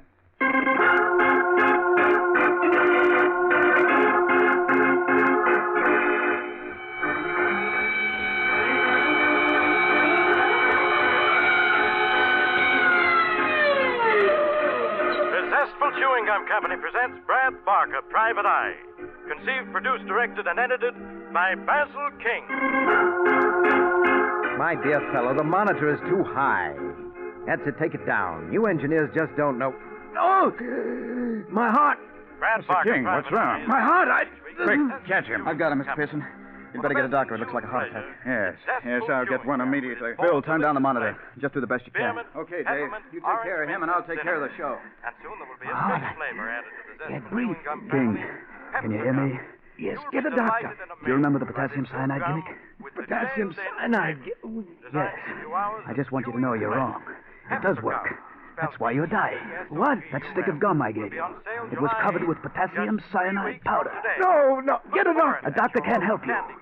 You're going to die. No, Grant Barker, Private Eye. Poor Mr. King. Small, dingy office overlooking the harbor. On the door is a letter. You just forgot one thing. Waterfront Protective Association. Murder is my business.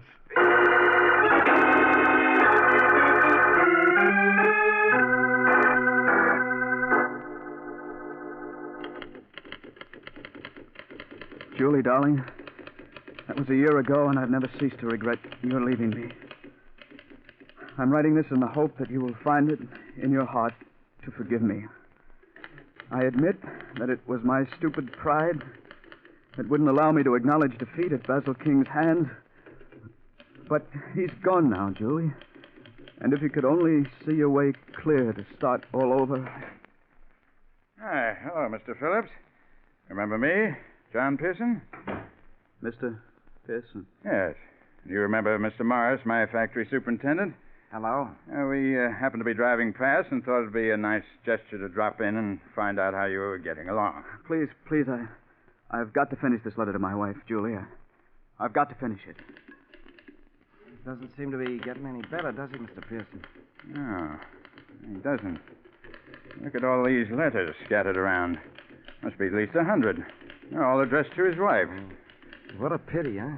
Yes, I'll never forget that day that Basil King died of a heart attack. I came back to the control room to find poor Mr. Phillips crying hysterically over the body. He never has gotten over the shock of Basil King's death.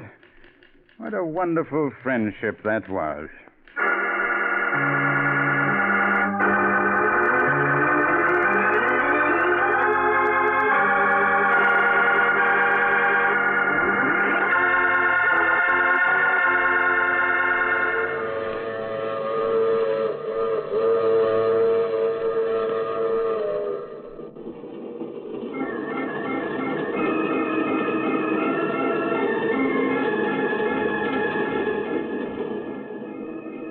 This is the Mysterious Traveler.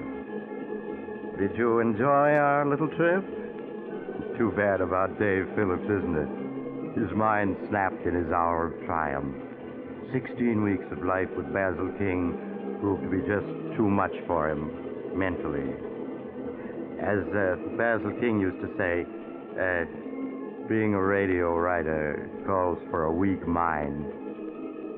However, it does seem that Dave Phillips did get in the last word. For Basil King died of a gimmick he claimed would never work. And the police, oddly enough, never did suspect it was murder. Now, I recall another case in which a young man awoke to find himself dead, and he decided... you have to get off here. I'm sorry. I'm sure we'll meet again. I take this same train every week at this same time.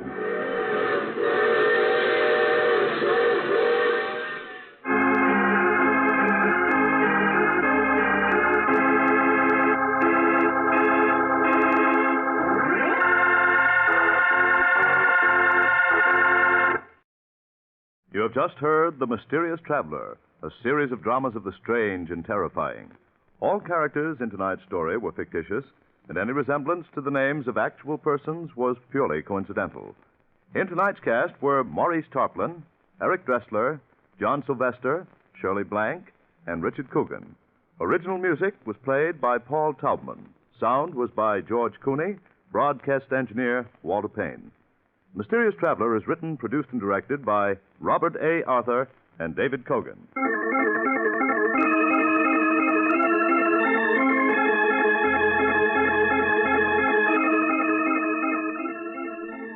Listen next week to a tale titled Queen of the Cats.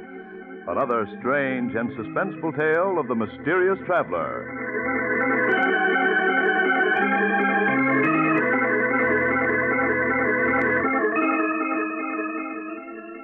This program has come to you from our New York studios. Another program of tense and dramatic action will follow in just a minute. Stay tuned to the station for Official Detective. Carl Caruso speaking. This is the Mutual Broadcasting System.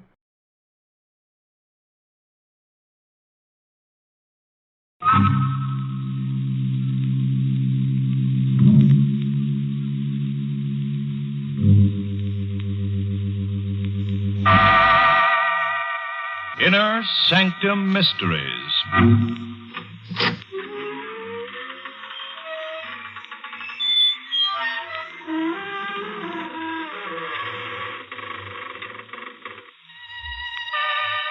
Good evening, friends of the creaking door. This is your host to welcome you again into the inner sanctum. Come in. Huh? Kind of dead, did you say? Well, yes, but we have our grisly little amusements. For example, our museum has the only authentic copy of the Moaning Lisa. In music, we're very fond of Mendel Groen's Overture to a Midsummer Night's Scream. As for the movies, what really rattled our bones was The Razor's Edge.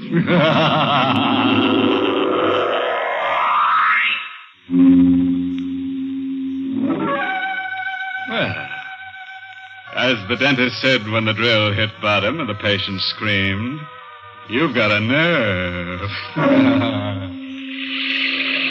It begins at night, outside a railroad station. It's raining, and Anne Winslow has just missed the last train that would take her to the house she lives in a couple of miles outside the city. Taxi! Taxi! Taxi! Kind of hard getting a taxi in the rain, miss. I know, but I've got to get one. I've missed my train. Taxi! All taken. Want me to check your bag? And... No, Porter, I've got to get home. Hey, there's one with his flag up. Stop at the light. If you run, maybe... Oh, yes, thank you. Oh, light, please, don't change. Don't change. Oh. Hey, lady. Made it. I guess you didn't see me waving to you from the I sidewalk. ain't taking passengers. Well, you've got to. The lights changed. Yes, but listen, shut up, you mother. You see, I missed my train and I live some way out. Not really very far, though, on the Reservoir Road. The Reservoir Road? I know, it's outside the city, but I'm willing to pay a little extra, and the flag on your meter was up, so I... Okay. Oh, thank you very much. Well, I guess I can relax now and... What's the matter? There's someone else in the cab. He's a friend of mine. Don't bother him, and he But won't bother you. If you already had a passenger, why didn't you turn your meter down? Because he ain't paying for the ride. I was frightened. The man on the back seat of the cab with me didn't say anything or do anything, but I was frightened. His overcoat collar was turned up around his neck, and his hat was pulled forward over his eyes. And I was frightened. Driver, Yeah, I think you passed the Reservoir Road. I did. It was the road that turned off to the right just a little way back. I didn't notice it until after you'd passed it. Okay, sit tight. Hey, what's eating you back there? I have to turn around, don't I? The man, when you stopped short, he slid over. He's leaning on me now. So what? He won't bite you. He's just tired. But I don't know him. Believe me, lady, if you did, you wouldn't be any happier. He leaned against my shoulder without speaking, without moving. His hat was still over his eyes, and the upturned collar of his coat still around his neck. My shoulder began to hurt, and the weight grew heavier. And somehow, from the silent body beside me, there came a feeling of cold. Of deadly, paralyzing cold. I straightened up and pushed him away. He fell the way a dead body falls. On his back across the seat, and his hat fell off. And the collar of his coat parted. And I saw that his throat had been cut. Hey! Yes? What are you yelling about now? Nothing. I fell asleep and had a nightmare. Well, stay awake. I don't like that kind of music. All right. I'll stay awake. This it? Yes, this is where I live. Kind of isolated, ain't it? How much is it? Couple of bucks. Here. Thanks. Good night. Yeah. The key. The light. Oh, he didn't know I knew. He didn't know. The door. I forgot to lock it. Who is it? Me. A little pal here. He wants to sit down. Yeah, this ought to be nice and comfortable for him. You can't. I did. You see, lady, he got kind of fond of you on the long ride together. He don't want to go back to the city with me. He wants to stay here with you. No. Yeah. He's a very headstrong fella. I wouldn't care to argue with him. You can't leave him here. Hey, I better hurry. Looks like the rain's coming back. Take him with you. You don't want to go. Besides, you wouldn't send him into the storm, would you? In his condition? Good night, lady. No, come back! Come back! No. He's gone. And I'm alone except for... No, the phone. The phone. Of course. I'll phone the police and they'll take him away. Hello? Hello? But...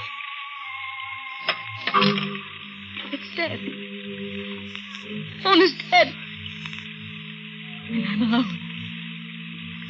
And in the room I'm coming to, there's a man whose throat has been cut. And he and I are alone in this house. I won't look at him. If I turned my head, I could see him. But I won't. What? He's moving. He's moving out of the chair. Great!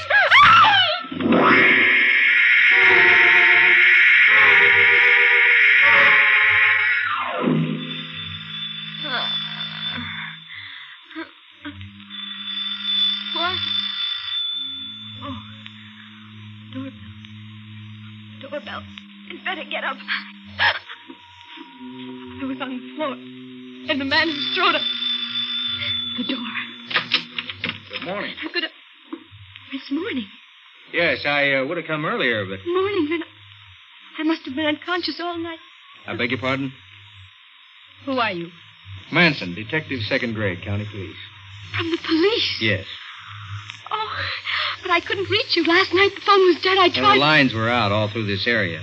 That's why Mrs. Blaine didn't get through to us till this morning. Mrs. Blaine. The old paralyzed woman down the road. Yeah, that's right. As soon as the telephone lines were working again, she phoned us. She was worried about what she'd heard during the night. She'd heard something during the night? A woman screaming this. From this house. That was me. Well, you seem to be all right.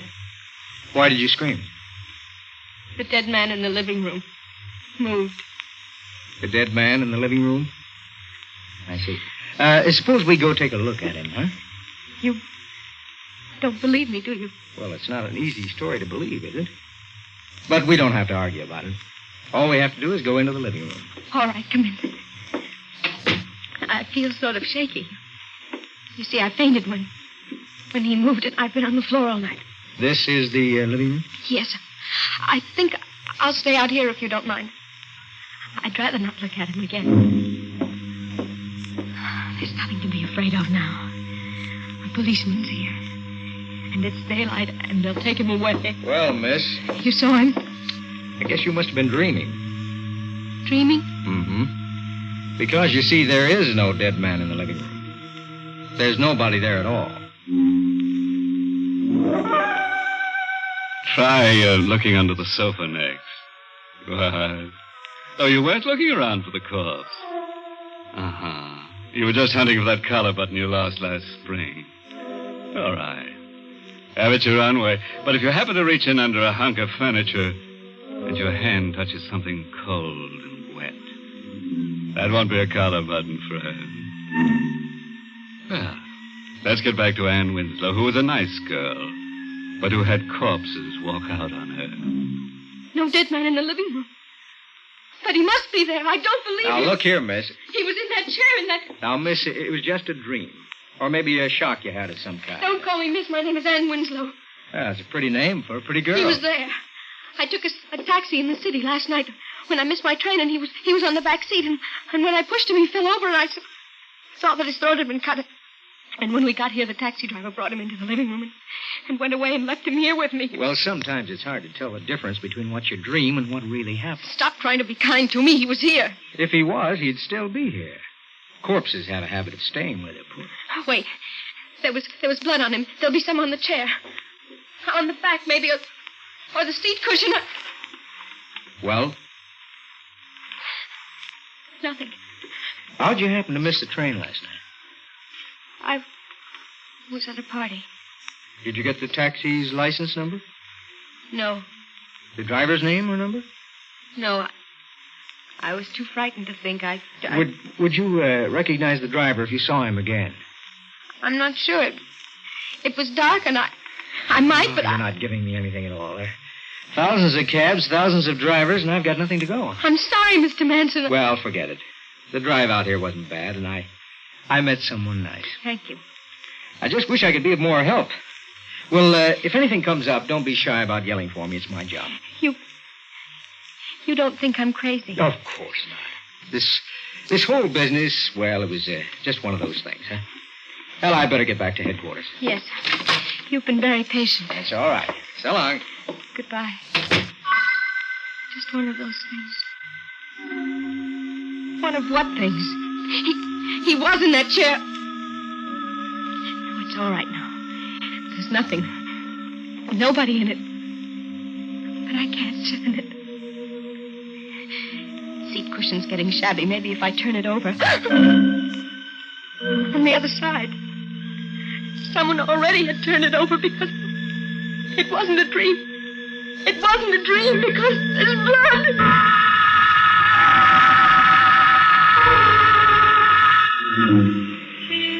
Can I help you, miss? I noticed you've been standing out here in front of the terminal for quite a while. Well, oh, no, thanks, Porter. There's nothing you can do. You're the young lady who missed her train last night, aren't you? Yes, that. Of course, you're the porter who helped me. Plenty of taxis around now. I know, but I'm trying to find the one I had last night. You are? Yes, you see, I left something in the cab. I thought if I could find the taxi again... Well, that's not easy. Well, but taxis usually work in the same neighborhood all the time, don't they? I mean, they have their special stand and Well, that's true, miss, but you didn't get your cab last night at a stand. It was cruising. Oh. You didn't happen to notice the license number, did you? No, miss, I didn't. Or recognize the driver? I didn't even see him. I'm beginning to wonder if I saw him. I beg your pardon? Nothing. I guess I'd better go. I don't want to miss my train again tonight. Goodbye.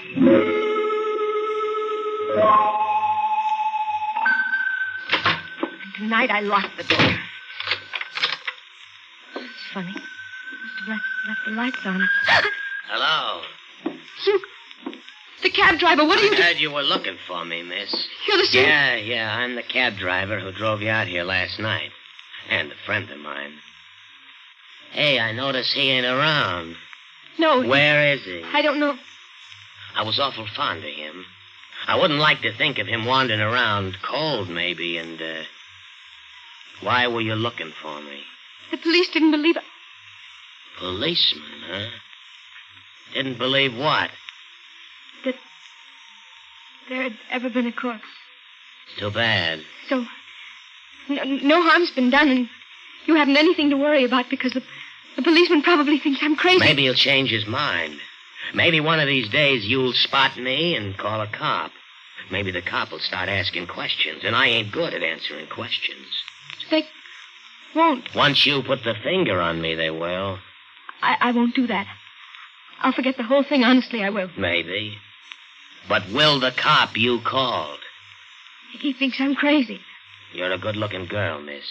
Which means the cop's gonna be back, and if he comes back, he's gonna find out you're not crazy. Because you're not crazy. Stay away from me. There was a corpse, and he had his throat cut, and he was in this room, and you saw him. And if a cop starts believing you, he'll look for that corpse, and he'll find it sooner or later, and then he'll ask me questions. So it'd be a lot better if you went away. I'll go. I'll do anything you say. Don't touch me. You'll go. But further than you think. Your hands! You're choking me! See, I did. Please. In a couple of seconds, you won't have to. No. Hey. Let me go. That was the doorbell. Maybe you better go bye-bye for a while till I can get rid of the guy at the door. I'll keep you for a while. Okay. Yeah. Oh, you. For a minute, I thought maybe it was a cop. Hey, what's the matter? I don't like the way you're looking at me. Listen. Maybe things were loused up a little bit last night, but I'm cleaning it up. Hey, what's that in your hand? Now get away from me. Don't. I'll do anything.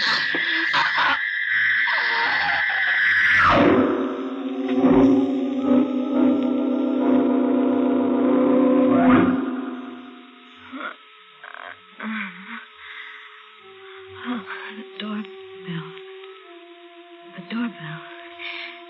Yes, the door. No one. I thought... Or was it last night? I thought the driver... He came back for me. I've got to get away. Get away. Someone lying at the doorstep. The driver. And he's flying. Run. Get away. Run. Hey! Run. Someone at the road. Run the other way. Other way. Stop! No. I won't stop. I'll never stop. Too smart to stop. He's getting closer. I can't let it go. I'm tired. I'm so tired. And my head hurts. Miss Winslow, stop. I'm tired. And my head hurts. My head. Miss Winslow. Don't. Miss Winslow, what's the matter? Mr. Manson. Yes. I thought you were... Who? I don't know. Let me help you out. I was so tired. You better get back to your house. No. It's cold. You have no coat. Come on. All right. But he's there. He? The driver. I see. I'll take care of him. He doesn't need care. He's dead. Did you? Somebody... His throat. Got it. Don't talk anymore. He started to strangle me. Shh. Here's the house. How did you get here? My car. It's out in the road. I meant in time to... I was worried about you. Now, watch the steps. I can't go through that door. He's lying across it. You've been very brave. Just step past him. There. Now, we'll shut the door. Now, sit down. The chair here. Not the chair. It's the one... All right. The couch. Thank you. Now to get the body away from your door. Notify headquarters. Yes, of course. Where's your phone? In the hallway, right outside the living room door. Good.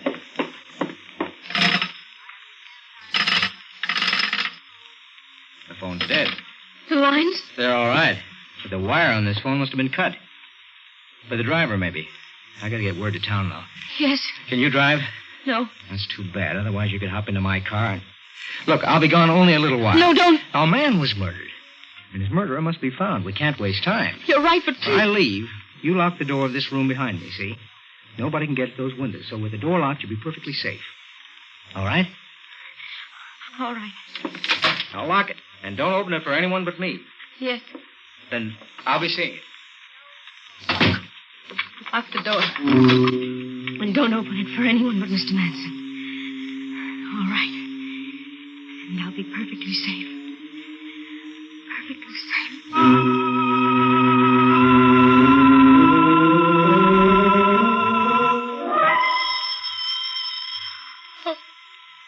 Oh.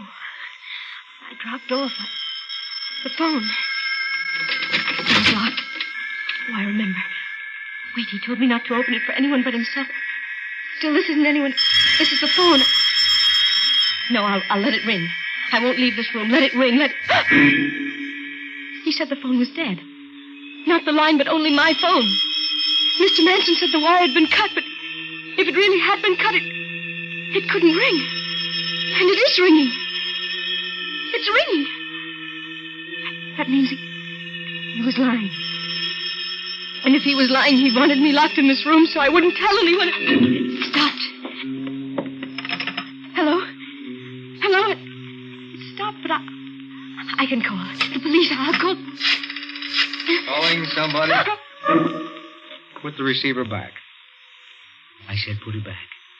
But that gun. Well,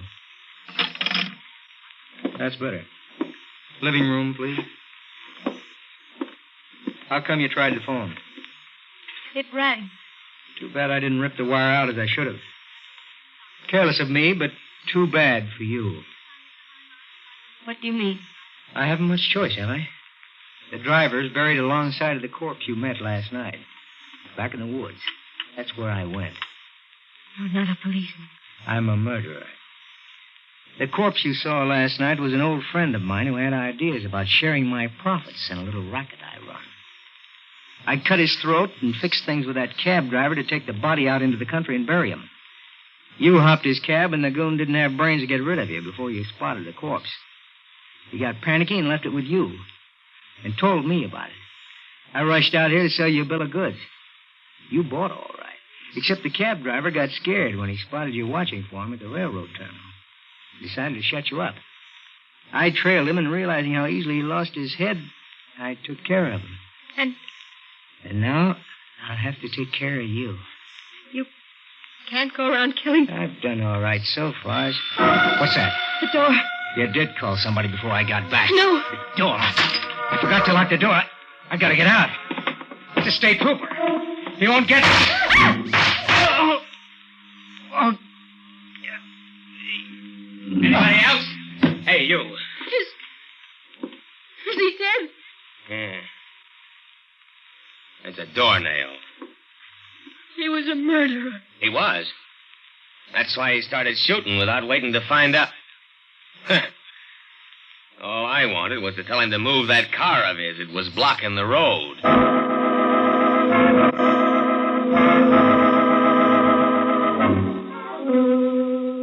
Quite a cut-up, Mr. Manson, wasn't he? And ambitious, too. Wanted to leave his mark on somebody's throat. He probably believed wholeheartedly in that proverb. You know the one. All work and no sleigh makes Jack a dull boy.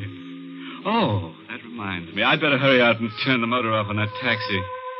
Oh, yes, it'll be still going. You can rely on that because nothing's sure but death and taxis.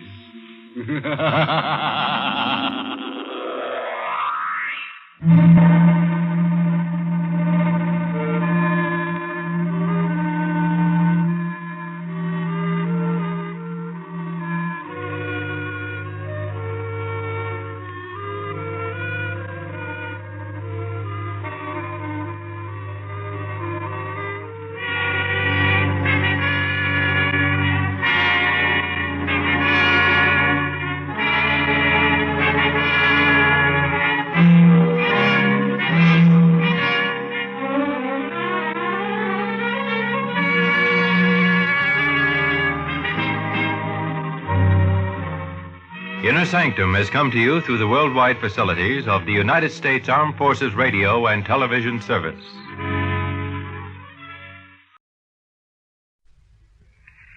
Have you shaken that spring cold yet? Wondering if you'll get a new Easter bonnet this year? Want to get away from it all?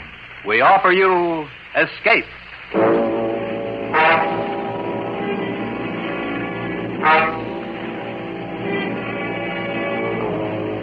You were aboard a Chinese junk run aground off the coast of Borneo, and paddling toward you are the canoes of the deadly Dayak headhunters. Your powder is wet and your throat is dry, because for you, there is no escape.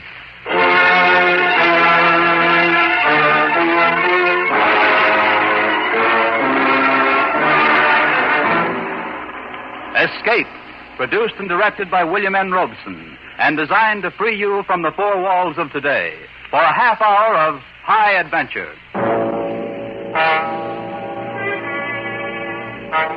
Tonight we escape to the Orient of 150 years ago, to the Manila of 1790, in Richard Matthews Hallett's story of a wooden ship and an iron man. Misfortune's Isle.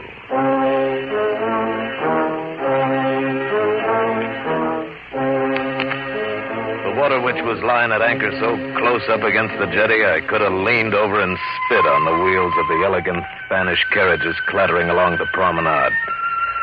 And that's exactly what I felt like doing. I'd been away from Salem for 3 years now. 3 years of sailing a trader brig through the China Seas and south into the Spice Islands. All for what? The whole thing had grown stale suddenly, and I was plainly and simply bored. Young Poe stood beside me there at the taffrail and tried to console me with philosophy. He'd anchored his sailing junk alongside earlier in the day and come aboard to renew a friendship that started 2 years before at Tientsin, when I hauled him out from under an executioner's axe. He was under it because he just sold me 6 fine fat pigs without remembering they happened to be the sacred property of the Tientsin Temple. Oh, Yang Po was a real philosopher, all right. Anyway, my friend, I reserve my sympathies for the poor. You have gained much wealth in trade. Aye, and a few measly gold pieces. But the trouble is, out here, a man can't go it on his own. He needs backing. What more backing could a rash man desire than those 8 brass cannon at the rail? Aye, they're fair guns, all right. But it's a flag I'm speaking of. Do these unworthy eyes not see a pennant there at the masthead? The bunting of Salem swings no weight out here. In the south, it's the Dutch who call the turn. On the coast, the British, and here in Manila, it's the Spanish. Man has... Young Po. There she comes now, and the second carriage there. That's the 4th time since high noon she's come past.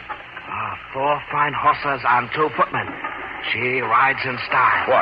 Watch. She'll look up at the ship. She has every time today. There, you see? That one. The little caged bird. You know her? I know of her. She is wife of Don Narciso Crispo, the Spanish nobleman who is Captain General of the island south of Zamboanga. He is in residence here in Manila. She looks very sad. Why is she called the little caged bird? One glimpse of Don Narciso would answer your question better than 1,000 words. She's very beautiful, too. I'll swear she looked back and smiled just then. Captain Arad, once in pity, I set free a parakeet which I had found caught in a net. I still bear a scar from its beak. Some things may be worth taking chances for. I find it so much simpler to go to sleep and dream of maidens on the moon. Oh, but the moon's too far away. Hey, Rad, where are you? Huh? Oh, up here, Michael, on the quarterdeck. Then the honorable red-headed one is still your first mate? Aye, that he is. What's the matter, Michael? Matter indeed. Haven't you heard all the excitement in town? I've been looking... Young fool, haven't they hung you yet? This unworthy one is touched by your concern, Mr. O'Kane. What do you mean by excitement? I've been on board all day. Now, last night, with all their soldiers on guard and the stone ramparts and all, a band of pirates slipped ashore down coast and got through into the city. Pirates? Aye, 10,000 bushels of misfortune. They may possibly think it was me. Oh, they have no clue as to who it was. Got away scot-free, they did. And they almost abducted the Captain General of Zamboanga himself. What? Aye. An important grandee by the name of Don Narcisco something or other. His guard finally heard them. Pity. Fortune not with you, Captain Arad. But here's the part that'll stop you. There is no one in Manila that knows who they were, except yours truly, Michael O'Kane. Go on. Here, have a look at that. Why, it's a Manchester cutlass. Aye. And there's the mark on the handle. Why, it's one we traded to Serif. Aye, the bandit king of North Borneo. And it was me found this morning on the beach where the pirate boat came ashore. You found it? No, not quite. A Malay by the name of Jambu brought it to me. Jambu. 10,000 sampans filled with spoiled fish. You know the fellow? I have used him as interpreter. He speaks Dayak. But in some former incarnation, he undoubtedly was ill. You know, I think this may be exactly what I need. Need? For what, I reckon? To make fortunes for the 3 of us. I certainly remember an unexpected appointment. Young Po. It's a plan that won't work without you. I'm not talking a bare profit. This means a fortune. I am amazed. There is much talk of money, and yet very little talk of Spanish lady. I've heard rumors on shore about these Spanish lasses. For one thing, they wear no stockings. Huh?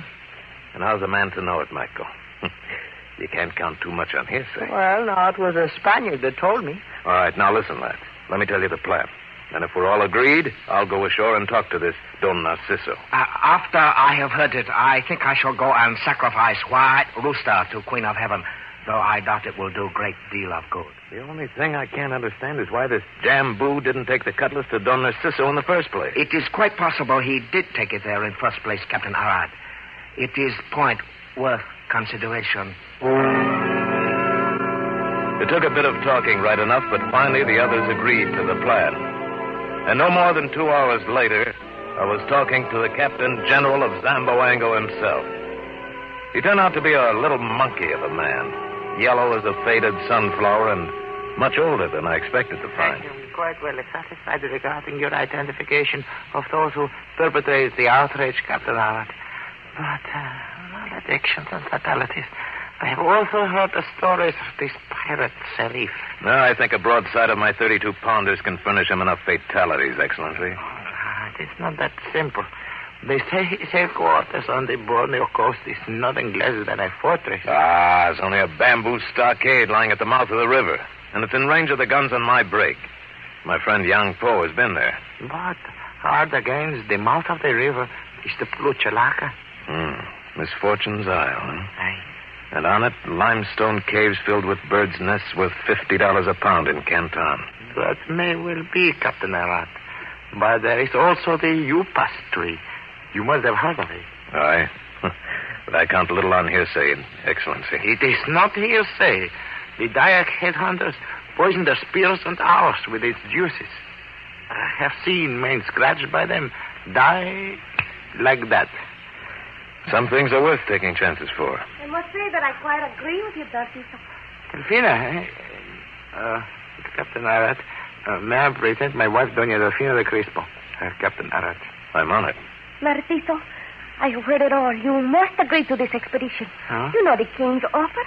Any man who reaches these islands of pirates to be made a conde with lands and titles. I have both lands and titles, my dear. What is it you expect from this, Captain Arad?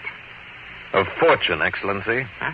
The birds' nests themselves should be worth $500,000 Yankee dollars. And there's gold and antimony in the river. And trade with the Dayaks. Precisely what is the plan of yours? Well, 50 of Serif's men are Chinese who once served Yang Po. They'll come in with us if he can get word to them. That'll make things easier. And how do you expect to get word to them? Yang Po and I'll sail in ahead of his junk and try to contact them. My mate will bring up the Water Witch 24 hours later, and then we'll attack. And exactly why have you come to me? Well, were I to do it without official support, I'd be judged a pirate myself, wouldn't I? I don't know. It would be a great thing if it could be done. Narciso, why not think of it tonight and decide in the morning? That may be a wise suggestion. Then allow me to show you out, Captain Arad. By your leave, Excellency. Till tomorrow, then. Good day, Captain. This way, please. He will agree. You may depend on it. Good. I hope also that His Excellency will accompany us personally. He will. You can be certain of it. You seem quite sure of that. Who do you think it was who had the cutlass sent to you? You? Here is the door, Capitan. I will say, adiosito now. In our language, it means goodbye for a little while. For a little while, huh? Well, in that case, adiosito.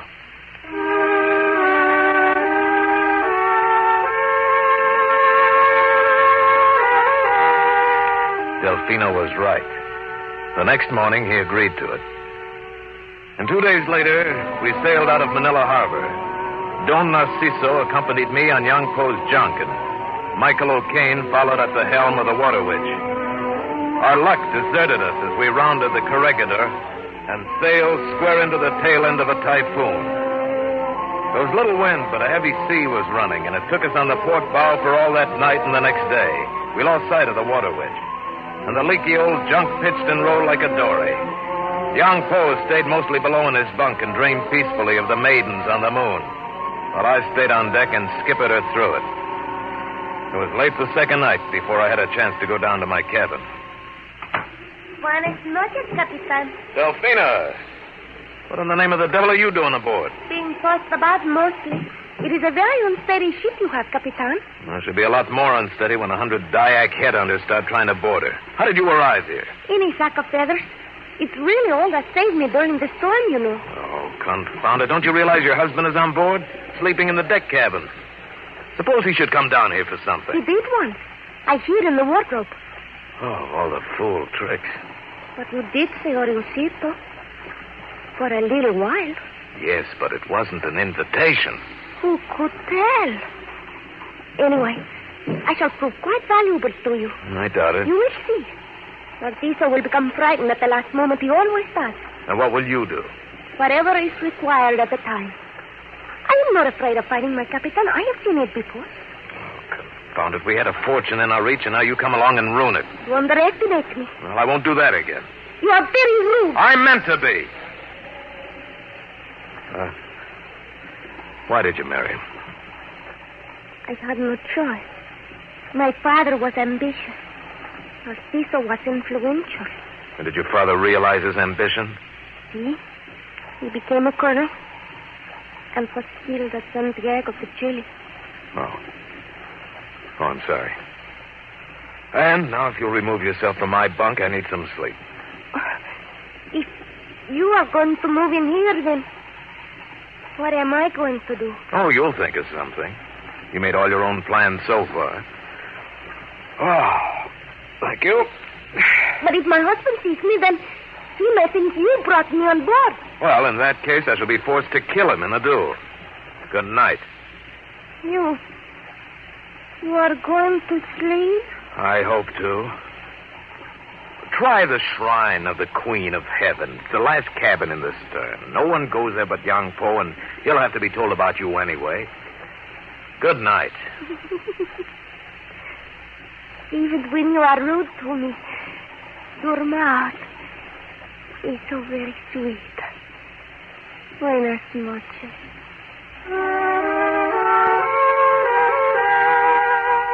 Well, woman or no woman aboard, it was too late to turn back now. And so 2 days later, we dropped anchor at the mouth of Serif's River. Off the port rail, a quarter-mile away, lay the pirate stockade. It was backed up by the dark green mass of jungle. And on the opposite side of the junk, across 100 yards or so of water, was the beach of Misfortune's Isle, sloping back to break sharply on the foot of the limestone cliffs. On the upper shoulders of those cliffs were the caves with a fortune in edible bird's nests. And between the cliffs and the water stood the Upas tree.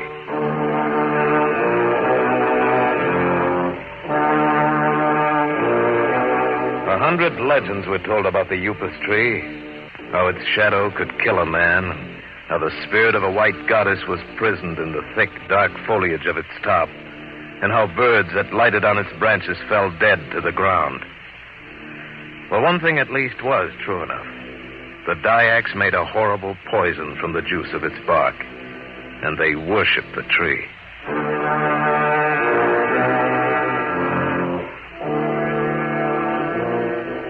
Young Poe took the renegade interpreter Jambu with him and went ashore to pay his respects to Serif, and at the same time was to pass the word to his Chinese friends.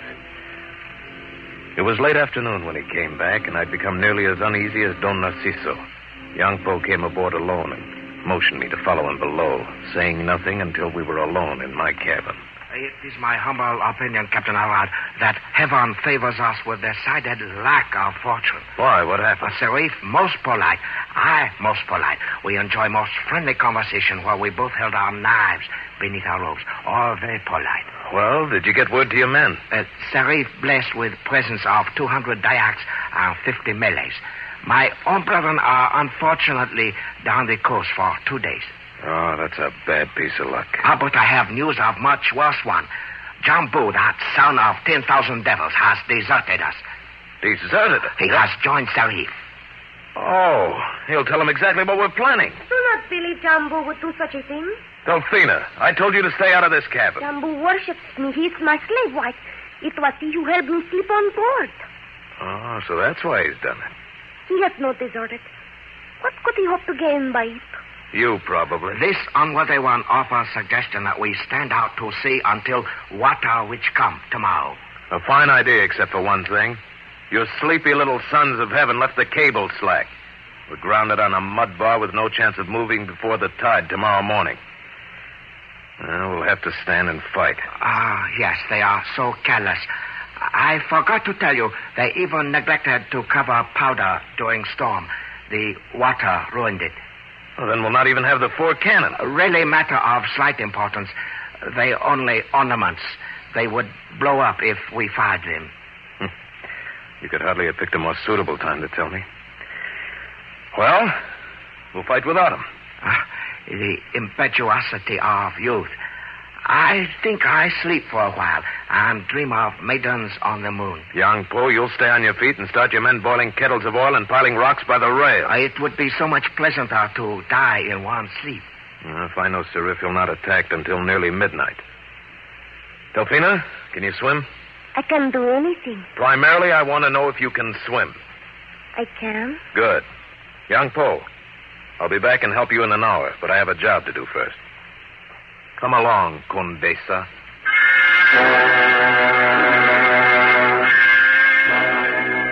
It was dark when we slipped into the water and struck out for the island. If I had tried to lower a boat, they might have seen us from the shore. I could see no other way to keep her out of it. The rest of us had no chance. I knew how the Dyaks fought. We could expect no help. And on board, she would have been the only one of us left alive. Aye, Jambu would see to that. We made the beach safely, crossed it, and worked our way up the steep path on the face of the cliff. Finally, we reached the ledge in front of the caves. Oh, it is so dark here. It frightens me. Well, there's nothing to harm you. Bats in the caves, perhaps, but nothing else. I am to stay here alone, then? Aye, until the water witch comes into anchor tomorrow. Light this torch, then, and signal them. They'll come ashore and take you off. Tomorrow? Where will you be tomorrow, Arik? You are going back there to die with him, aren't you? We'll have a fighting chance. You have no chance at all, and you know it. Don't go. Stay with me, Arik. You know that's impossible. No, this man, young Po, is no better than a pirate himself, and you cannot help him by losing your own life. Or stay with me. And what of your husband? Do not go back. I beg you. Please, Arik. Delphina, you have a deadlier poison than the Upas tree itself. Will you force me then to stay here in safety and watch you die on those decks there below us? Will it make so very much difference to you? So much that I would not care to be alive tomorrow. In Manila, I hated my life. I prayed for earthquakes, pirates, death, anything. But now I pray only that you may live through this night. Delphina,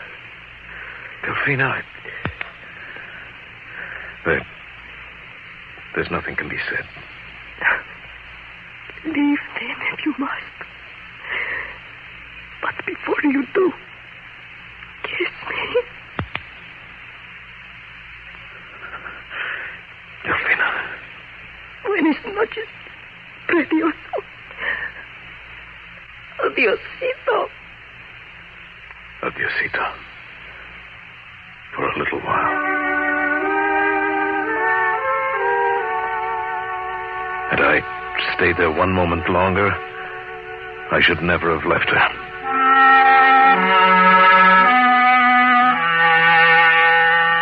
Back aboard the junk, I found young Po rushing preparations for the hopeless fight that stood ahead of us. Don Narciso was shivering on the quarterdeck, and I saw no reason to tell him his wife had made the trip with us. The Chinese crew had piled stones and smoke pots at the rail, ready to throw down on the heads of the Dyaks who had tried to board us, and kettles of oil were being heated over a brick hearth by the mast. Paper lanterns had been lighted and hung about the rigging. But outside the narrow limits of the deck, we could see nothing. Nothing but the black wall of the Borneo night. That same dark wall shut off any sight of the upas tree and of the cliff face where Delphina lay hidden. But I knew from the ledge she could see us moving about on the lighted deck. I loaded my pistols with the only dry powder aboard, and we waited. There was no light on shore and no sound. And 3 hours went past.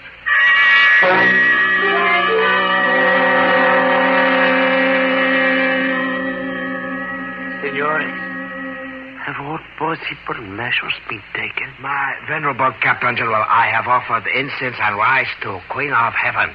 If our enemies prevail after that, then we have mistreated them in some former life. I go below to sleep. Sleep? And who is to give orders to your men? They give them to one another, Excellency. They are all commanders in their own right. We may perhaps meet later in third or fourth heaven. With powder, a trader aboard, and the ground of the ship. I might warn you before the attack starts, Your Excellency. Stay away from the rail, at least until after the smoke pots are thrown. Oh? The Dyaks use bamboo poles with iron hooks on the end, and well, they can reach up and drag a man over the rail easier than picking coconuts. Captain Arat, perhaps we could surrender. Make peace somehow. We'll take no surrender. They want our heads. Look! They're on us! Young Paul, on deck! Here they come! What's the rail, Your Excellency? Use your cutlass if a head comes over the side and look out for the hook. Terrific Dyak warriors have run their boatsmen against the sides of the junk, and now we're pushing their murderous hooks over the rail. The Chinese crew is fighting like madmen, tossing over smoke pots, smashing those heavy rocks down on the heads of the pirate mob, pouring out smoking kettles of boiling oil. And the whole curtain of night was torn by the screams of agony. Captain Arat, we find ourselves suddenly without smoke pots or soothing oil, and rocks are nearly gone. Aye, they'll be swarming aboard us in another 2 minutes. Where's the Captain General? He has retired to cabin. It would be uncharitable to say he hides there. Well, a lot of good it'll do him. What happened? Young Po. They're on the island. Look. It would appear top of sacred upas tree has burst into flame.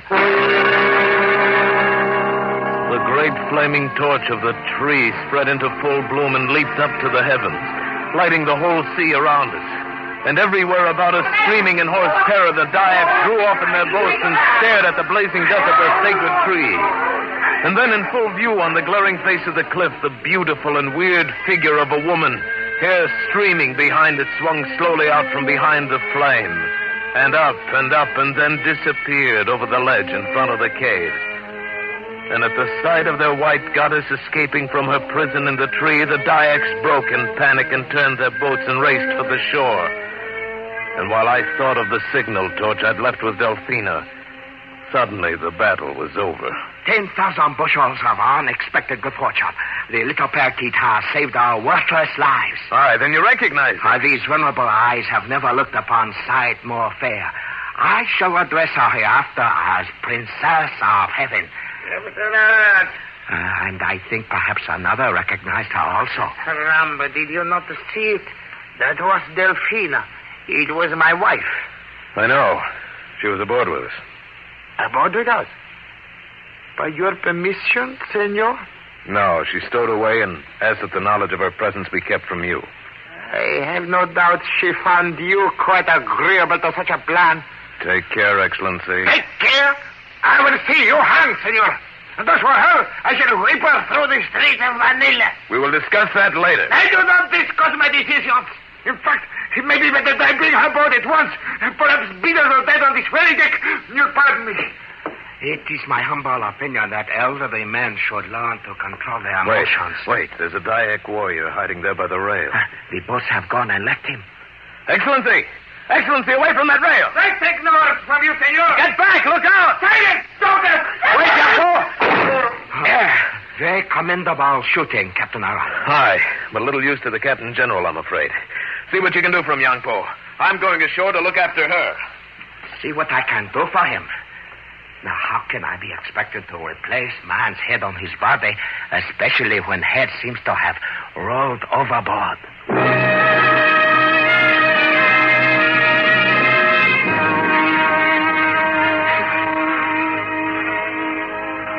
There's not the least bit of use in giving me a poet's blind, you old reprobate. It was nothing but pure luck that kept me from sailing in here this morning and finding nothing but your heads all a-smoking in a row. Life moves only according to dreams of Queen of Heaven, Mr. O'Kane. Not to mention, of course, those of Princess. Oh, that Spanish lass, eh? And quite a one she's turned out to be. I plan to devote the remainder of my unworthy life to rescue of small birds from nets. Now, that's a silly way for a grown man to spend his time. Oh, come in, Arad. I've been wondering where to find you. I was charting the course. Well, we can sail in the morning.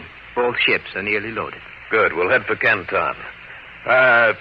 Young Poe, this friend of yours there, this Hong Qua, do you think he might have some good quality of silk to trade? It is possible. Silk is it now? And what will you be wanting silk for, Arad? Well, it's not silk. I mean, not exactly. Come, man. It's what? If it's not silk, Arad, then what is it, huh? Oh, all right, Michael, if you have to know everything. I want to trade with him for a dozen pair of silk stockings.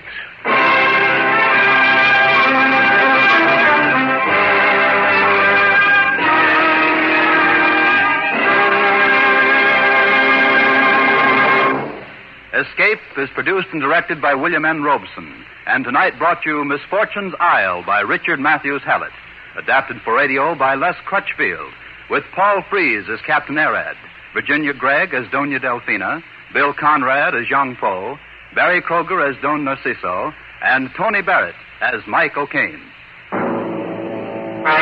Next week...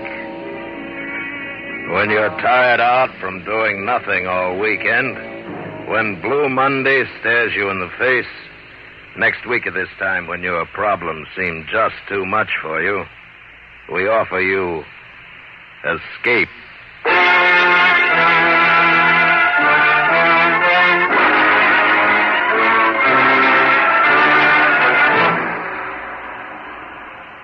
Next week, we bring you another exciting story by one of the world's great authors. Good night, then, until this same time next week, when once again we offer you Escape.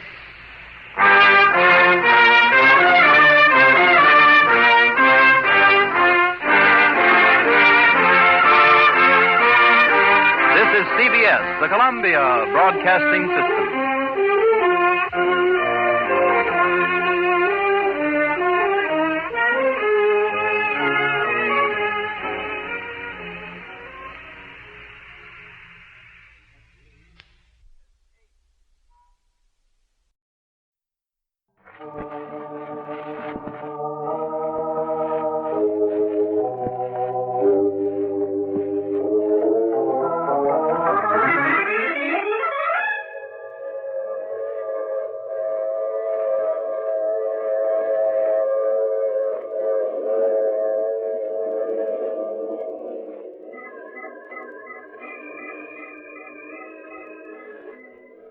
The Mutual Broadcasting System presents The Mysterious Traveler.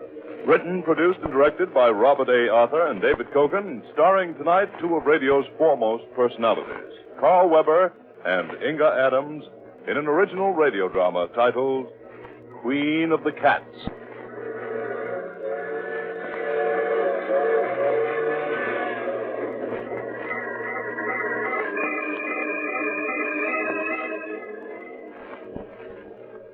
This is the Mysterious Traveler, inviting you to join me on another journey into the realm of the strange and the terrifying. I hope you will enjoy the trip, that it will thrill you a little and chill you a little. So settle back, get a good grip on your nerves, and be comfortable, if you can, as we prepare to meet the Queen of the Cats.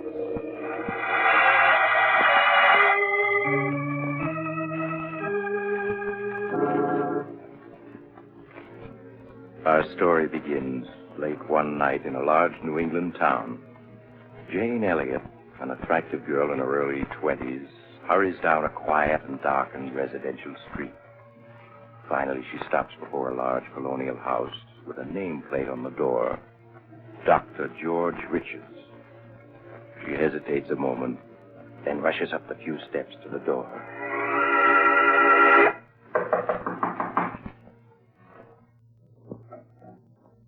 Yes?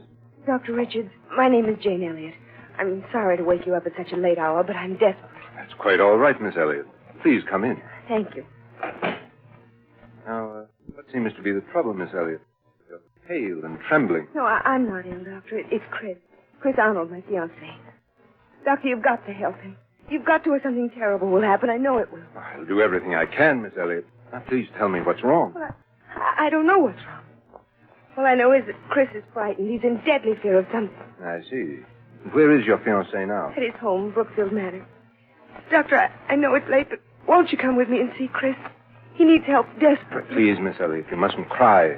Of course I'll come with you, and I'll do what I can.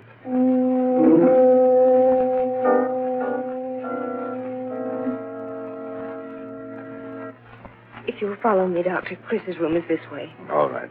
Oh, tell me, Miss Elliott, aren't there any servants in this huge house? No, Doctor. Chris dismissed them all 2 months ago, except for a cook who's here during the day. He lives alone. Here we are, Doctor. Who is it? Chris, it's Jane. Just a minute. Jane, I've asked you before not to... Who's he? Darling, this is Dr. Richards. Doctor, this is my fiancé, Chris Arnold. How do you do, Mr. Arnold? Why the devil did you bring him? I don't need a doctor. Please, darling, I couldn't stand to see you. Forgive me, Mr. Arnold, but it's obvious to the most untrained eye you do need a doctor. Chris, please tell the doctor what you're afraid of. I'm not afraid of anything. I'm afraid that's not true. Your eyes are twitching, and you keep glancing around the room nervously. Mind your own business. People who are ill are my business. I want to help you, but I can't unless you tell me what you're afraid of. Darling, please tell him. Please, you can't go on this way. Yes. You're right. I can't go on this way. Believe me, Mr. Arnold, you'll feel much better once you've talked your fears out. Now, suppose you start from the beginning and tell me everything. All right, Doctor. I suppose it all began 2 years ago at a party Jane and I were at.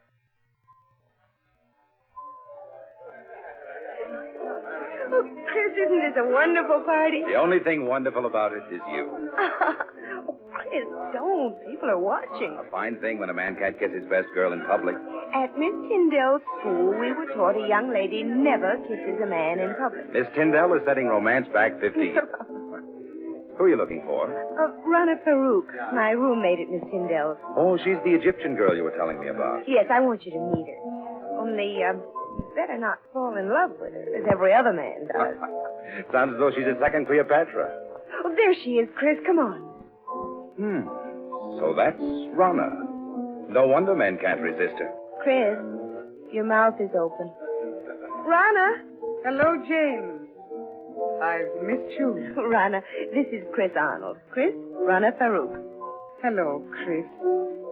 I would have recognized you any place from the picture Jane had of you on her dresser, Miss Tyndall. Hello, Rana. Oh, look, there's Miss Tyndall waving at me. Excuse me, won't you? Of course, Jane. I'll be back in a minute.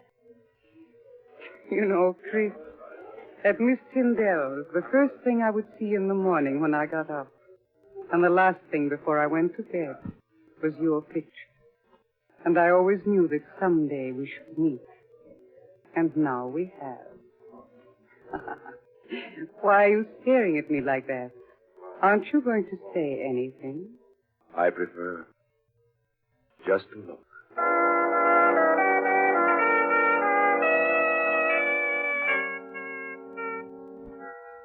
Even now, Doctor, 2 years after our first meeting, I find it difficult to describe how beautiful Rana was. She had lustrous black hair that came down to her shoulders, green eyes that bewitched you. And she walked. She was so lithe and graceful that every eye in the room followed her. I was captivated the moment I saw her. I see. Well, what happened after that first meeting? Rana also seemed attracted to me. After that night, we saw each other constantly. Nothing seemed to matter to me when I wasn't with her. It made me indescribably happy to learn she felt the same way. So, just a month after we'd met, we were married. Please go on, Mr. Arnold. In the months that followed, I began to see Rana not as the image I had been infatuated with, but as she really was. Vain, selfish, and intensely possessive. She couldn't bear to have me out of her sight. And if I was, when I returned, there would be questions. Countless questions. I began to dread seeing her. And then there were the cats. The cat? Yes, she had an insane passion for them. When Rana and I were at school together, Doctor, she always had a few cats around. She said she couldn't live without them. The house was always full of cats. She'd sit for hours stroking them, whispering to them, until I thought I'd go mad. Life became a nightmare for me. Nightmare full of cats. And Rana asking questions, endless questions, as to where I'd been and whom I'd seen. Finally, one day I realized I couldn't go on living with her any longer, that our marriage had been a mistake. I decided to tell her so that very evening.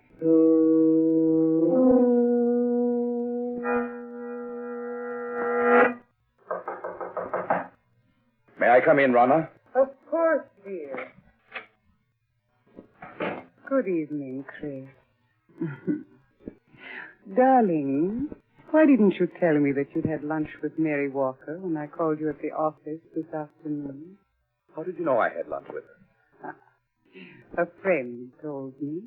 Friend? Who was it? Oh, what is it, Beauty? What are you trying to say? Rana, put that cat down and answer me. Who was the friend that told you I had lunch with Mary Walker? You've never met her, darling. Who is it that you always seem to know what I've been doing, who I've been seeing? It's as though you have people spying on me. Chris, what a thing to say.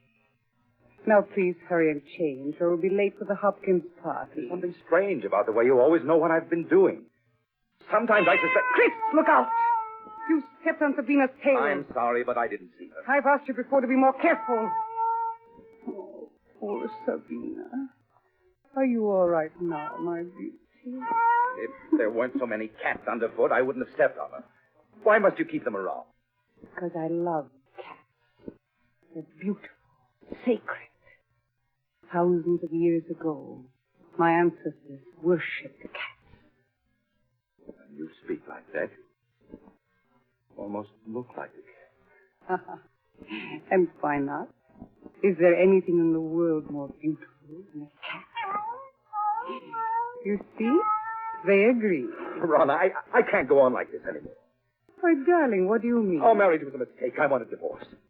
Chris, you can't be serious. Oh, I am, Rana. Dead serious. I love you, Chris. And I won't give you up. You're mine, darling. You'll always be. Nothing shall ever separate us.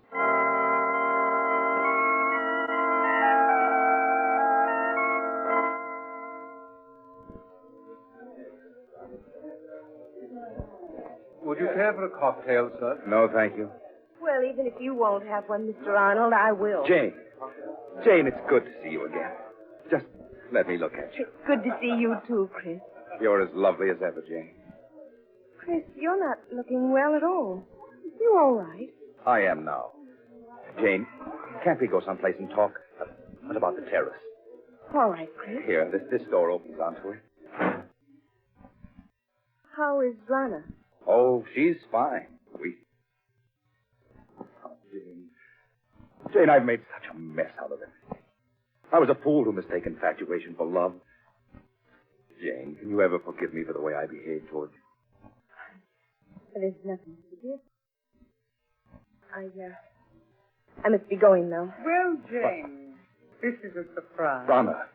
Really, Jane, the way you've avoided calling on us, I have suspect you're still in love with Chris. Rana, you have no right. Please, Chris. I'm afraid I'll have to be leaving. It's getting quite late. Good night. Good night, Jane. I hope I didn't interrupt anything by coming out here so unexpectedly, Chris. Yes, Rana, you did. I was about to tell Jane that I love her and that I always will. I suppose that's why you asked me for a divorce. You've been secretly seeing her. Secretly seeing her? Is it possible for me to see anyone or do anything secretly without you knowing about it? No. You're right. It isn't possible. I know everything you do. So I would forget Jane if I were you. Rhonda, how could you possibly want me, knowing how I feel about Jane? You've got to give me a divorce. I'll never give you a divorce. Never, do you hear? You're mine, and you always will be.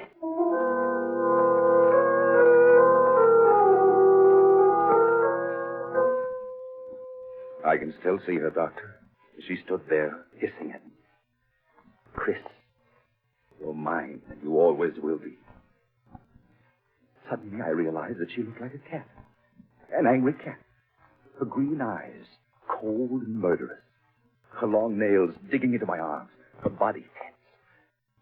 For a moment, I thought she was going to scratch my eyes out. After that night, I hardly spoke to Rana. I treated her as a stranger.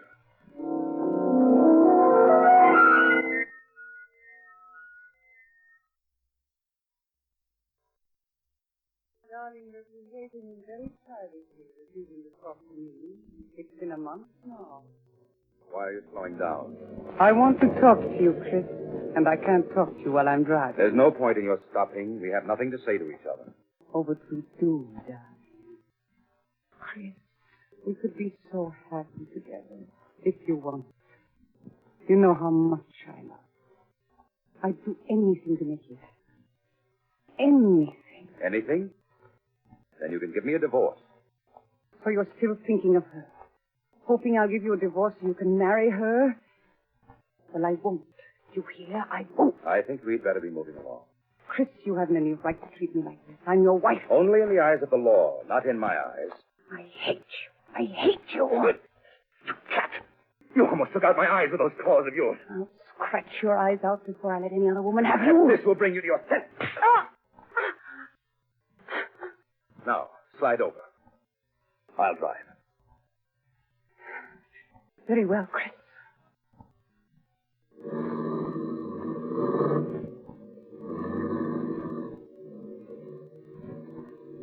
You think you've beaten me, Chris, but you haven't. Don't think it was weakness on my part because I tried to make up with you this evening. I know better than that. In the end, you'll come crawling to me. It may take a year, 2 years, 5 years, but I'll wait. I'll never come crawling to you. But you will, Chris. Jane knows I'll never give you your freedom. In time, she'll marry. And when she does, all the heart will be gone out of you. And then you'll be mine. You have everything planned perfectly, Rana, don't you? But I have one escape from you you've never thought of. Really?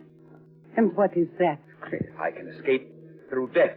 Through death? Yes, Rana. If I should fail to take that curve ahead, we'd plunge off the side of the mountain. Chris, you wouldn't. Why not, Rana? You've shown me there's nothing to live for. This at least is a clean way out. Chris, you don't mean it. But I do, Rana. Just watch. No, Chris. Don't. No!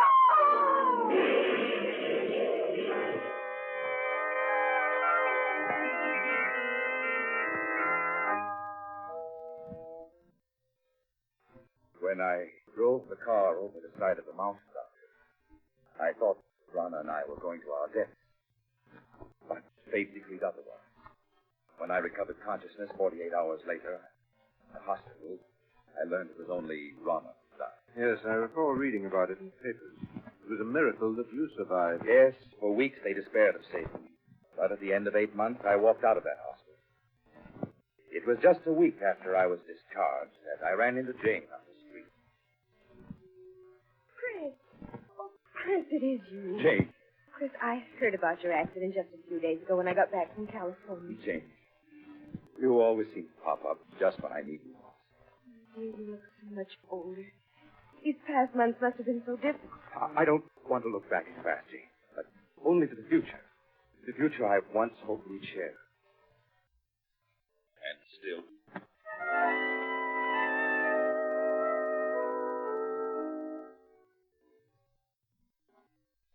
2 months ago, Doctor, Jane and I became engaged. It was just about that time that I first began to notice that everywhere I went, there always seemed to be a cat following me. So that's why you were always looking around so nervously all the time. Tell me, Miss Elliot, did you ever notice that the two of you were being followed by a cat? Well, I have seen a few cats around, but they didn't mean anything to me. Oh, but they did to me, Doctor. Was it always the same cat that followed you? Oh, no. One day it'd be one cat and another day a different one. Doctor, I know you must think I'm insane. At the time, I felt I was going mad. That is, till that night. What night, Mr. Arnold? The night I saw her. It happened in this very room 6 weeks ago. I had great difficulty in falling asleep. And when I did, I had a nightmare. A nightmare in which I was being followed by hundreds of silent cats. Then the silence was broken by the faint crying of one cat. The crying grew louder and louder. Suddenly, I awoke. With my awakening, the cry didn't cease. I lay in the darkness listening, realizing that the cat I'd heard wasn't a part of my nightmare, but was real. Yes, real, living, and in my room. I could feel my heart pounding as I sat up in bed. I looked about my darkened room. Then, suddenly, I saw her. 2 burning green eyes in the darkness. There was no mistaking those eyes. Rana! It is you, Rana. Isn't it? Yes, I'd recognize those green eyes anywhere. So you've come back. Just as I've always thought of you. As a cat. I know why you've come back. Because of Jane. You always said that if you couldn't have me, no one else would. That I was yours and always would be. Well, you're wrong, do you hear? Jane and I are going to be married. Trying to scratch my eyes out. You always said you would before you'd let any other woman have me. Well, we'll see about that. There. Perhaps that'll hold you. Nothing you can do will stop me from marrying her. I know that the cats that were following me, spying on me, were doing so under your orders. You're the queen of the cats. Yes, I should have known. Even when you were in human form, you looked and acted like a cat. You think you're clever, but even if you are the queen of cats, you can't prevent me from marrying Jane. So you think you can? Well, perhaps a bullet between those green eyes of yours is what's needed.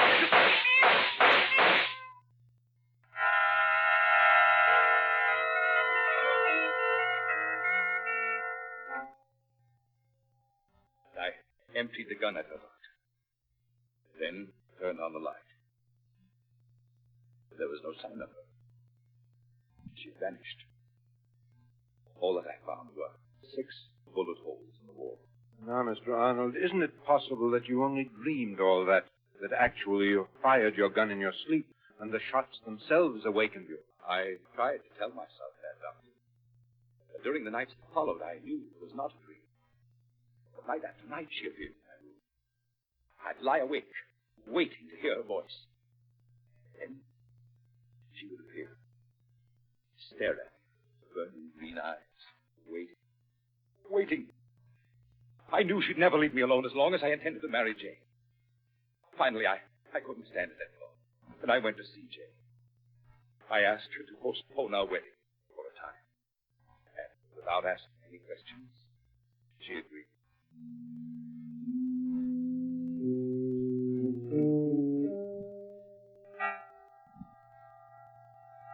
Doctor, the night I put off my marriage with Jane was the first night that Rana didn't appear. And the first night in weeks that I was able to sleep. Chris, why didn't you tell me that night what was troubling you? I was afraid you wouldn't understand, Jane. That you might think I was mad. Do you think, Mr. Arnold, that she didn't appear again because you had postponed your marriage to Jane? I know it. Weeks went by. Weeks in which I was able to sleep soundly without being awakened by her. I came to think that perhaps it had all been part of a horrible nightmare. And that I was over it at last. Then, a week ago, I asked Jane to set the date for our wedding. She did so. And that same day, we took out a marriage license. Doctor, Chris looked so much better that I thought he'd gotten over what was troubling him. So did I. But The night after we'd applied for a license, she appeared again, in this very room. And you've seen her every night ever since? Yes. She just keeps staring at me with those green eyes. Waiting. And Doctor, I have a feeling something horrible will happen if I attempt to marry Jane. Do you still have the marriage license? Why? Yes. Why do you ask? Mr. Arnold, you've reached a crisis in your life. You're faced with fears that are threatening to overwhelm your sanity. If you want Jane and happiness, you must be prepared to fight. Fight? But how, Doctor? Often when we challenge our fears, we find that they exist only in our imagination. The only way for you to challenge your fears is to go through with your marriage with Jane. Now, tonight. Tonight? Yes, I know it's quite late, but a friend of mine who's a judge, I'm sure he'll marry you. All right, Doctor. Jane, will you marry me? Tonight?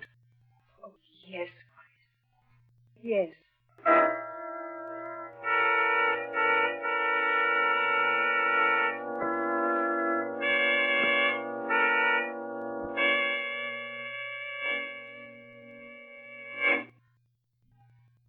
Sorry to get you up in the middle of the night, Judge, but for reasons I can't explain, it's important that these two be married tonight. That's quite all right, Doc.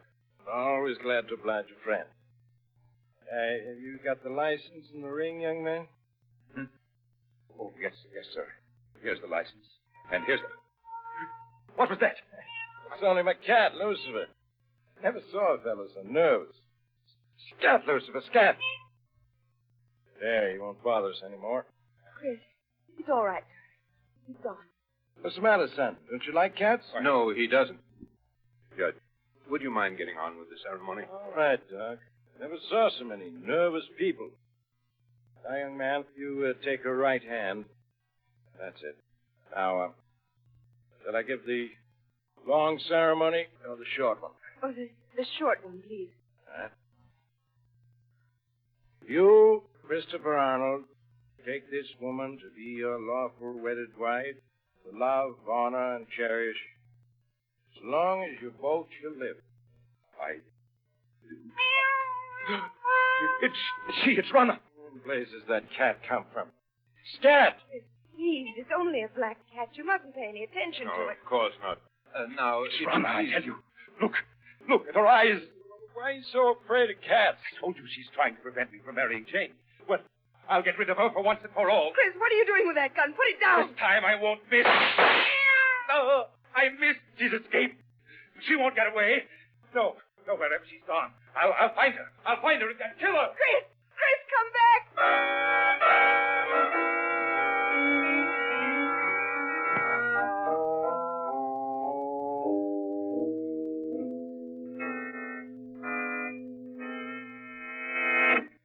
Wait.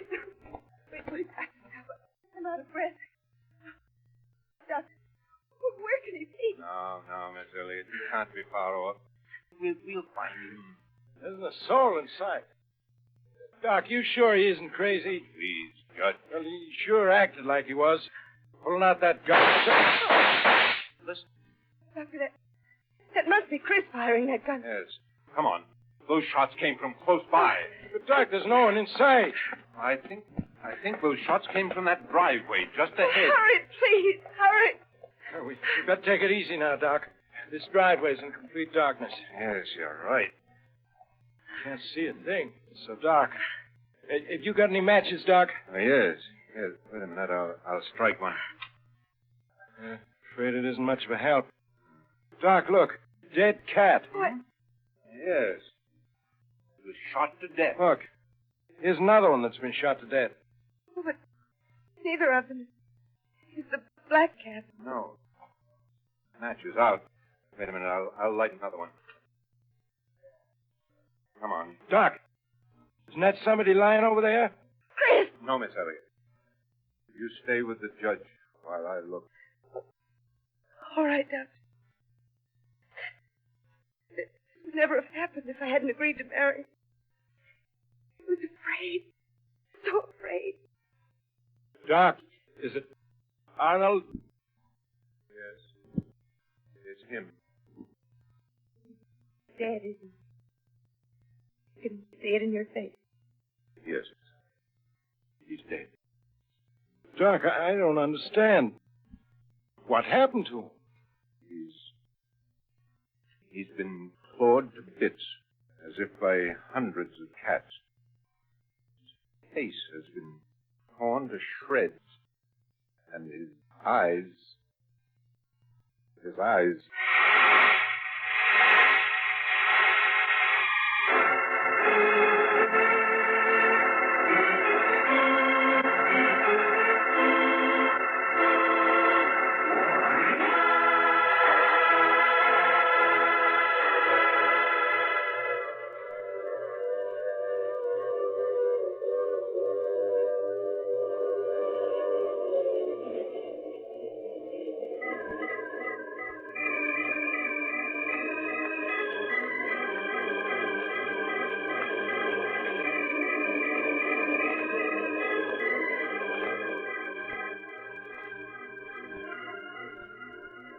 This is the Mysterious Traveler.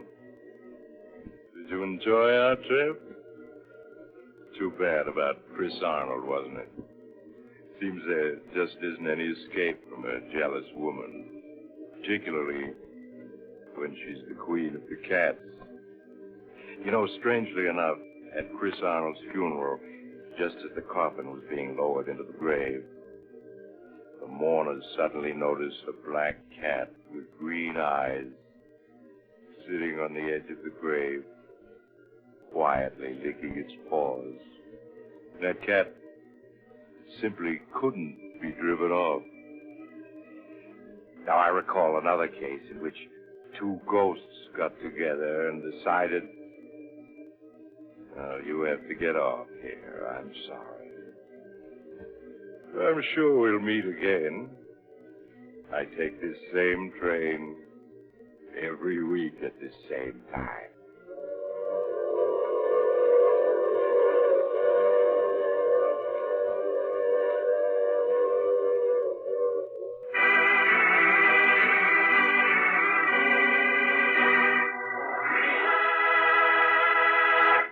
You have just heard The Mysterious Traveler, a series of dramas of the strange and terrifying.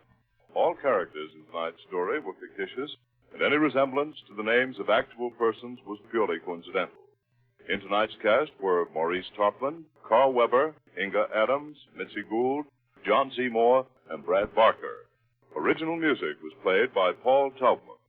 The Mysterious Traveler is written, produced, and directed by Robert Andrew Arthur and David Kogan. Listen next week to a tale titled 0 Hour. Another strange and suspenseful tale of the Mysterious Traveler. This program came to you from New York. Another program of tense and dramatic action will follow in just a minute. Stay tuned to the station for Official Detective. Carl Caruso speaking. This is the Mutual Broadcasting System.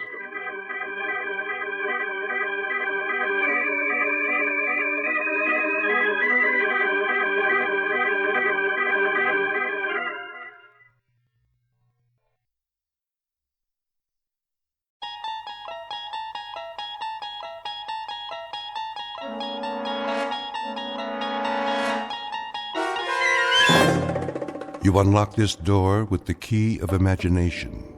Beyond it is another dimension, a dimension of sound, a dimension of sight, a dimension of mind. You're moving into a land of both shadow and substance, of things and ideas. You've just crossed over into the Twilight Zone.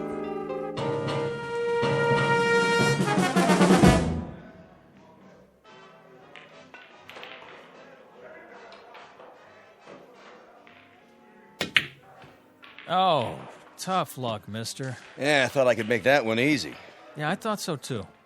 Well, at least I didn't leave you much. Well, let's see. Face it, you don't have a shot. It looks like you're going to snooker yourself. Well, you never can tell. 8-ball, corner pocket. Lots of luck. Like I said, 8-ball, in the corner. Hey, how'd you do that? Ah, just lucky, I guess. Luck, nothing. That was some shot. Been practicing. Guess it finally paid off. Yeah. You win. Here's your $5. One more game? Double or nothing? Hey, you wouldn't be hustling me, would you? Do I look like a hustler? I'm not sure. Oh, come on. Me? See, I just play on my lunch hour, whatever town I'm in. Relaxation. Me too. Strictly for laughs. So how about it? I don't know. Flip to see who breaks? That's all right. You go ahead. Yeah? Sure. Well, okay. Double or nothing. Go on. Sink as many as you can. Make it hard for me.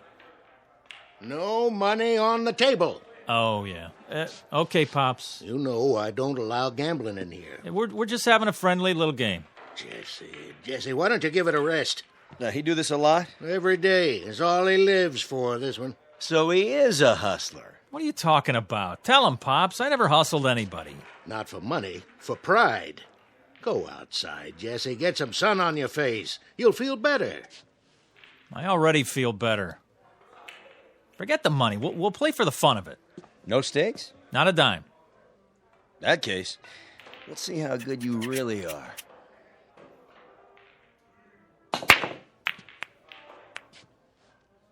Nice break.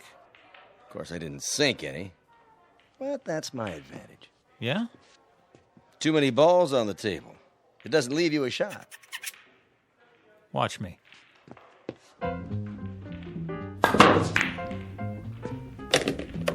What in the... Bank shot, 3 cushion.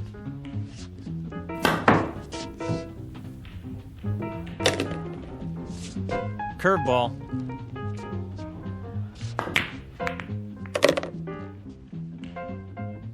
Top spin. Little English.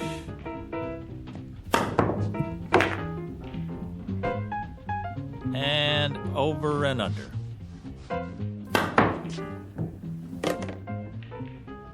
Now, my favorite shot.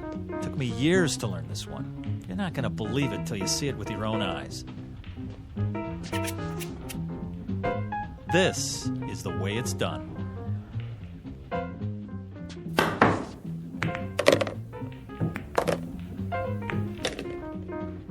Pretty good. Pretty good? You kidding? Nobody ever made a shot like that in the history of the world. Yeah, it's not bad, I'll give you that. But you're no Fats Brown or anything. What? Put your glasses on. It was impossible, but I made it. Yeah, sure. Keep practicing. You'll get there. Hey, here's for the beer, Pops. See you around. Okay, thanks. What are you talking about? Keep practicing. I made it. Jesse. Just enough Hey. English, the right draw, perfect position. Settle down. Perfect. Easy, Jesse. That's all I ever hear. Fats Brown. Well, I'm sick of it. I'm sick of hearing his name. Jesse, relax. You got company. Hi, Jesse. Jesse, you are a lucky man. Rita, what are you doing here? I thought we had a date. Oh, that's tomorrow night. Thursday night. Tonight is Thursday night. What?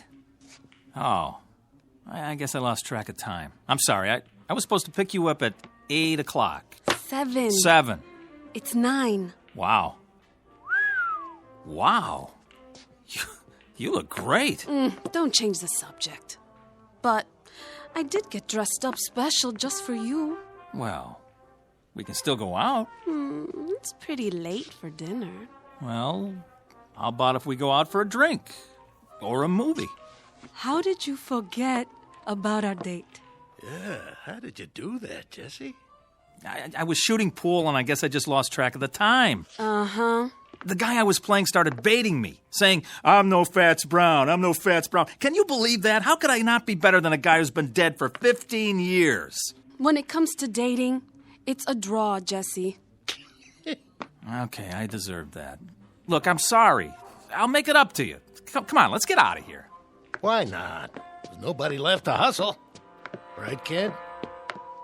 You bet, Pops. I beat them all. Fats might have been good in his day, but this is my day. I'm Jesse Carter, the best pool cue on Randolph Street, the best player ever. Maybe. Too bad Fats is dead. Now, you'll never know for sure. I know, and it's killing me. I would have given anything to play him.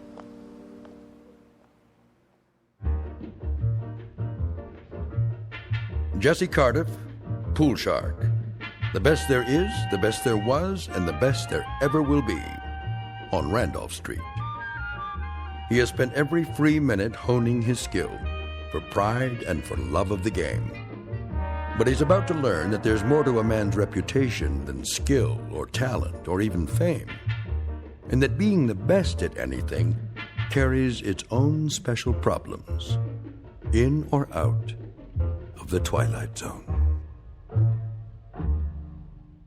And now, The Twilight Zone and our story, A Game of Pool, starring Wade Williams with Stacy Keach as your narrator. So, what's the big deal about this dead Fats guy? Don't you know nothing? Fats Brown is a legend. Where you been?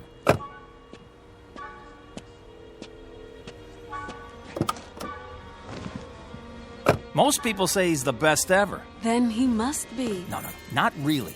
Because most people never saw me play. I'm better. Is pool all you think about? Well, what else is there? Look, if you want to be the best at something, it's got to be your life, right?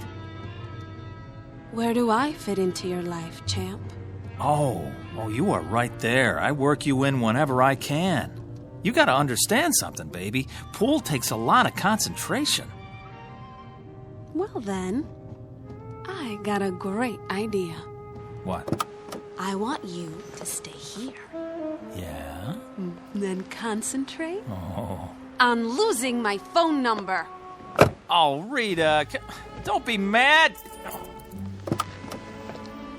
Rita, come on. Look, Rita, please stop. Get lost. Let me explain. What? Look, I would give anything to play Fats Brown just once. Is that so wrong? Yes. But for your own sick, self-centered ego, I hope you get your wish. Oh, Rita, come on, give me a break. I just want to beat the best. What's wrong with that? Fats, dead and buried in the ground. I'd give anything to play him one time. I could beat him cold, I know it. I'd show him who's the best.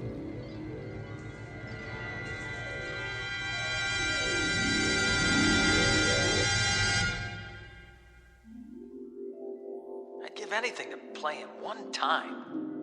One time. One time. One time.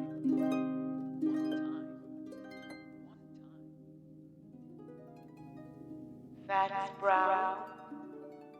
Mr. Fats Brown. Report to Lister's pool room. Randolph Street. Who is it this time? Fats Brown. You're needed. Lister's pool room. Randolph Street. Chicago. I'm on my way. Mr. Fats Brown.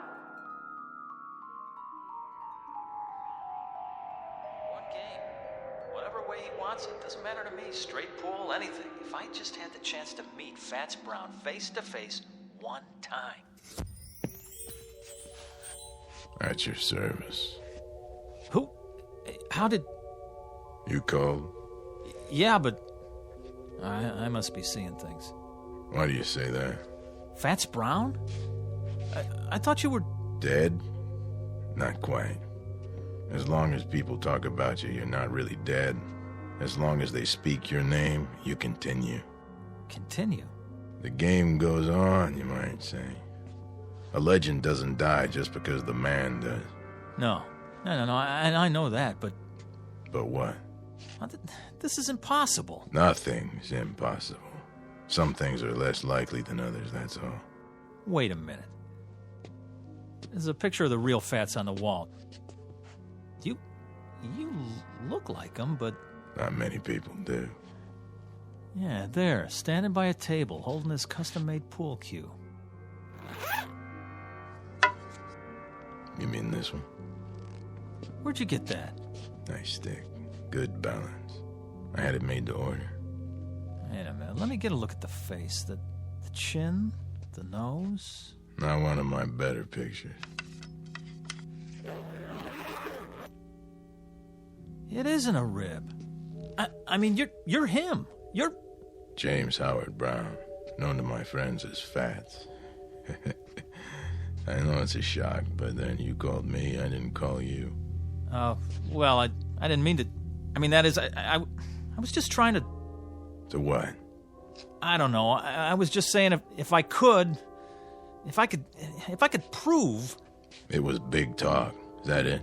Well, no, not exactly. Talk is cheap. I know the type. You like to play with fire, but you don't like to cook. You're not really as good as you claim to be, and you know it. Hey. Deep down, you know you're second rate. Now, hold on. Are you afraid? Now, why would I be? Look, I've come a long way, boy. I don't like to be fooled with. I've met your kind before. A little skill, a little knack, some style. But when the heat's on, you fold. That isn't fair. You've never seen me play. Maybe not, but I've seen plenty like you. You have, huh? How do you know I can't beat you? How does anyone know anything? We learn to read the signs. Well, take another look. It's possible, isn't it? That's not the point. It's a matter of what's likely. But it is possible. Sure, it's possible. Things change. Records get higher. Once upon a time, nobody could run the 4-minute mile. But people get better. Then you admit it. Yes, it's possible you could beat me. But the only way you'll do it is with a pool cue. You'll never get the job done with your mouth. All right, fat boy. Dead or alive, I'll tell you something. Maybe you are some kind of a legend, a tin god, but you know what you are to me? A big balloon, just waiting for someone to stick a needle in you. Well, I'm the someone, and here's the needle. Where? My pool cue. Oh, it'll get the job done, don't you worry. You're like all the other legends. You get by on your reputation. One time I heard a man in this very room swear he saw you make a 9-cushion bank. And you don't believe it? Now, you hit a ball that hard, it won't stay on the table. The guy had more imagination than brains. Is that so? Well, let me tell you.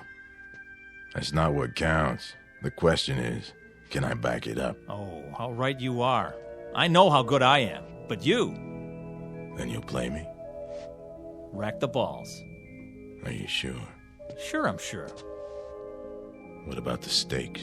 The stakes? A little something to make the game more interesting. Well, here's what I got. I'll shoot it all, my whole bankroll. Any or all of it. Put it back in your pocket. Why? My money not good enough for you? Come on, use your wits, boy. What good is money to me? Then what? Something to make the long journey worth my while. Name it. You said you'd give anything for a game with me. Anything? What are you getting at, mister? Just what kind of stakes you talking about? Life or death. What? You beat me, you live. You lose, you die.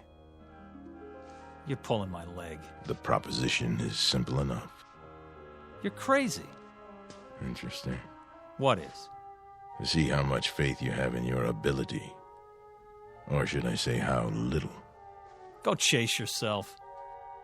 You know something? For my money, you don't want it bad enough to be the best. Why, when I was your age, I would have jumped at the chance.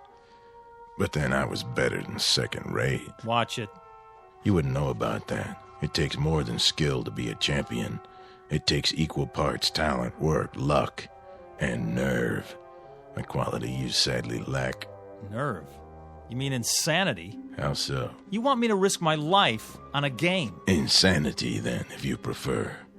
Listen, I'm just a pool player. There's probably no less important thing on the face of the earth. Pushing balls around with a stick on a felt-top table. But mark this in your book. I'm the best. It's a proud thing to be the best at anything. But then you wouldn't know about that either. Hey, hold on. Where you going? I'm going back, of course. Back where? You wouldn't understand. You're wrong. About what? You say I don't want to be the best bad enough. That's not true. Oh, boy, is it not true. Do you know how many hours, how many years, how much of my blood and sweat I put into this game? I'm listening. How many nights I slept right here on this table? Yeah, I did that. I made a deal with the owner so I could practice after the place was closed. I haven't been to the movies in years. I know what you're talking about, but it's still talk and nothing else. I'm good, mister. Real good. But am I that good? You'll never know until you're ready to risk everything. Will you stop pushing me? Sure I will. I was just thinking. Where I come from, there's a race driver. Go to the track and whisper his name. Say Tazio Nuvolari and watch their heads nod up and down. Or go to the bull ring and hear them talk of Manolet. Both men face death daily, and both are legends. They learned something important early on. You'll never make the grade by playing it safe. This is nuts. So long, kid. Wait. What for? Oh, boy, what am I doing? Something you want to tell me? Well, You accept the terms? Life or death? Rackham.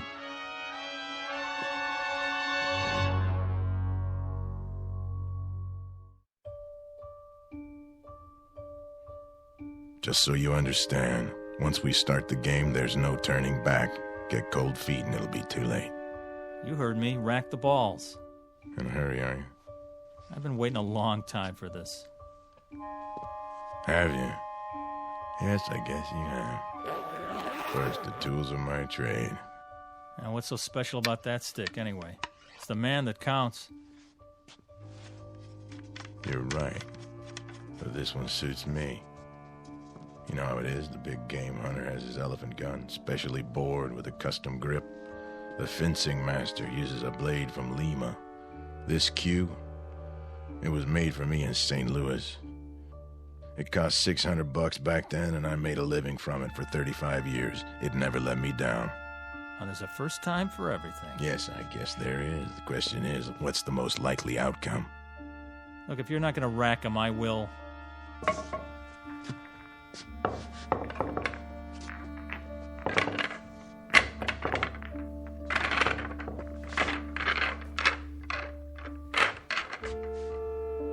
Anytime you're ready. Do I get to call the game? Name it. Rotation. Kelly. 14-1 rack. 8-ball. What's your pleasure? All right. Let's see how good you are. 1 game, 300 points. That'll do. Standard rules. Is there any other kind?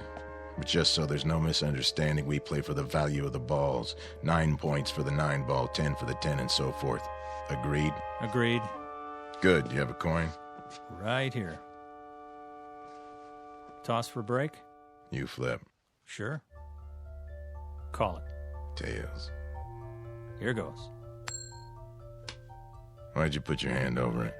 I want to give you a fair chance. Go ahead, let's see. You can change your mind. You heard me. Tails. All right, then. If you're sure. You can change your mind, you know. There's still time. Not on your life. My life's not what's at stake. Let's see it. Heads. I guess that means it's my break. Yeah, your break. As soon as I chalk up. Take your time. I know what you're thinking, son. Oh, you do, huh? Same as most players. The man who breaks is at a disadvantage. Once he scatters the balls, the other man has a clear field. Well, doesn't he? Maybe with some people, but not the way I play. Oh, sure. I suppose you can control the break. Time to go to school.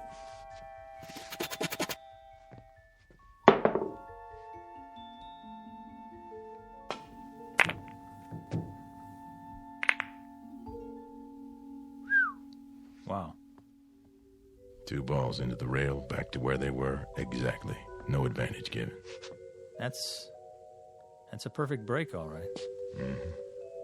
I bet it took you years to learn that. Oh, it did, but not the way you think.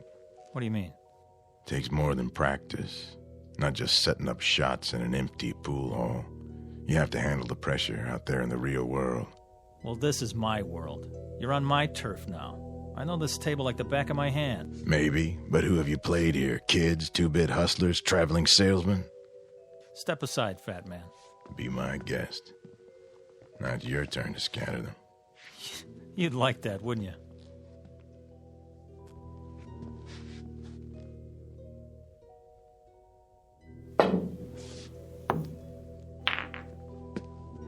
Safety. Playing it close to the vest, aren't you? That's what you call strategy. What are you going to do now? I'll try to think of something. There's always a power break. Yeah. But if nothing falls, you leave me wide open.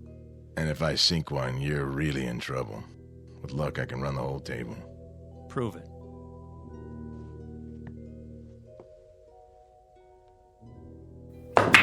Keep your eye on the 15 ball. It's not going in. Funny thing, I was thinking it is. Corner pocket. Think again. Oh, well, quite a few balls around the 1. Looks like you're sewed up. Yeah. If you don't connect, it'll cost you. If I don't. Mind if I smoke? If it makes you feel better. Yeah, you wouldn't have a fresh pack on you. I gave them up. Bad for my health. Oh, that's okay. I got 1 left. Nervous? Not me. Why is your hand shaking? Maybe I'm itchy to get this over with. Or maybe you're just trying to rattle me. Or maybe it's because you don't have a shot. Except for the bank. That'll take a lot of English. Oh, I'm loaded with it.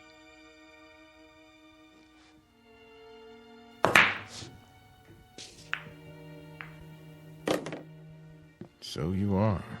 This time. Shall I keep score? I got it. Now what? The follow-up is important. You have to plan ahead. 3 rails, 2 ball in the corner. That's a hard combination. For some people. Watch your angle now. You watch it. Oh, I am.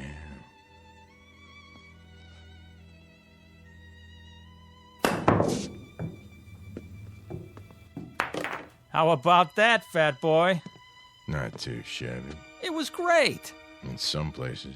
You know what? You're like all the others. Always trying to bring me down.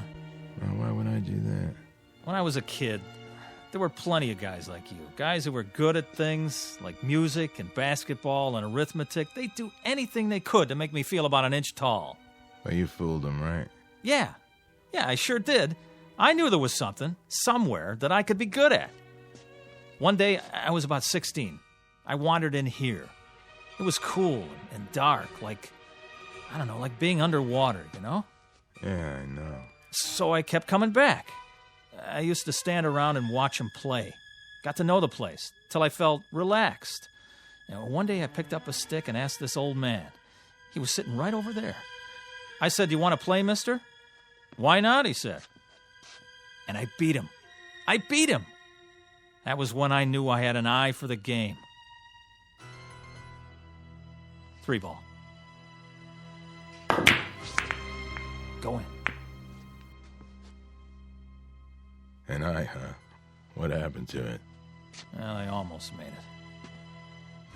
My turn. 3 ball.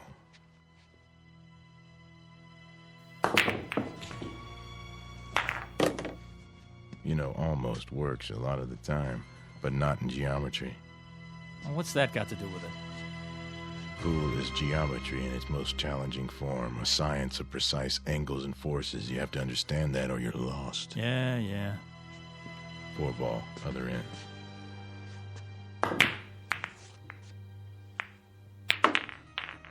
Lucky shot. Luck had nothing to do with it. 5 in the side. Angles, forces, big deal. Now who's sewed up, huh? I'll admit, it doesn't look good. You can say that again. If you don't hit the 5 first, you scratch. And that'll cost you points. Mm-hmm.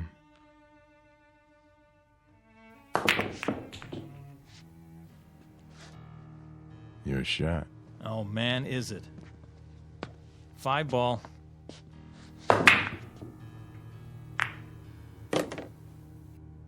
Six.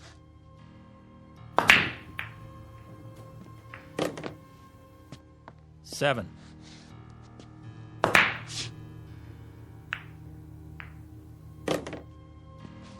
Now the 8.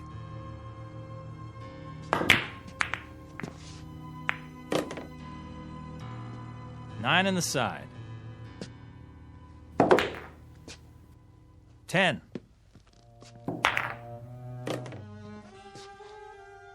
Eleven ball, corner.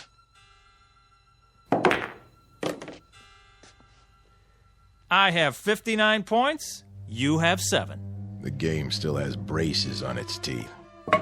Rack 'em up.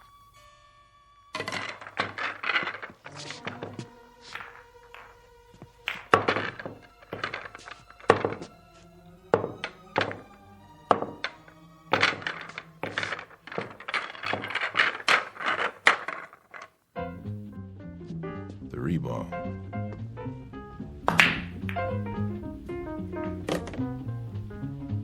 Four in the side pocket.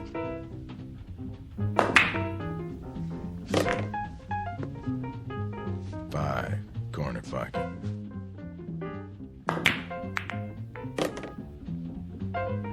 Nine in the side.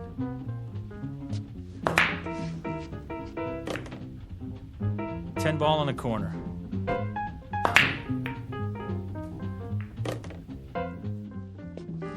$11.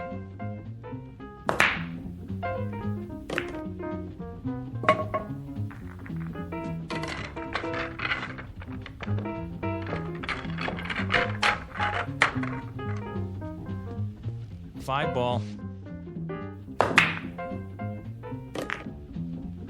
6. 10.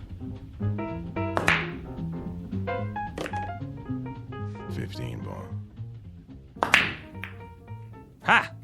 Your shot. No kidding. Just in case you lost track. Tell you what I'm gonna do, fat boy. Let me make it easy on you. No thanks. Hey, I'm trying to do you a favor. For what reason? 'Cause I got feelings. Come on, admit it. This must be humiliating. Oh, I wouldn't say so. Well, let me say it for you then. The game's as good as over. Is that what you think? You want to throw in the towel and walk away? I'll let you. You will, huh? Sure. That way it won't hurt so much. It's not over till it's over, son. Be serious. Look at the score. I got 299. So I see. Well, what does that tell you? I need any ball to win. That right? Time to face facts. There's no way. You might as well throw in the towel. I've been in tougher situations than this. When? There's more to winning than scoring points. Oh, yeah? Like what? Something you can't learn in here. Then why don't you teach me? Go on, I'm all ears. Takes time. So? That's something you got plenty of, right? Talk is cheap. The big things you have to learn for yourself. Quit stalling. It's my shot. In an awful big hurry, aren't you? To be the best? Oh, you better believe it. I've been waiting years for this. One more shot, and you are history, fat boy. There's a new shooter now, and his name is Jesse Cardiff. Back off and give me room. This is something I'm going to remember for the rest of my life.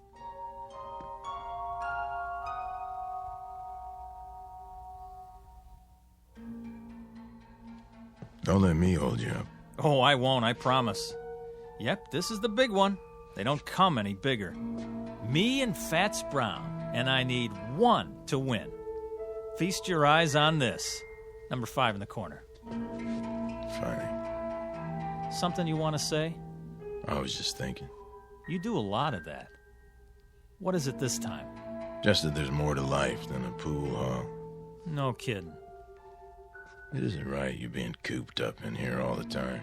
You're all hard, Fats. You ought to get out a little, see what's going on.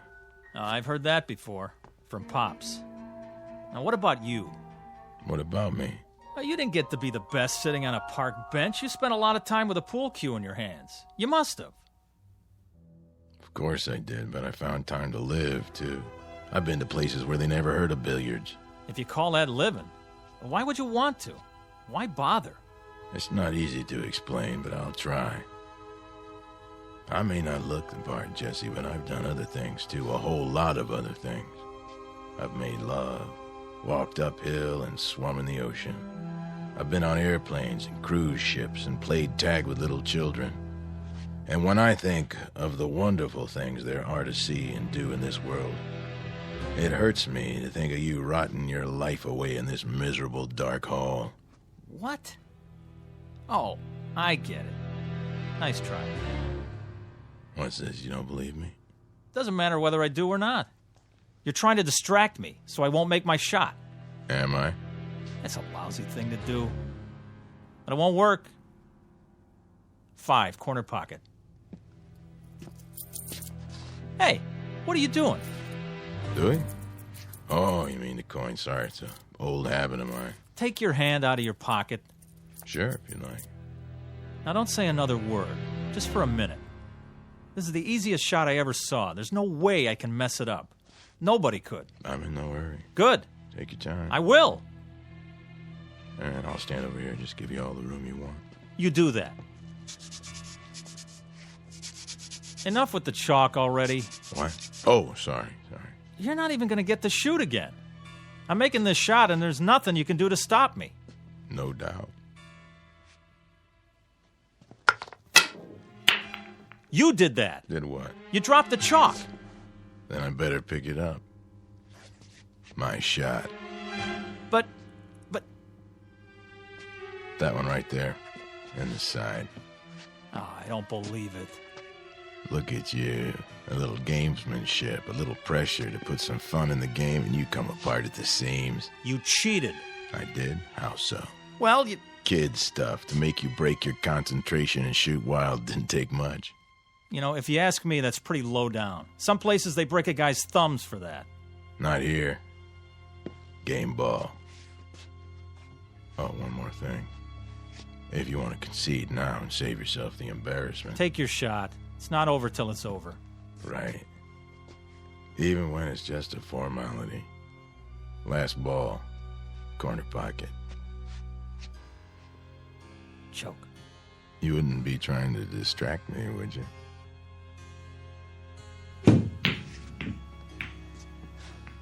Ha! Almost. Almost doesn't make it. There it is, the game ball again, right in front of me. All my life. So you said. Okay, you had your fun. This ball has my name written all over it. Perfect angle, clear table. I was made for this. Give it some thought, Jesse. Think about this. I sink it.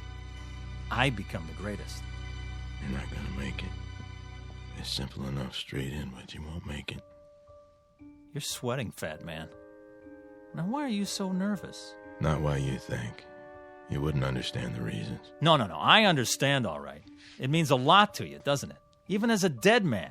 To have your name up there as the unbeatable champ of all time? It carries certain satisfactions, yes. I'll give you a chance at my crown, Jesse, but only if you're willing to stake your life on the game, Jesse. Couldn't be just a nice, friendly little game, huh? I take it as it comes. To you, pool is not a nice, friendly game. It's a win-at-any-price affair. I saw that right off, and I acted accordingly. But it didn't do you any good. Didn't it? I've made this shot hundreds of times. Not when your life depended on it. Is this some more of your gamesmanship? I've been studying you, Jesse. I've gone up against dozens like you. Pressure is what separates the champions from the also-rans. I've seen men who could shoot brilliant pool, but they were duds when the stakes were high. That's why I insisted we play for something big. What does it matter to you if I win or not? Afraid I'll take your place? Is that it? Did people stop talking about Dempsey when Joe Louis came along? Did Beethoven replace Bach? No. He wouldn't replace me. Then why? Someone has to keep the flame. Someone has to weed out those who haven't got what it takes. The champions, the legends, they serve a purpose. to be a challenge and an incentive. I don't need a challenge. Everyone needs a challenge, Jesse. Someone great out of the past to say, match what I've done, boy, and make it better. That's true of all walks of life. Music, politics, sports, you name it. Musicians all over the world have been better because of Bach and Beethoven and Mozart. There's a man in the White House who can look out his window and see the Washington Monument and the Lincoln Memorial. Don't you think it helps him to be a better president? Yeah, but a game of pool? Anyone who tries to be good at anything finds himself in your shoes. He finds himself faced with a legend. And when he can't measure up to the legend, he fades away, he dies, and is forgotten. I'm only a pool player, Jesse, but I'm the best. No, you were the best. No man gets past me unless he has what it takes. And you don't think I have it? There's still one ball on the table, and it's taken you a mighty long time to get at it. You wouldn't believe this, Jesse, but personally, I'd like to see you win. Yeah. Yeah, I've only been doing my job. Stand back and give me some elbow room. Wait, Jesse. Oh, no. I've been waiting too long. Before you shoot, think about one thing. What? Sink that ball and you may win more than you bargained for. You're wasting your breath. Don't you get it? There's nothing you can do to stop me now. Nothing. Sorry, I was required to say that. Something along the lines of a disclaimer. Well, what are you waiting for? Not a thing.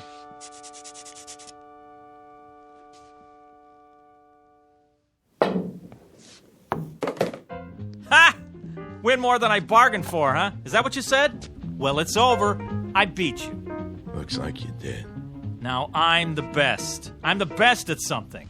So you are. You had to prove yourself under pressure, and you passed the test. Well, aren't you going to congratulate me? I'm not sure that's in order. Thanks. What do you mean, thanks? I beat you. I'm going to live. Of course you are. Those were the stakes. You'll live forever. Then why thank me, fat boy? You'll find out when the time comes for you to leave Randolph Street. Ah, you're a sore loser, that's all. I beat you fair and square. Yeah. You saw it. I beat the king of the hill, Fats Brown himself. So long, kid. Thanks for the game. Me, Jesse Cardiff. Now I'm the best. And I'm going to stay the best because nobody's ever going to take it away from me. Not ever. From now on, it's me, Jesse Cardiff. You hear that, world? Jesse Cardiff. Jesse Cardiff. Jesse Cardiff. Jesse Cardiff. Jesse Cardiff. Jesse Cardiff. Jesse Cardiff. Jesse Cardiff. Yeah. Report at once to Mason's Pool Hall, Sandusky, Ohio. Mr. Jesse Cardiff. You're needed. Yeah, I'm on my way.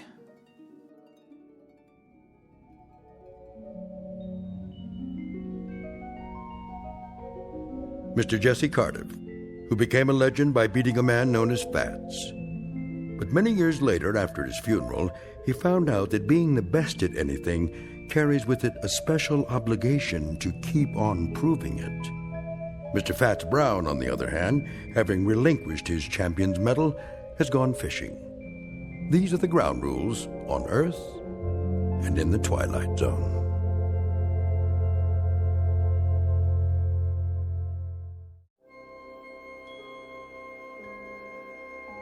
Hi, this is Carl Amari, producer of the Twilight Zone radio dramas. I'd like to take a moment to tell you about our official website at twilightzoneradio.com, where you'll get the latest news and information on these Twilight Zone radio dramas. Plus, at twilightzoneradio.com, you can digitally download 3 free episodes or any of our episodes for only $1.95 each. In this age of ever-changing technology, we've decided to make these episodes instantly available to you by making the Twilight Zone radio dramas a digital download-only series. This means that this series will no longer be offered on CD. The CD collections at our website are now being offered while supplies last at buy one, get one free. So be sure to get your favorites before they're sold out. Be sure to visit us often, and I'll see you in the zone.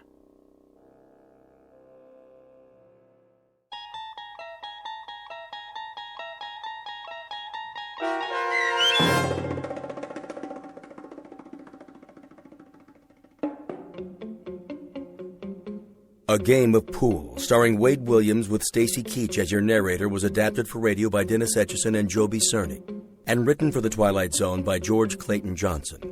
Heard in the cast were Craig Brawley, Doug James, Roderick Peoples, Sandra Delgado, and Linda Ryder.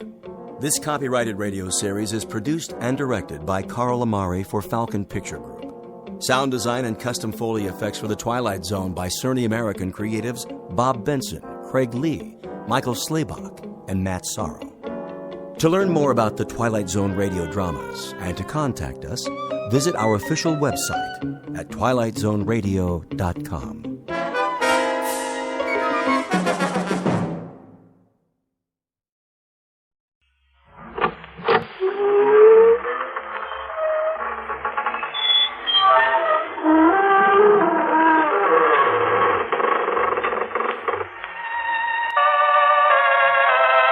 Good evening, friends of the creaking door. This is your host to welcome you once again into the inner sanctum. Come in. Come in and meet our newest guest. He'd been married for 10 years, and everything was going fine until one night at dinner, his wife asked him to pass the knife, which he did, right through her. Then he hit her body in the town bell. That's where he made his mistake, because the next morning she told on him.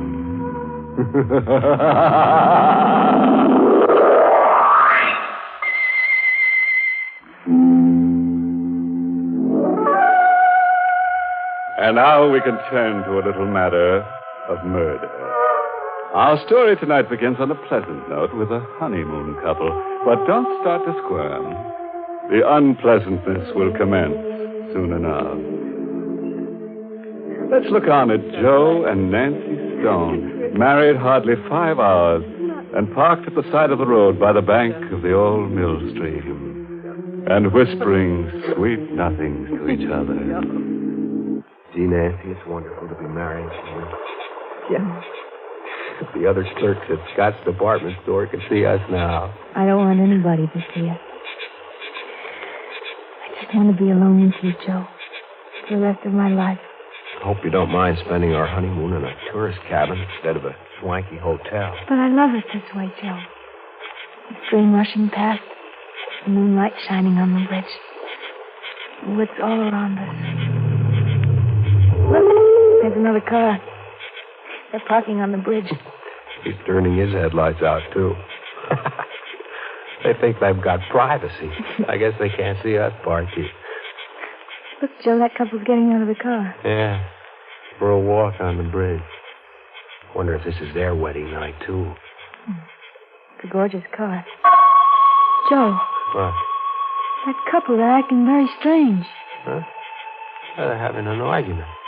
Joe, look what he just took out of his pocket. Holy mackerel. A gun.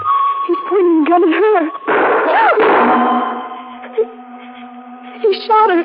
Holy mackerel. It can't be. It must be a gag of some kind. But you saw the flashes when he fired the gun. How still she lies. Her body crumpled at his feet.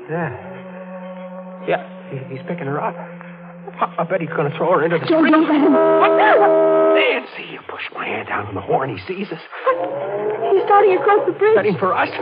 He knows we witnessed the murder. He's got to kill us, too. Quick, start the car. He'll be here before I can turn the car around. What are we going to do? We'll duck into the woods. Come on. Quick. Let's run. My high heels, I can't run fast. You've got to. Here, through these bushes. Get behind this tree. He's getting out of his car. He has the gun. Joey. He means to kill us. He's coming straight for this tree. He knows we're here. Nancy, we've got to run for our lives. Take my hand. Come on. Shooting at us. Nancy, faster. Faster. Faster.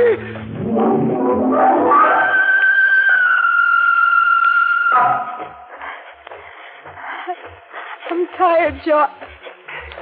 I can't go much further. We can't stop. He's close behind us. Is he gaining on us? Nobody's still after us. Let's stop and run. Oh, not yet. I saw headlights up ahead. Maybe there's a road if we can only make it. Joe. I'm through. I can't go anymore. Nancy, look. Through the trees, the road. Come on, one last sprint.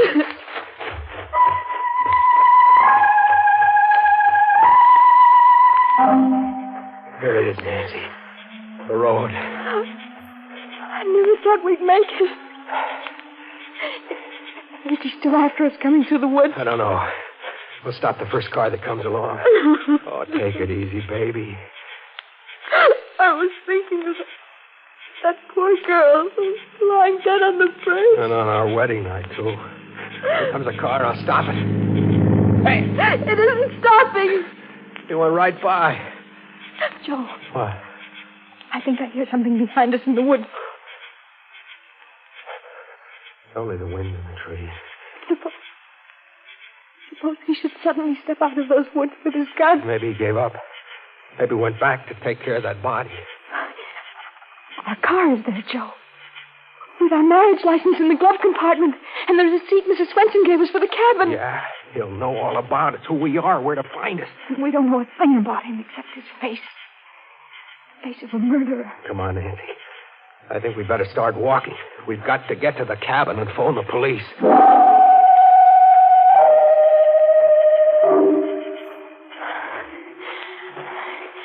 How much further, Joe? Just around the bend.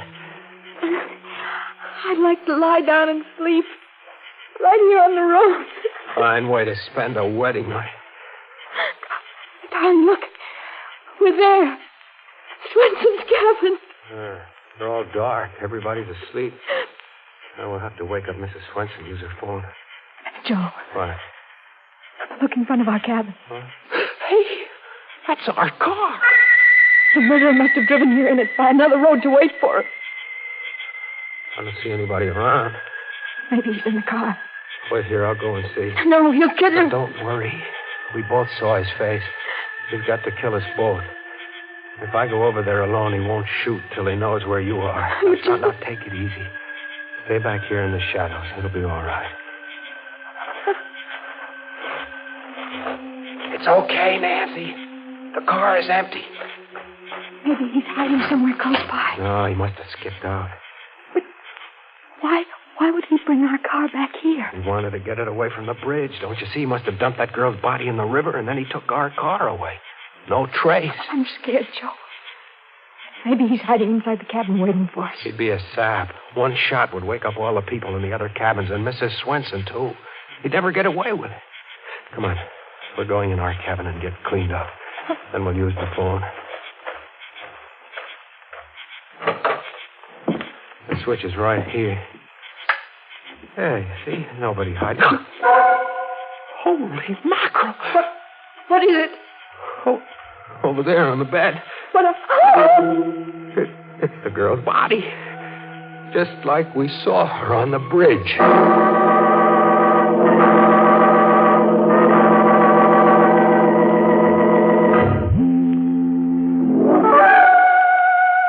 And now we can return to that cozy little honeymoon cabin where Joe and Nancy found the beautiful corpse on their bed, the corpse who'd had her face lifted. But don't worry, before the night's over, the murderer may have his face lifted, too, on the end of a rope. Now, if that murderer were an Oriental, he might try to save face, but you can't save your face if you lose your head, can you? In the meantime, I wonder what Joe and Nancy are going to do with the uninvited corpse in their honeymoon cottage. Don't you? Now, listen, Nancy, we have to think this over. We're in a jam. Oh, for the love of Pete, Nancy, this is no time to faint. It's awful. Her face. No. Don't look at her. Now, here. What'll we do, Joe? I don't know. I got to think. Oh, on our wedding night to have a thing like this happen. Why did he leave her here, Joe? To put us in a spot. The cops will never believe our story. Now they'll think we killed her. But, Joe, we never saw her before in our lives.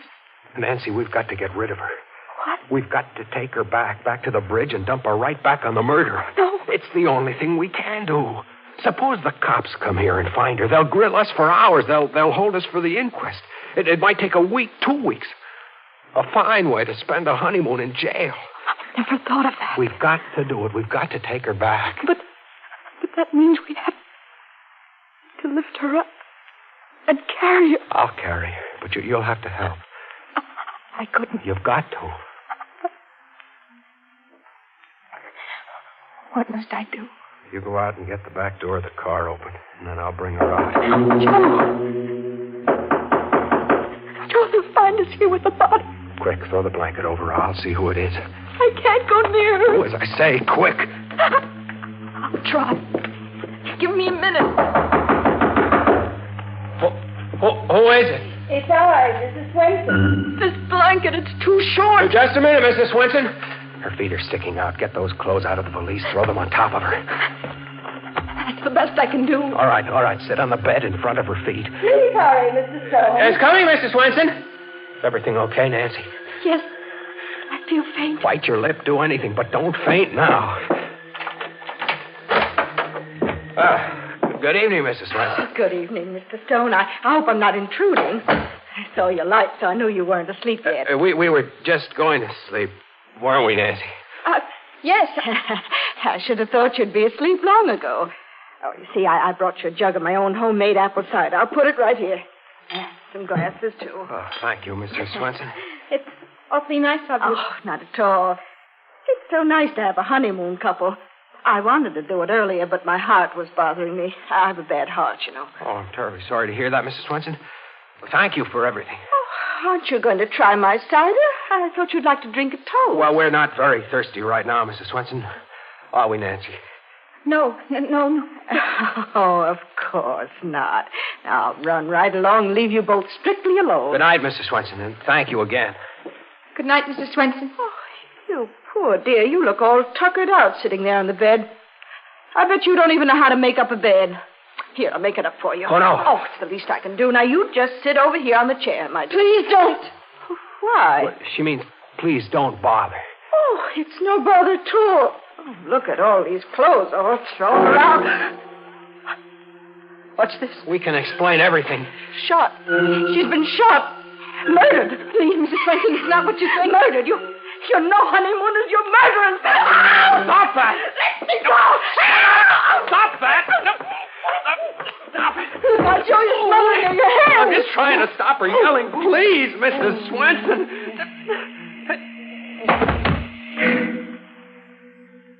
Joe, what happened? I don't know. She just went limp and slid down on the floor. Mrs. Swenson. Mrs. Swenson, are you all right? Mrs. Swenson. What is it? She's dead. Joe, you killed her. You smothered her to death. I'm a murderer. Me, Joe Stone, a killer. We started out on a honeymoon, and now I'm a murderer. Joe!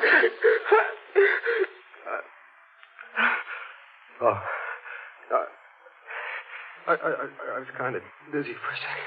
Joe, please. You look like a ghost. You're trembling. Nancy, what are we going to do? Are you sure she's dead? Yeah, look at her face. She's dead. And that one on the bed. We're in a jam, Nancy. In a bad jam. Oh, Joe. I wish I were dead, too. They'll hold us for murder. But it was an accident. You didn't mean to kill Mrs. Swenson. Yeah, but how will we ever prove we didn't kill the other one, too? We'll never be able to find that guy with the black roadster. The cops will pin the rap on us. Joe, take me out of here. I can't stand it. Her on the bed. And Mrs. Swenson on the floor. Let's go away, please, far away. You mean run away? Anything, but let's not stay here.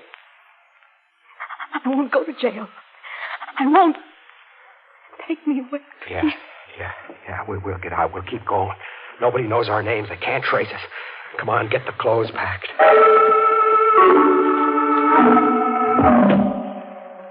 Joe, I can't close this valise. I'll close it. You get the other one packed.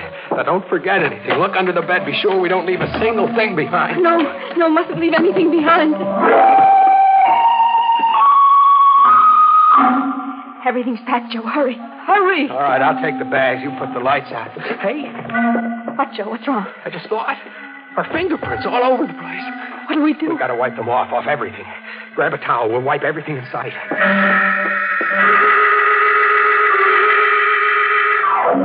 We've wiped everything, Joe, I think. The bedstead? Yes. The bathroom, the faucets? Yes. The doorknob, the dresser? Yes. The water pitcher? Yes. Then that's all. Let's go. Joe, the cider jug. We didn't wipe that. We didn't touch it. I'll wipe it anyway. Snap it up. All right. Come on, then. I'll feel better in the car, out on the road.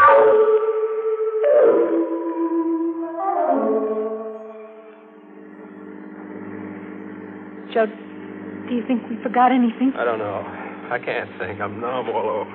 Darling. Holy mackerel, Nancy. I'm a murderer. I'm a killer.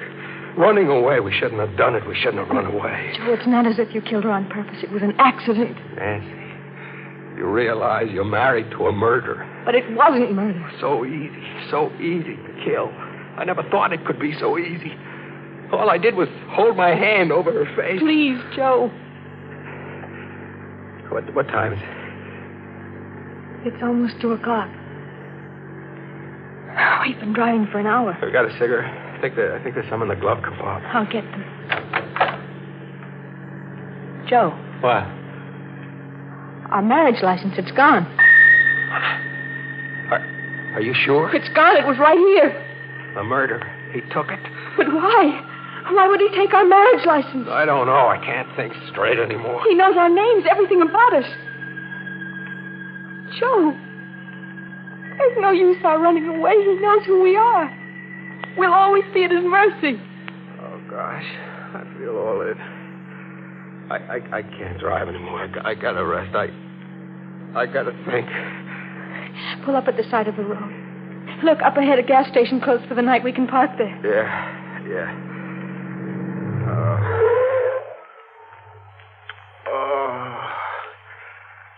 I wish I could sleep for 100 years. Poor Joe. Here, put your head on my shoulder. The first night of our honeymoon. And maybe the last.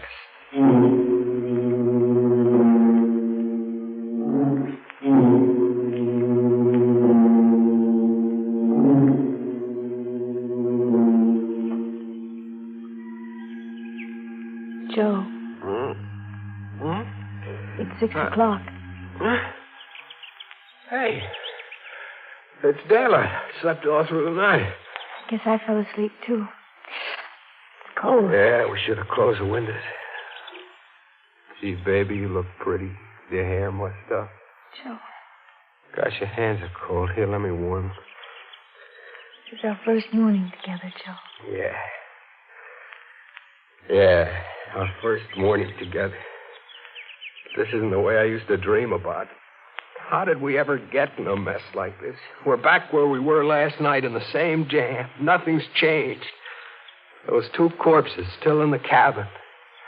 What do we do? Joe, let's not think about it for a while yet. Let's go find a place for breakfast. Our first breakfast together. After that, we'll go back to thinking about it. But at least, let's have those few minutes. Sort of stay of execution. Yeah. Okay.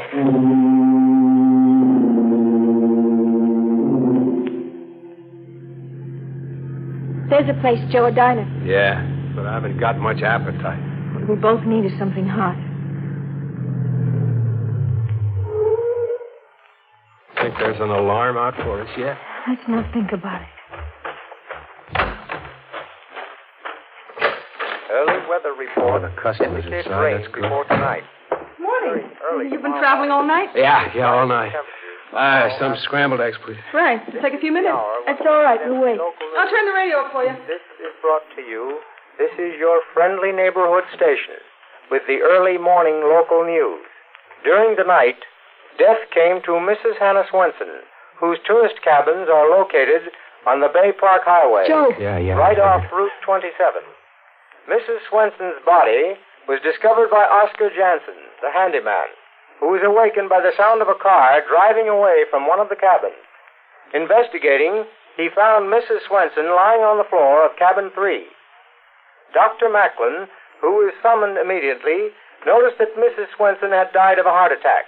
Heart attack? He had been treating her for a severe heart ailment. And I didn't kill her. Joey didn't say anything He had not taken about the more other than a body. quota of digitalis. The state police are anxious to contact a couple who occupied the cabin and who apparently left during the night. They are traveling in a blue Nash sedan, license number SN1637. Their names are not known as yet, but if they should hear this broadcast, they are requested to call at the state police barracks as soon as possible. Let's get out of here, Nancy. Say, what about your aunt? I can't wait. We're in a hurry. Come on, Nancy. What does it mean, Joe? Why didn't he mention the other body? It's a trap, Nancy. You get it? They're keeping mum about the girl's body. Joe, I don't think so. What else could it be? We left 2 bodies there, didn't we? Shut the motor off. Maybe the real murderer was waiting close by all the time. Maybe after we left, he went in and took the girl's body away again. I don't like it. I want to get away from here, far away. Wait, Joe. Don't you realize you're not a murderer? You didn't kill Mrs. Swenson. It was a heart attack. That's what they say. I say it's a trap. Now, let's get moving. Joe, it's too late. Look. State troop? He's coming right over here. Sure.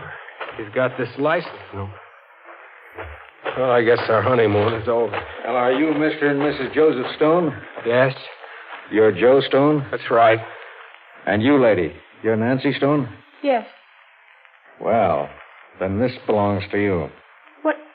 What is it? Figured.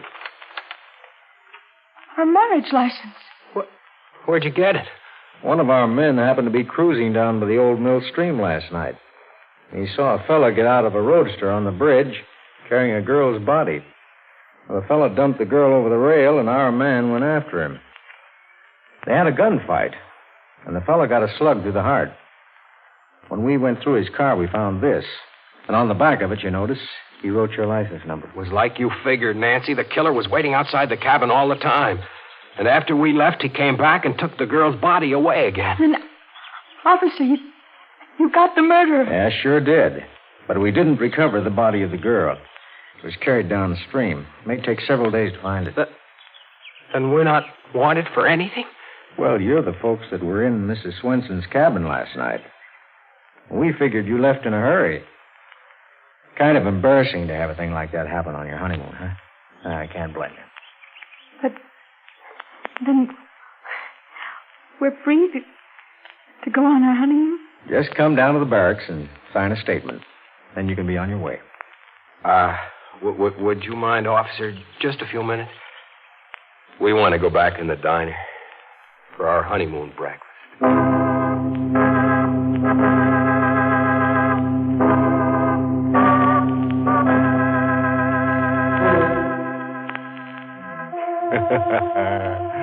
Fooled you, didn't we? I'll bet you expected Joe and Nancy to come to a bad end. It's too bad Nancy had to be framed for murder, but we just couldn't resist framing her. She is as pretty as a picture. And, oh, yes. Would you care to hear our recipe for eliminating crime? Well, it goes like this. To prevent a murder, you must commit the murderer before he commits the murder. Think that over for a while, and then you'll be ready to murder someone.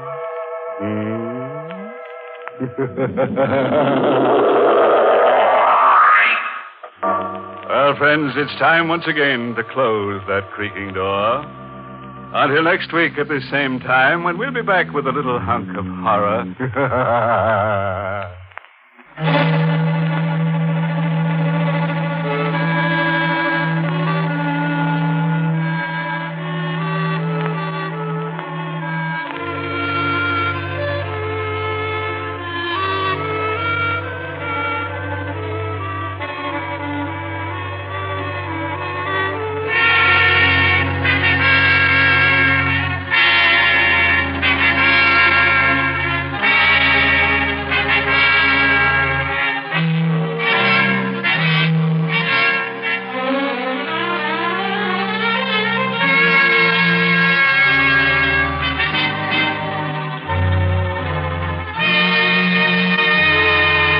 Inner Sanctum has come to you through the worldwide facilities of the United States Armed Forces Radio and Television Service.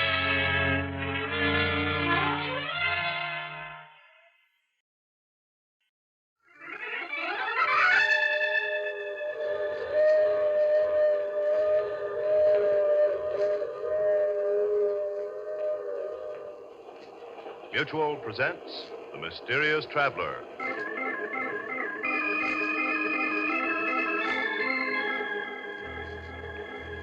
This is The Mysterious Traveler, inviting you to join me on another journey into the realm of the strange and the terrifying. I hope you will enjoy the trip, and it will thrill you a little and chill you a little. So settle back, get a good grip on your nerves, and be comfortable if you can, as you hear the story I call I Won't Die Alone.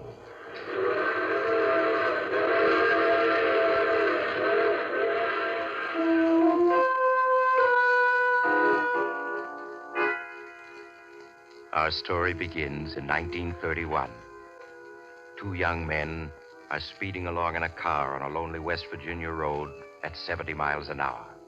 There's a tight, tense look on the face of the driver, Steve Martin, as he takes the curves on the road without slowing down. His companion, Chuck Williams, wipes the perspiration from his face with trembling hands. He turns and watches the road behind fearfully, now and then glancing at Steve's face for reassurance. Turn on the radio, Chuck. Let's see if they got an alarm out yet. Yeah, okay. Well, what do you think our chances are, Steve? Hard to say. All depends on how fast the cops spread the word. The two men robbed the Third National Bank of Lewisburg of over $250,000 shortly before closing time. Word has just been received that the two bank robbers are now driving east on Highway 6B towards the Allegheny Mountains. That's not good. State Police Car 9 take up position at junction of Highway 11A and River Road. They're moving fast. State Police Car 10 take up position at junction of Highway 3 and Highway 6B. Steve, Highway 6B, we're on it. Yeah. That is all. Stand by for further orders. Steve, you gotta turn back. We're headed for a trap. Take it easy, will you? There's still a chance. 20 miles ahead, there's a small dirt road that'll detour us right around them. 20 miles? We'll never make it, Steve. Isn't there any other road we can turn off on? No. Are you sure? I was born in these parts. I know every inch of the country. Steve, let's ditch the car and cut toward the mountains on foot. Are you crazy? It's 40 miles to the mountains. We'd never make it walking. We've got to keep driving. It's our only chance. We'll run right into that trap, I tell you. They'll be waiting with Tommy guns. We'll be dead pigeons. Okay, then we'll be dead pigeons. I'd give up my share to haul right now to be out of this.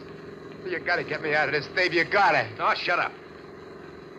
Look, Steve, if you were to let me out of the car and keep on going yourself, I might be able to get away. The cops would be so busy chasing you, I'd be able to give them the slip. You lousy rat. Now, look at it my way, Steve. There ain't no use both are getting caught. That don't make sense. You're great when it comes to sharing the dough, but when the heat's on, you want out. Yeah, but I'm willing to pay for you can keep my share of the bank call. Now, that's fair enough, ain't it? Huh? What a good that dought'll do me if I get caught, but I'm sick of hearing you whine. All right, it's a deal. If I get through, the dough's all mine. If I don't, well, I don't. Thanks, Steve, thanks. I'll never forget this. Come on, get out. Which way do I go, Steve? Head across the fields until you hit a small stream. Then head upstream for about 6 miles. There's a railroad water tower there. You ought to be able to hop a freight. Thanks, Steve. I'll be seeing you. Yeah. So long, Chuck.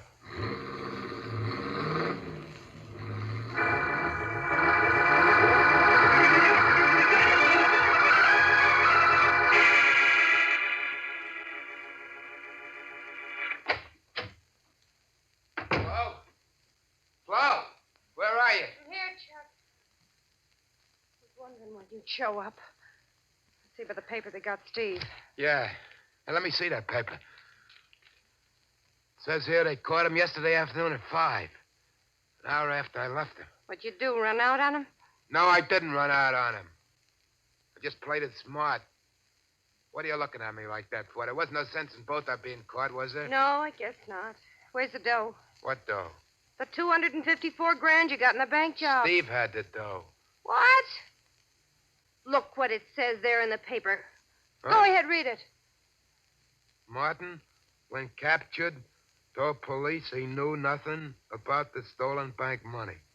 Police believe that Martin's unknown companion escaped with the loot. But I didn't, Flo. I didn't. Steve had that dough when I left him. Then why didn't the police find it when they caught him? There's only one answer. Steve stopped and hid the dough someplace before they got him. Yeah, that must be it. Steve's too smart to risk being caught and having all that dough taken away from him. Poor guy. They'll probably throw the book at him.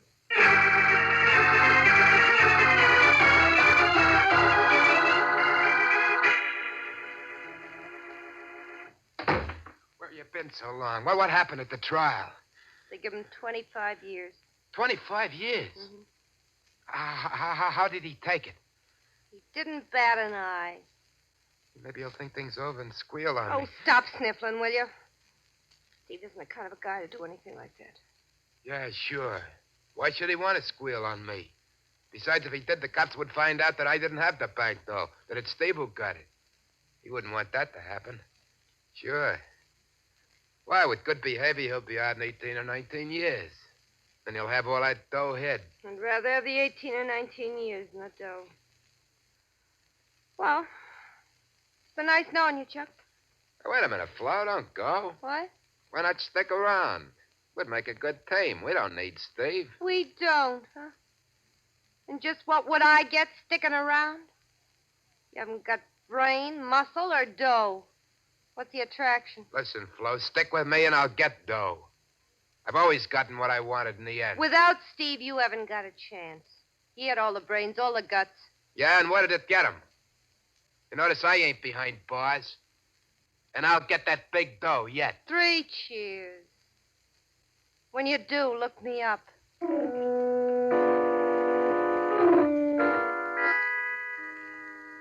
17 years passed. 17 years in which earth-shaking events took place. With the passing of time, Steve Martin became just a memory to Chuck Williams and Flo Duval. During the 30s, Chuck struggled desperately to make money in a half-dozen petty rackets, but failed miserably. However, with the coming of the war, his luck changed, and in the years that followed, he thrived on the black market. And with his newfound wealth, he was able to win Flo Duval. 1948 found Chuck Williams a happy, prosperous citizen without a care in the world. How many times have I told you to knock before you come into this office? Look, Napoleon, save that big shot stuff for your stooges. Same old Flo. I guess that's what I like about you, baby. Yeah, I'll bet. Well, you've got that superior look on your face again. Who are you planning to knife now? I just got word that our old pal, Steve, is getting out of prison tomorrow. Steve Martin? The one and only. It's been 17 years now. It's a long time. Yeah. Think I'll drive down to the prison, be there when Steve gets out. What for? You haven't bothered to write or visit him since the day he was sent up? I know. But, there's a matter of unfinished business between the two of us. Unfinished business? Yeah. To be exact, $254,000. You mean you're going after that dough that Steve has stashed away? That's just what I mean. But you gave up your share of that bank dough the day you and Steve separated. Man can always change his mind. Chuck, leave Steve alone. That money by rights is his. He paid 17 years for it. Besides, you don't need it. You got more dough than that already. Maybe so, but that isn't going to stop me from getting that $254,000. And you ought to know by this time I always get what I go after. I got you, didn't I, baby, huh?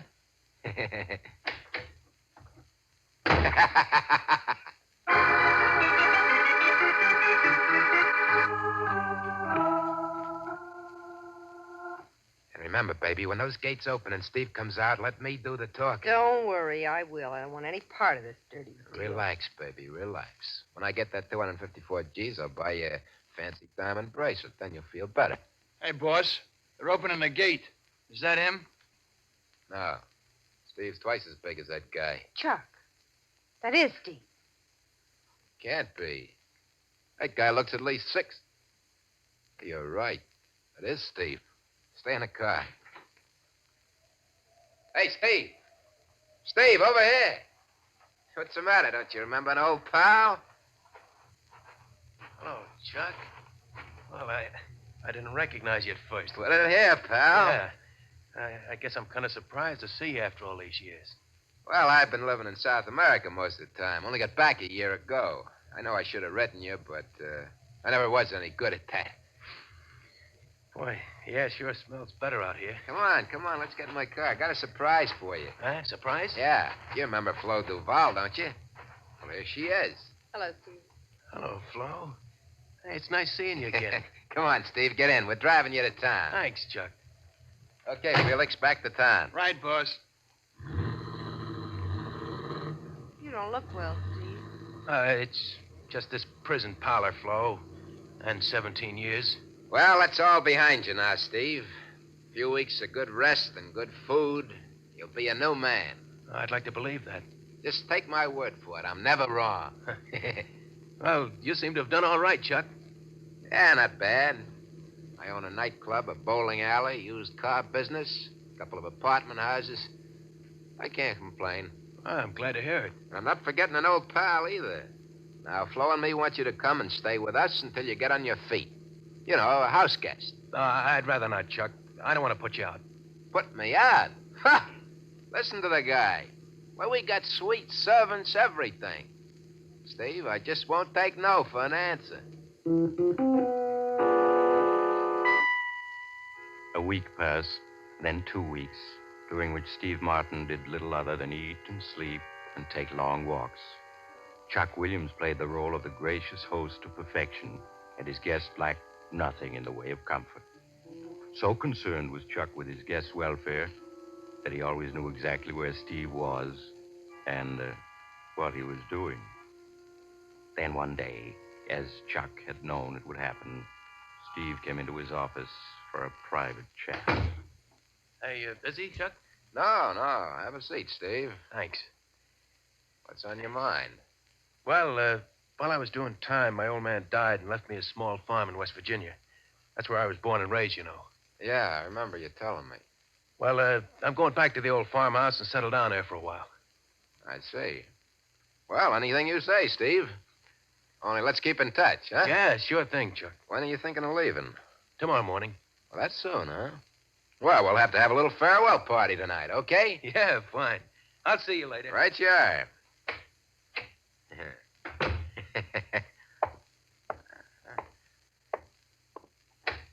Felix, come in here. What's up, boss? My pal, Steve, is getting ready to make his move. Guess he can't wait no longer to get his hands on that dough. Looks that way. He's leaving tomorrow morning for a small farm he's got in West Virginia. West Virginia, huh? Yeah. Farmhouse can't be more than 30 or 40 miles from where he stashed the dough. Is there any chance he might have hidden it on a farm? Nah. Cops caught him before he got that far. He hid that dough someplace off Highway 6B. How many of the boys you want me to take along? Take 4. I don't want any slip-ups. Watch him day and night, and without being seen. Just leave it to me. Sooner or later, he'll lead you to the dough. And when he does, well, you know what to do. Yeah. Okay, then. You better start packing.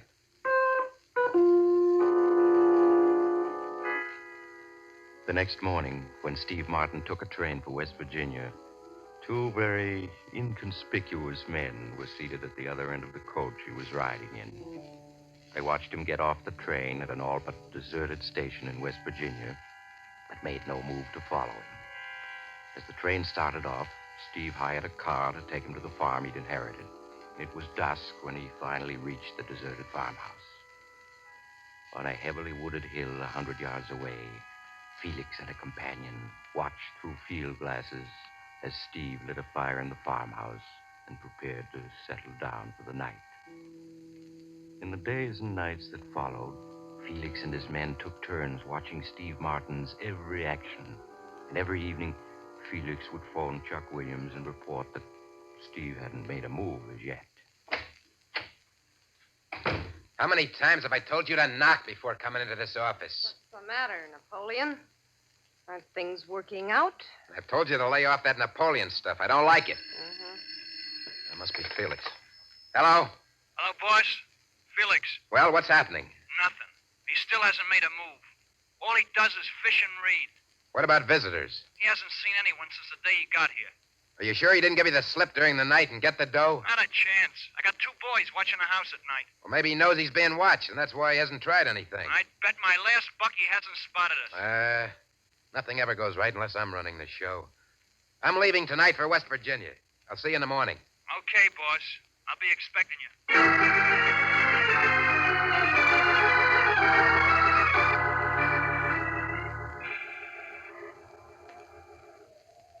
That's a farmhouse down there, boss. Look through the field glasses. You can see it just like you were standing in the front yard.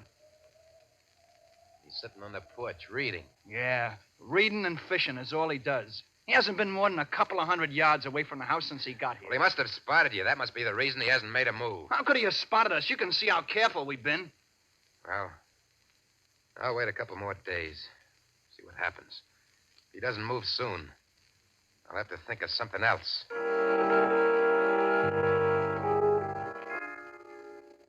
Leaving Felix to continue his watch over the farmhouse, Chuck returned to the village and registered at the village inn. The hours that followed dragged interminably, and the hatred that Chuck felt for Steve Martin grew with each passing hour. In the evening, Felix drove into the village and reported that nothing new had occurred. 4 more fruitless days went by. Chuck Williams was unable to contain his fury any longer. He got into his car and drove to within a half-mile of the farmhouse, then walked the rest of the way to where Felix and his men were hidden on the hill. Boss, what are you doing here? I got tired of waiting. You better get down, boss, or Steve Martin's liable to spot you. Forget that. We're through playing a waiting game. We're going to move in on him. Move in on him? Yeah. Maybe after a light workout, my pal Steve will be willing to tell me where he stashed the dough. That sounds more like it. I never did go for this cat and mouse game. Before we're through with him, he'll be begging to tell us what he knows.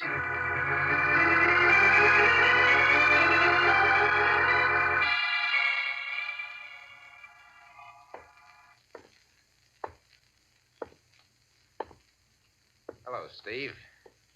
Got lonesome for you. Decided to pay you a call. I thought you'd get around to it sooner or later.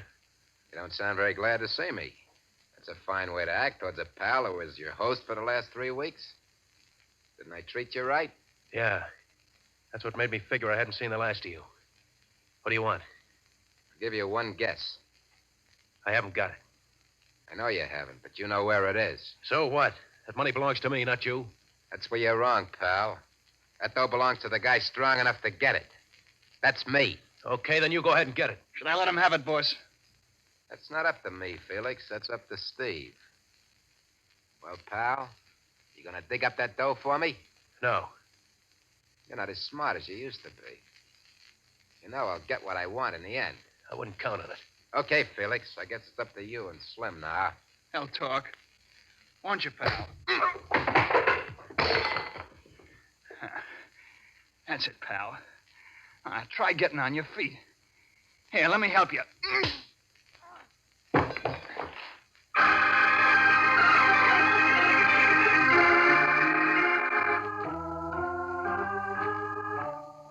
How is he, Felix? It's out cold, boss. He always did have a stepping streak. You think in his condition he couldn't take all that punishment? We give him any more, he's liable to kick off. Sure? Yeah. He's already got a couple of busted ribs, and that beating around the head didn't help any. We gotta make him talk. We gotta. You have to figure out some other way. Throw some water in his face. Okay. Come to, boss. Prop him up in that chair. Come on, you. There. Steve, can you hear me? Yeah, I can hear you. Felix here wants to try the water treatment. Water treatment? Yeah. Now, why don't you play it smart and tell me where you hid that dough? Won't talk, huh? Okay, Felix. Wait, I'll talk. Well, it's more like it. Where is it? You could never find it alone. I'll have to take you to it. Just you and me. What's the matter with Felix coming along? Just you and me. Okay, pal, okay. Only I'm wondering if you're in condition to make it. Hey, Felix. Yeah, boss. Give him a few drinks, try to fix him up. Right. As soon as you've done that, Steve and me will be on our way. An hour later, Steve, with the assistance of Felix, tottered to Chuck Williams' car and got in the front seat. Chuck slid behind the wheel and started the motor. As he drove off, he waved to Felix triumphantly. In a few minutes, the farmhouse had faded from view. Steve, huddled in a corner of the front seat, fought to keep from crying out every time the car hit rut in the road.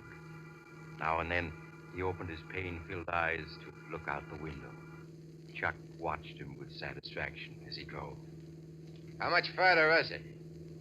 You drive about 5 miles until you reach a small gravel road where you'll see a big sign saying the Devil's Caverns. You turn right there and go 2 miles. The Devil's Caverns? What are they? They're a big tourist attraction in these parts during the summer. Hundreds of huge underground caverns that run for miles in all directions. You mean that's where you stashed the dough? Yeah. It's the best place in the world. How do you know you'll be able to find it again?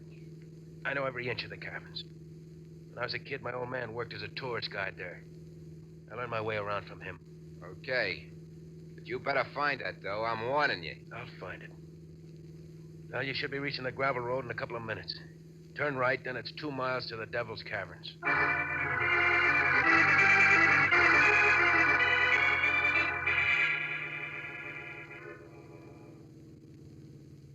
This is it. Park the car in that shed over there. Place sure looks deserted. Well, no one ever comes here until June. Is that the entrance to the caverns, that door set in the rock? Yeah. You'll have to shoot the lock off the door. Is this okay? Yeah. No one will ever be able to spot the car here. But you said no one comes here until June. No one does. Why take chances? We'll need a flashlight. I got one. Come out this way. If you're thinking of any tricks, don't. Remember, I got this gun, and you're in no condition to try anything. Yeah, you saw to that. How come you didn't hide out here when the cops were after you? Well, there wasn't any place to hide the car. Shed wasn't here 17 years ago. Tough. Never saw such a lonely-looking place. Yeah. Well, you ought to be able to blow this padlock off with one shot. You better stand over there. Yeah, that does it.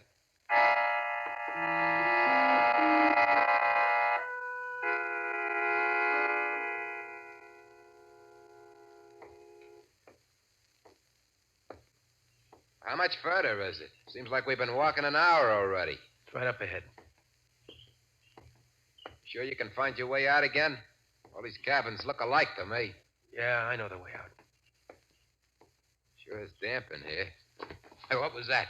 Oh, probably just a rat running past you. The place is full of them. Seems to me it's taken a long time to find that place where you hid the dough. If you're trying anything, Here's where it is. I'll hold the flashlight a little higher. That's it. I hid the suitcase behind this rock. Got it? No, not yet. Here it is. Yeah, that's it. That's it, all right. I can still recognize it. Open it up. Well, there's the dough. Yeah. Still in the bank wrappers. Look at it. Over $250,000. What's so funny? Answer me. So you're the guy who always gets what he goes after in the end, huh? Yeah, now I got the dough. And I'm asking you again, what's so funny? Look at the money. Go ahead, look at it. I'm looking. What about it? Yeah, you're looking, mastermind, but you don't see. All those bills are goldbacks. Goldbacks? Yeah, that's right. In 1933, the government called in all goldbacks. That's how the kidnapper Bruno Hauptmann got caught, trying to pass goldbacks after the government had called him in. You mean that dough is no good? That's just what I mean. You try passing any of that dough and you'll end up doing time. You've known all along that dough was no good? Ever since 1933. Knowing it was worthless, I never intended coming here for it. But you made me. I ought to let you have it, you rat, for leading me on like this. Well, why don't you? Come on, pick up that suitcase. Let's get out of here. Oh, wait a minute. I forgot to tell you, Chuck. Tell me what? I'm staying here. You're staying here? Yeah, that's right. Now, look, I've had enough out of you. Start leading the way out. I guess you didn't understand. I said I'm staying here. Get going or you'll get it right between the eyes. That doesn't scare me. You see, Chuck, there was something else I didn't tell you. Something else? Yeah. I didn't get out of prison on good behavior. I got out because the doctor said I was going to die in 3 months. You're going to die in 3 months? Yeah, that's right. I thought I'd die peacefully on my farm. Only you wouldn't let me do that. So I've decided to die here with you as company. Steve, you can't do that. You can't do that, Steve. You got to get me out of here. You got to. I don't have to do anything I don't want to. But get me out of here, Steve. I'll make it worth your while. I got dough. I got lots of dough. It's too bad you won't be able to take it with you. Steve, I'll give you 100 G's. 200 G's if you get me out of here. It's not going to be tough for me to die because I only got 3 months anyway. But I'm going to enjoy watching you. You're going to get weaker and weaker as you plead with me to lead you out of here. Then you're going to get desperate and try to find a way out by yourself. But you'll never make it. You'll go wandering from one cabin to another, and then in the end, you'll probably wander back here to find me dead. And your flashlight's going to go out. You'll be all alone in the dark with the rats and the bats. Oh, stop it! Stop it or I'll shoot! And as you go weaker, the rats are going to close in on you before you know it. Steve. Steve. I didn't mean it. Well, you made me. Steve, say something. He's dead. He's dead. Gotta get out of here. Gotta get out of here. Help! Help! Help!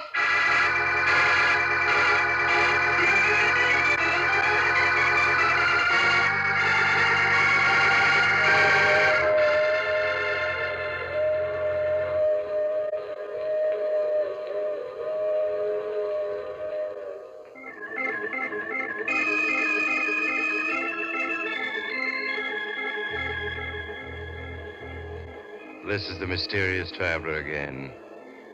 Did you enjoy our little trip? What happened to Chuck Williams? Oh, the poor fellow was found dead a month later when the cabins were open for the summer tourist trade. Seems Chuck had wandered from cabin to cabin without being able to find his way out. Evidently, he'd gone mad in his last hours, for he was found with his pockets stuffed full of bills. Goldbacks. Now, I recall another case in which 2 ghosts came face to face, only to discover that... Oh, you have to get off now. I'm sorry. But I'm sure we'll meet again. I take this same train every week at this time.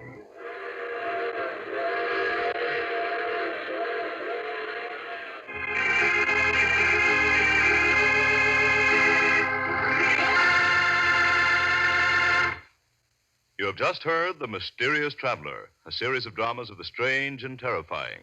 In tonight's story, all characters were fictional, and any resemblance to the name of an actual person, living or dead, was purely coincidental. In the cast were Maurice Tarplin, Joe Julian, Art Carney, Elspeth Eric, and Alan Manson. Original music was played by Paul Taubman. The Mysterious Traveler is written, produced, and directed by Robert J. Arthur and David Kogan.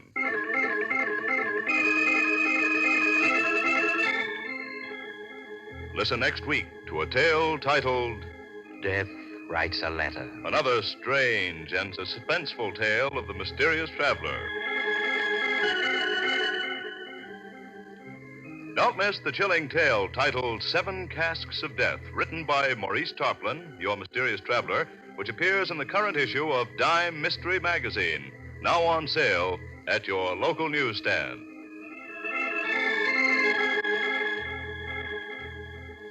This program has come to you from New York. Another program of dramatic action will follow in just a minute. Stay tuned to the station for Official Detective. Carl Caruso speaking. This is the Mutual Broadcasting System.